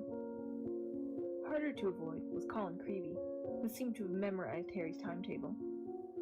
Nothing seemed to give Colin a bigger thrill than to say, All right, Harry? 6 or 7 times a day and hear, Hello, Colin, back, however exasperated Harry sounded when he said it. Hedwig was still angry with Harry about the disastrous car journey, and Ron's wand was still malfunctioning, surpassing itself on Friday morning by shooting out of Ron's hand in charms and hitting tiny old Professor Flitwick squarely between the eyes, creating a large, throbbing green boil where it struck. So with one thing and another, Harry was quite glad to reach the weekend. He, Ron, and Hermione were planning to visit Hagrid on Saturday morning. Harry, however, was shaken awake several hours earlier than he would have liked by Oliver Wood, captain of the Gryffindor Quidditch team. What's the matter? Said Harry groggily. Quidditch practice, said Wood. Come on! Harry squinted at the window. There was a thin mist hanging across the pink and gold sky. Now he was awake. He couldn't understand how he could have slept through the racket the birds were making. Oliver, Harry croaked. It's the crack of dawn. Exactly, said Wood. He was a tall and burly sixth year, and at the moment his eyes were gleaming with a mad enthusiasm. It's part of our new training program. Come on, grab your broom, and let's go, said Wood heartily. None of the other teams have started training yet. We're going to be the first off the mark this year. Yawning and shivering slightly, Harry climbed out of bed and tried to find his Quidditch robes. Good man, said Wood. Meet you on the pitch in 15 minutes. When he'd found his scarlet team robes and pulled on his cloak for warmth, Harry scribbled a note to Ron explaining where he'd gone and went down the spiral staircase to the common room, his Nimbus 2000 on his shoulder. He had just reached the portrait hole when there was a clatter behind him, and Colin Creevy came dashing down the spiral staircase, his camera swinging madly around his neck, and something clutched in his hand. I heard someone saying your name on the stairs, Harry. Look what I've got here. I've had it developed. I wanted to show you. Harry looked bemusedly at the photograph Colin was brandishing under his nose. A moving black and white Lockhart was tugging hard on an arm Harry recognized as his own. He was pleased to see that his photographic self was putting up a good fight and refused to be dragged into view. As Harry watched, Lockhart gave up and slumped, panting against the white edge of the picture. Will you sign it? Said Colin eagerly. No, said Harry flatly, glancing around to check that the room was really deserted. Sorry, Colin, I'm in a hurry. Quidditch practice. He climbed through the portrait hole. Oh, wow! Wait for me! I've never watched a Quidditch game before. Colin scrambled through the hole after him. It'll be really boring, Harry said quickly, but Colin ignored him, his face shining with excitement. You were the youngest house player in 100 years, weren't you, Harry? Were you? Said Colin, trotting alongside him. You must be brilliant. I've never flown. Is it easy? Is that your own broom? Is that the best one there is? Harry didn't know how to get rid of him. It was like having an extremely talkative shadow. I don't really understand Quidditch, said Colin breathlessly. Is it true there are 4 balls? And 2 of them fly around, trying to knock people off their brooms? Yes, said Harry heavily, resigned to explaining the complicated rules of Quidditch. They're called bludgers. There are 2 beaters on each team, who carry clubs to beat the bludgers away from their side. Fred and George Weasley are the Gryffindor beaters. And what are the other balls for? Colin asked, tripping down a couple of steps because he was gazing open-mouthed at Harry. Well, the quaffle, that's the biggish red one, is the one that scores goals. 3 chasers on each team throw the quaffle to each other and try to get it through the goalposts at the end of the pitch. There are 3 long poles with hoops on the end. And the 4th pole is the golden snitch, said Harry, and it's very small, very fast, and difficult to catch. But that's what the Seekers got to do, because a game of Quidditch doesn't end until the snitch has been caught.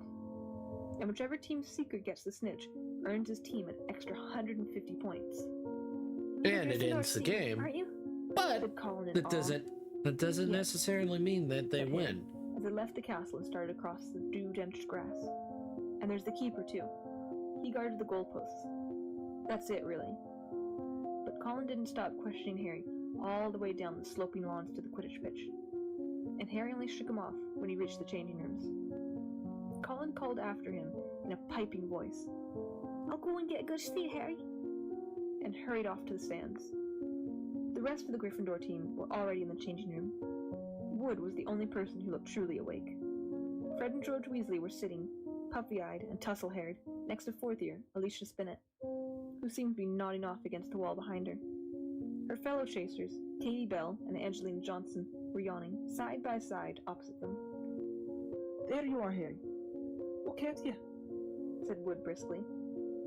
Now, I want a quick talk with you all before we actually get onto the pitch, because I spent the summer devising a whole new training program, which I really think will make all the difference. Wood was holding up a large diagram of the Quidditch pitch, on which were drawn many lines, arrows, and crosses in different colored inks. He took out his wand, tapped the board, and the arrows began to wiggle over the diagram like caterpillars. As Wood launched into a speech about his new tactics, Fred Weasley's head dropped right onto Alicia Spinnet's shoulder, and he began to snore. The first board took nearly 20 minutes to explain, but there was another board under that, and a third under that one. Harry sank into a stupor as Wood droned on and on. "So," said Wood, at long last, jerking Harry from a wistful fantasy about what he could be eating for breakfast at this very moment up the castle. "Is that clear? Any questions?" "I've got a question, Oliver," said George, who'd woken with a start. "Why couldn't you have told us this yesterday when we were awake?" Wood wasn't pleased. "Now, listen here, you lot," he said, glowering at them all. "We should have won the Quidditch Cup last year. We're easily the best team. But, unfortunately, owing to circumstances beyond our control..." Harry shifted guiltily in his seat. He had been unconscious in the hospital wing for the final match of the previous year, meaning that Gryffindor had been a player short and had suffered their worst defeat in 300 years. Wood took a moment to regain control of himself. Their last defeat was clearly still torturing him. "So, this year, we train harder than ever before. Okay, let's go and put our new theories into practice," Wood shouted, seizing his broomstick and leading the way out of the changing rooms. Yes. Stiff-legged and still yawning, the team followed. They had been in the changing rooms so long that the sun was up properly now, although remnants of mist hung over the grass in the stadium. As Harry walked onto the pitch, he saw Ron and Hermione sitting in the stands. "Are you finished yet?" Ron called incredulously. "Haven't even started," said Harry, looking jealously at the toast and marmalade Ron and Hermione had brought out of the Great Hall. "Wood's been teaching us new moves." He mounted his broomstick and kicked at the ground, soaring up into the air. The cool morning air whipped his face, waking him far more effectively than Wood's long talk. It felt wonderful to be back on the Quidditch pitch. He soared right around the stadium at full speed, racing Fred and George. "What's that funny clicking noise?" called Fred as they hurtled around the corner. Harry looked into the stands. Colin was sitting in one of the highest seats, his camera raised, taking picture after picture, the sound strangely magnified in the deserted stadium. "Look this way, Harry! This way!" he cried shrilly. "Who's that?" said Fred. "No idea," Harry lied, putting on a spurt of speed that took him as far away as possible from Colin. "What's going on?" said Wood, frowning, as he skimmed through the air towards them. "Why is that first year taking pictures? I don't like it. He could be a Slytherin spy, trying to find out about our new training program." "He's in Gryffindor," said Harry quickly. "And the Slytherins don't need a spy, Oliver," said George. "What makes you say that?" said Wood testedly. "Because they're here in person," said George, pointing. Several people in green robes were walking onto the pitch, broomsticks in their hands. "I don't believe it," Wood hissed in outrage. "I booked the pitch for today. We'll see about this." Wood shot towards the ground, landing rather harder than he meant to. It's not going to be done, but it is definitely getting there. Harry, Fred, and George followed. "Flint!" Wood bellowed at the Slytherin captain. And to give the knife a little bit of a difference, I'm going to make it a brighter red. So everything else is blues with browns. I'm going to make this one. He replied, "Plenty of room for all of us, Wood." Angelina, Alicia, and Katie had come over too. There were no girls on the Slytherin team, who stood shoulder to shoulder, facing the Gryffindors, leering to a man. "But I booked the pitch," said Wood, positively spitting with rage. "I booked it." Said Flint. "But I've got a specially signed note here from Professor Snape. I, Professor S. Snape, give the Slytherin team permission to practice today on the Quidditch pitch, owing to the need to train their new seeker." "You've got a new seeker?" said Wood, distracted. "Where?" And from the 6 large figures before them came a 7th, smaller boy, smirking all over One his step at a pale, time, pointed piece face. by piece, It just was to give it Draco a bit of, Malfoy. just to "Are give you it a Lucius bit of a Malfoy's son?" difference. said Fred, looking at Malfoy with dislike. "Funny you should mention Draco's father," said Flint, as the whole Slytherin team smiled still more broadly. "Let me show you the generous gift he's made to the Slytherin team." All 7 of them held out their broomsticks. 7 highly polished, brand new handles, and 7 sets of fine gold leathering, spelling the words Nimbus 2001, gleamed under the Gryffindors' noses in the early morning sun. "Very latest model. Only came out last month," said Flint carelessly, flicking a speck of dust off the end of his own. "I believe it outstripes the old 2000 series by a considerable amount. As for the old clean sweeps," he smiled nastily at Fred and George, who were both clutching clean sweep 5s. "Sweeps the board with them." None of the Gryffindor team could think of anything to say for a moment. Malfoy was smirking so broadly his cold eyes were reduced to slits. "Oh, look," said Flint. "A pitch invasion." Ron and Hermione were crossing the grass to see what was going on. "What's happening?" Ron asked Harry. "Why aren't you playing? And what's he doing here?" He was looking at Malfoy, taking in the Slytherin Quidditch robes. One step at a time, but we gotta be. Said Malfoy smugly.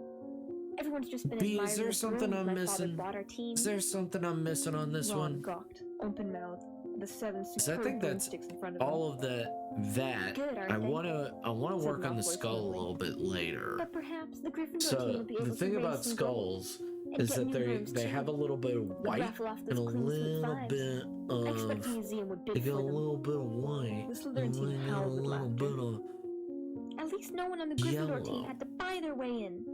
Said Hermione sharply. They got in on pure talent. The smug look on Malfoy's face flickered. No one asked your opinion, you filthy little mudblood. He spat. Whoa! Harry knew at once that You Malfoy can't had say done that something at really school. bad, because there was an Whoa! instant uproar at his words. Flint had to dive in front of Malfoy to stop Fred and George jumping on him. Alicia shrieked, "How dare you!" And Ron plunged his hands into his robes, pulled out his wand, yelling, "You'll pay for that one, Malfoy!" and pointed it furiously under Flint's arm at Malfoy's face. A loud bang echoed around the stadium, and a jet of green light shot out of the wrong end of Ron's wand, hitting him in the stomach and sending him It looks reeling right to backwards me. onto the grass. Ron, are you alright? Squealed Hermione. What? Ron opened his mouth to speak. but You no can't words say came out. that in school Instead, he gave an ground, almighty guys. belch, and several slugs dribbled out of his mouth onto his lap. The Slytherin team were paralyzed with laughter. Flint was doubled up, hanging onto his new broomstick for support. Malfoy was on all fours, banging the ground with his fist. The Gryffindors were gathered around Ron, who kept belching large, glistening slugs. Yeah, Nobody seemed it's to want like to that, touch you it. see. "We better get him to Hagrid's. It's nearest," said Harry to Hermione, who nodded bravely. And the pair of them pulled Ron up by the arm. Yes, and then you had a little. What happened, Harry? What happened? Is he ill? But you can cure him, can't you? Colin had run down from his seat and was now dancing alongside them. Stop! You violated the law. It's been too long since I've seen a good brawl. I'm just warming up, you pathetic worm. Remember the Emperor! You dare attack me? I'm warning you. Show me what you've got. At the best you can do. Can't you settle this peacefully? You elves are all the same. All flesh, no fury. Guards! Guards! Someone's being attacked! Hey, you some kind of maniac! Nearly there, Ron. I love the Said you some Hermione, kind of as the baby gamekeeper's act. cabin came into Like, view. what? They'll be alright in a minute. Almost there. They were within 20 feet of Hagrid's house when the front door opened, but it wasn't Hagrid who emerged. Gilderoy Lockhart, wearing robes of palest mauve, came striding out. "Quick, behind here!" Harry hissed, dragging Ron behind a nearby bush. Hermione followed, somewhat reluctantly. "It's a simple matter if you know what you're doing," Lockhart was saying loudly to Hagrid. "If you need help, you know where I am. I'll let you have a copy of my book. I'm surprised you haven't already got one. I'll sign one tonight and send it over. Well, goodbye."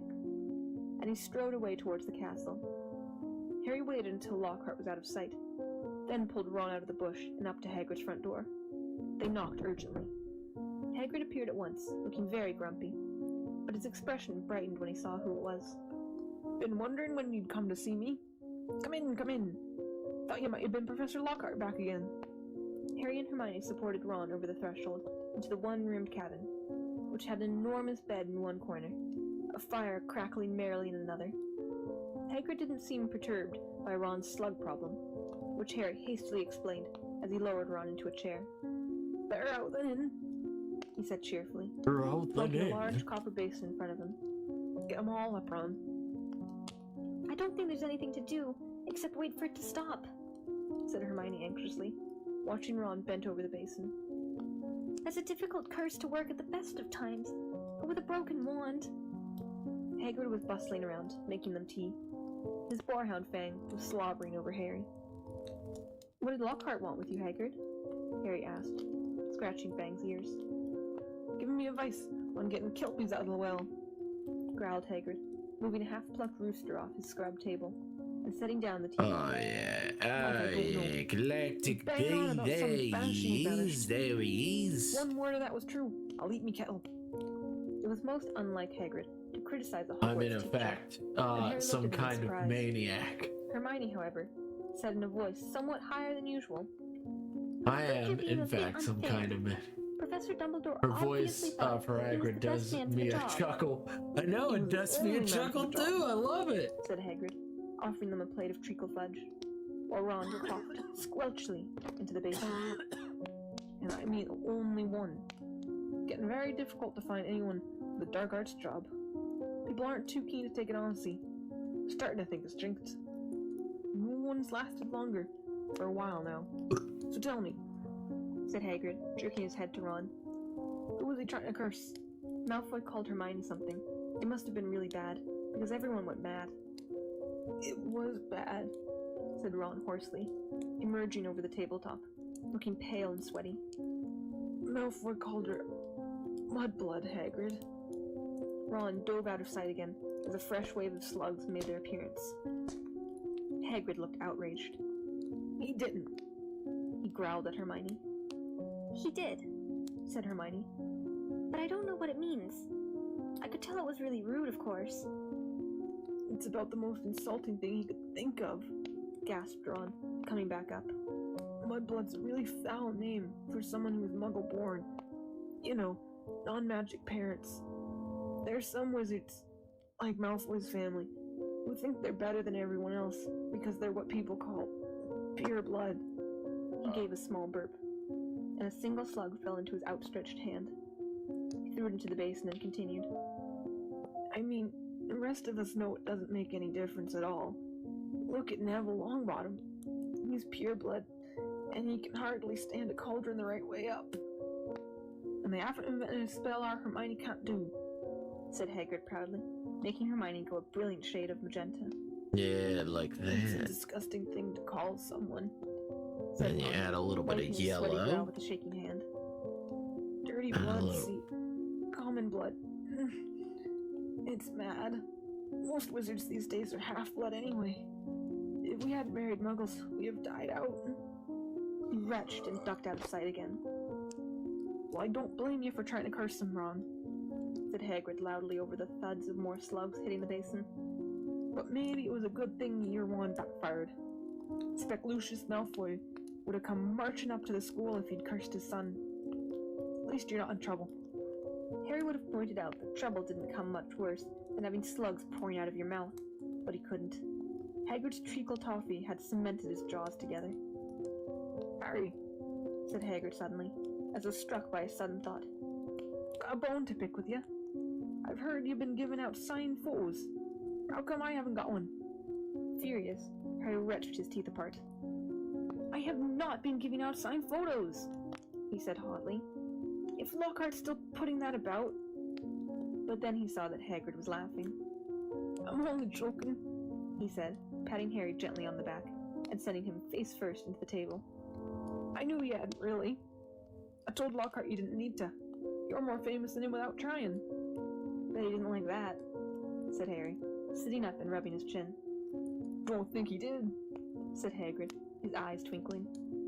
"And then I told him I never read one of his books, and he decided to go. Treacle toffee, Ron?" he added as Ron reappeared. "No thanks," said Ron weakly. Oh "Better yeah, not for oh escape. yeah, and then add see what a I've been little bit of red, just a said Hagrid, little as bit. Harry and Hermione finished the last of their tea. In the small vegetable patch behind Hagrid's house were a dozen of the largest pumpkins Harry had ever seen. Each was the size of a large boulder. Getting on well, aren't they? Said Hagrid happily. Just a But little how bit will of you red. feast? Just a She'll be little big bit of enough by red. What have you been feeding them? Said Harry. Hagrid looked over his shoulder to check that they were alone. Well, I've been giving them, you know, a bit of help. Harry noticed Hagrid's flowery pink umbrella leaning against the back wall of the cabin. Harry had had reason to believe before now that his umbrella was not all that it looked. In fact, he had the strong impression that Hagrid's old school wand was concealed inside it. Hagrid wasn't supposed to use magic. He had been expelled from Hogwarts in his 3rd year, but Harry had never found out why. Any mention of the matter, and Hagrid would clear his throat loudly and become mysteriously deaf until the subject was changed. Ungorgement charm, I suppose? Said Hermione, halfway between disapproval and amusement. Well, you've done a good job on them.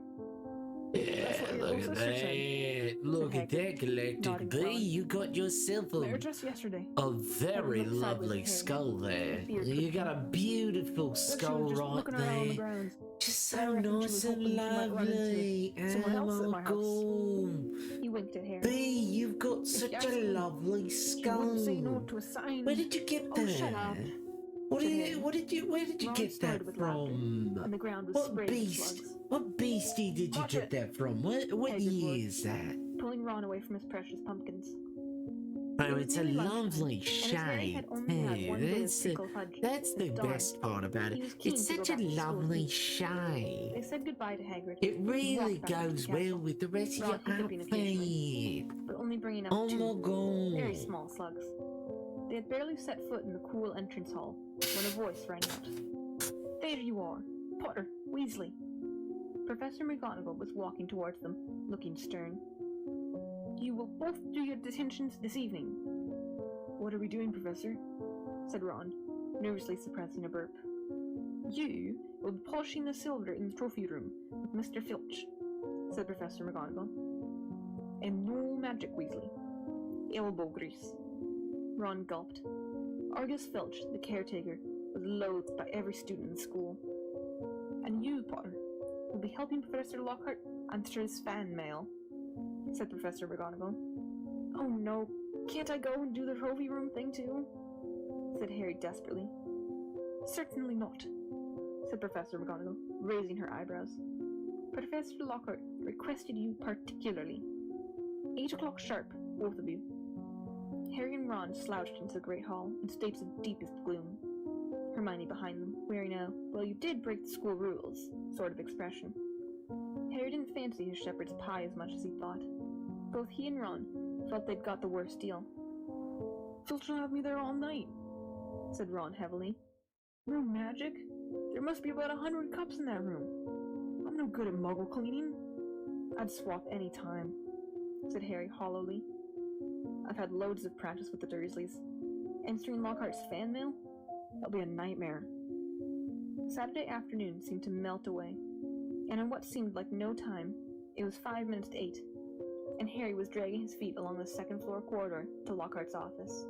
He gritted his teeth and knocked. The door flew open at once. Lockhart beamed down at him. Ah, here's the scallywag, he said. Come in, Harry, come in. Shining brightly on the walls by the light of many candles were countless framed photographs of Lockhart. He had even signed a few of them. Another large pile lay on his desk. You can address the envelopes, Lockhart told Harry, as this was a huge treat. This first one's to Gladys Gungeon. Bless her, huge fan of mine. The minutes snailed by. Harry let Lockhart's voice wash over him, occasionally saying, mm-hmm, and, right, and, yeah. Now and then he caught a phrase like, fame's a fickle friend, Harry, or, celebrity is as celebrity does, remember that. The candles burned lower and lower, making the light dance over the many moving faces of Lockhart watching him. Harry moved his aching hand over what felt like the 1,000th envelope, writing out Veronica Smelding's address. It must be nearly time to leave, Harry thought miserably. Please let it be nearly This time. bee is looking handsomer and handsomer. The spitting of the dying candles and Lockhart's prattle about his fans. It was a voice to chill the bone marrow. A voice of breathtaking, ice-cold venom. Come. Come to me. Let me rip you. Let me tear you. Let me kill you. Harry gave a huge jump, and a large lilac blot appeared on Veronica Smelding's street. What? He said loudly. I know, said Lockhart. 6 solid months at the top of the bestsellers list. Broke all records. No, said Harry frantically. That voice. Sorry, said Lockhart, looking puzzled. What voice? That voice that said... Didn't you hear it? Lockhart was looking at Harry in high astonishment. What are you talking about, Harry? Perhaps you're getting a little drowsy. Great Scott, look at the time. We've been here nearly 4 hours. I'd never have believed it. The time's flown, hasn't it? Harry didn't answer. He was straining his ears to hear the voice again, but there was no sound now, except for Lockhart, telling him he mustn't expect a treat like this every time he got detention. Feeling dazed, Harry left. It was so late that the Gryffindor common room was almost empty. Harry went straight up to the dormitory. Ron wasn't back yet. Harry pulled on his pajamas, got into bed, and waited. Half an hour later, Ron arrived, nursing his right arm, and bringing a strong smell of polish into the darkened room. My muscles have all seized up, he groaned, sinking onto his bed. 14 times he made me buff that Quidditch cup before he was satisfied. And then I had another slug attack all over the special award for services to the school. Took ages to shift the slime. Pretty hard still, yeah.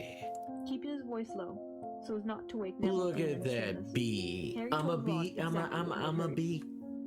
He's and Lockhart a said he bee. couldn't hear it? Said It's Ron. a bee. Harry could see him. Sorry, I also saw your art. Do you think by he the lied? way, But I don't get it. I saw your art. Even someone invisible would have had to open the door. I saw your art. I know. And I gotta said say, Harry, it looks real lying good. back in his four-poster. I saw your art. Canopy above him. And I gotta get it say, either. it looks pretty darn good.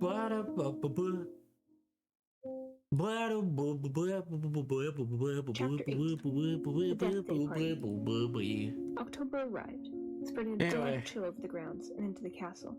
Madam It's Pomfrey, the 5:50 matron, a.m. was kept busy by a sudden spat of cold. It's from one about of the staff time and for me to students. fucking conk Her the pepperette fuck potion worked instantly, though it left the drinker smoking My his ears God. for several hours afterwards.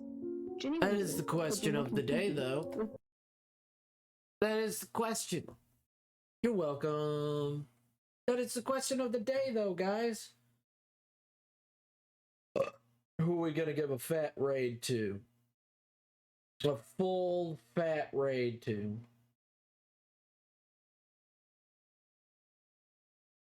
Shut up, Bunny Girl. Nekochiba? Nekochiba? Nekochiba only has one person. All right, let's give her some love. Let's give her some love. Come on, guys. Nekochiba. Come on. Come on, guys. Let's give her some love. Let's give her some life. Thank you guys so much for being amazing. Thank you guys for being so incredible. Thank you guys. Dab. Dab. Dab. Thank you guys for making another amazing night. I couldn't have done it without you. Bam. Bam. Bam. S raid. I think it's S raid. S raid. And in raid. Alright, guys. Thank you guys for being so amazing. Night, guys. I really mean it. You guys are incredible and amazing and stupendous. You guys make the nights even better. Thank you guys for being you. It's so easy. You're already doing it. Anyway, so I'll see you guys next time. Bye-bye. Bye-bye. Night-night.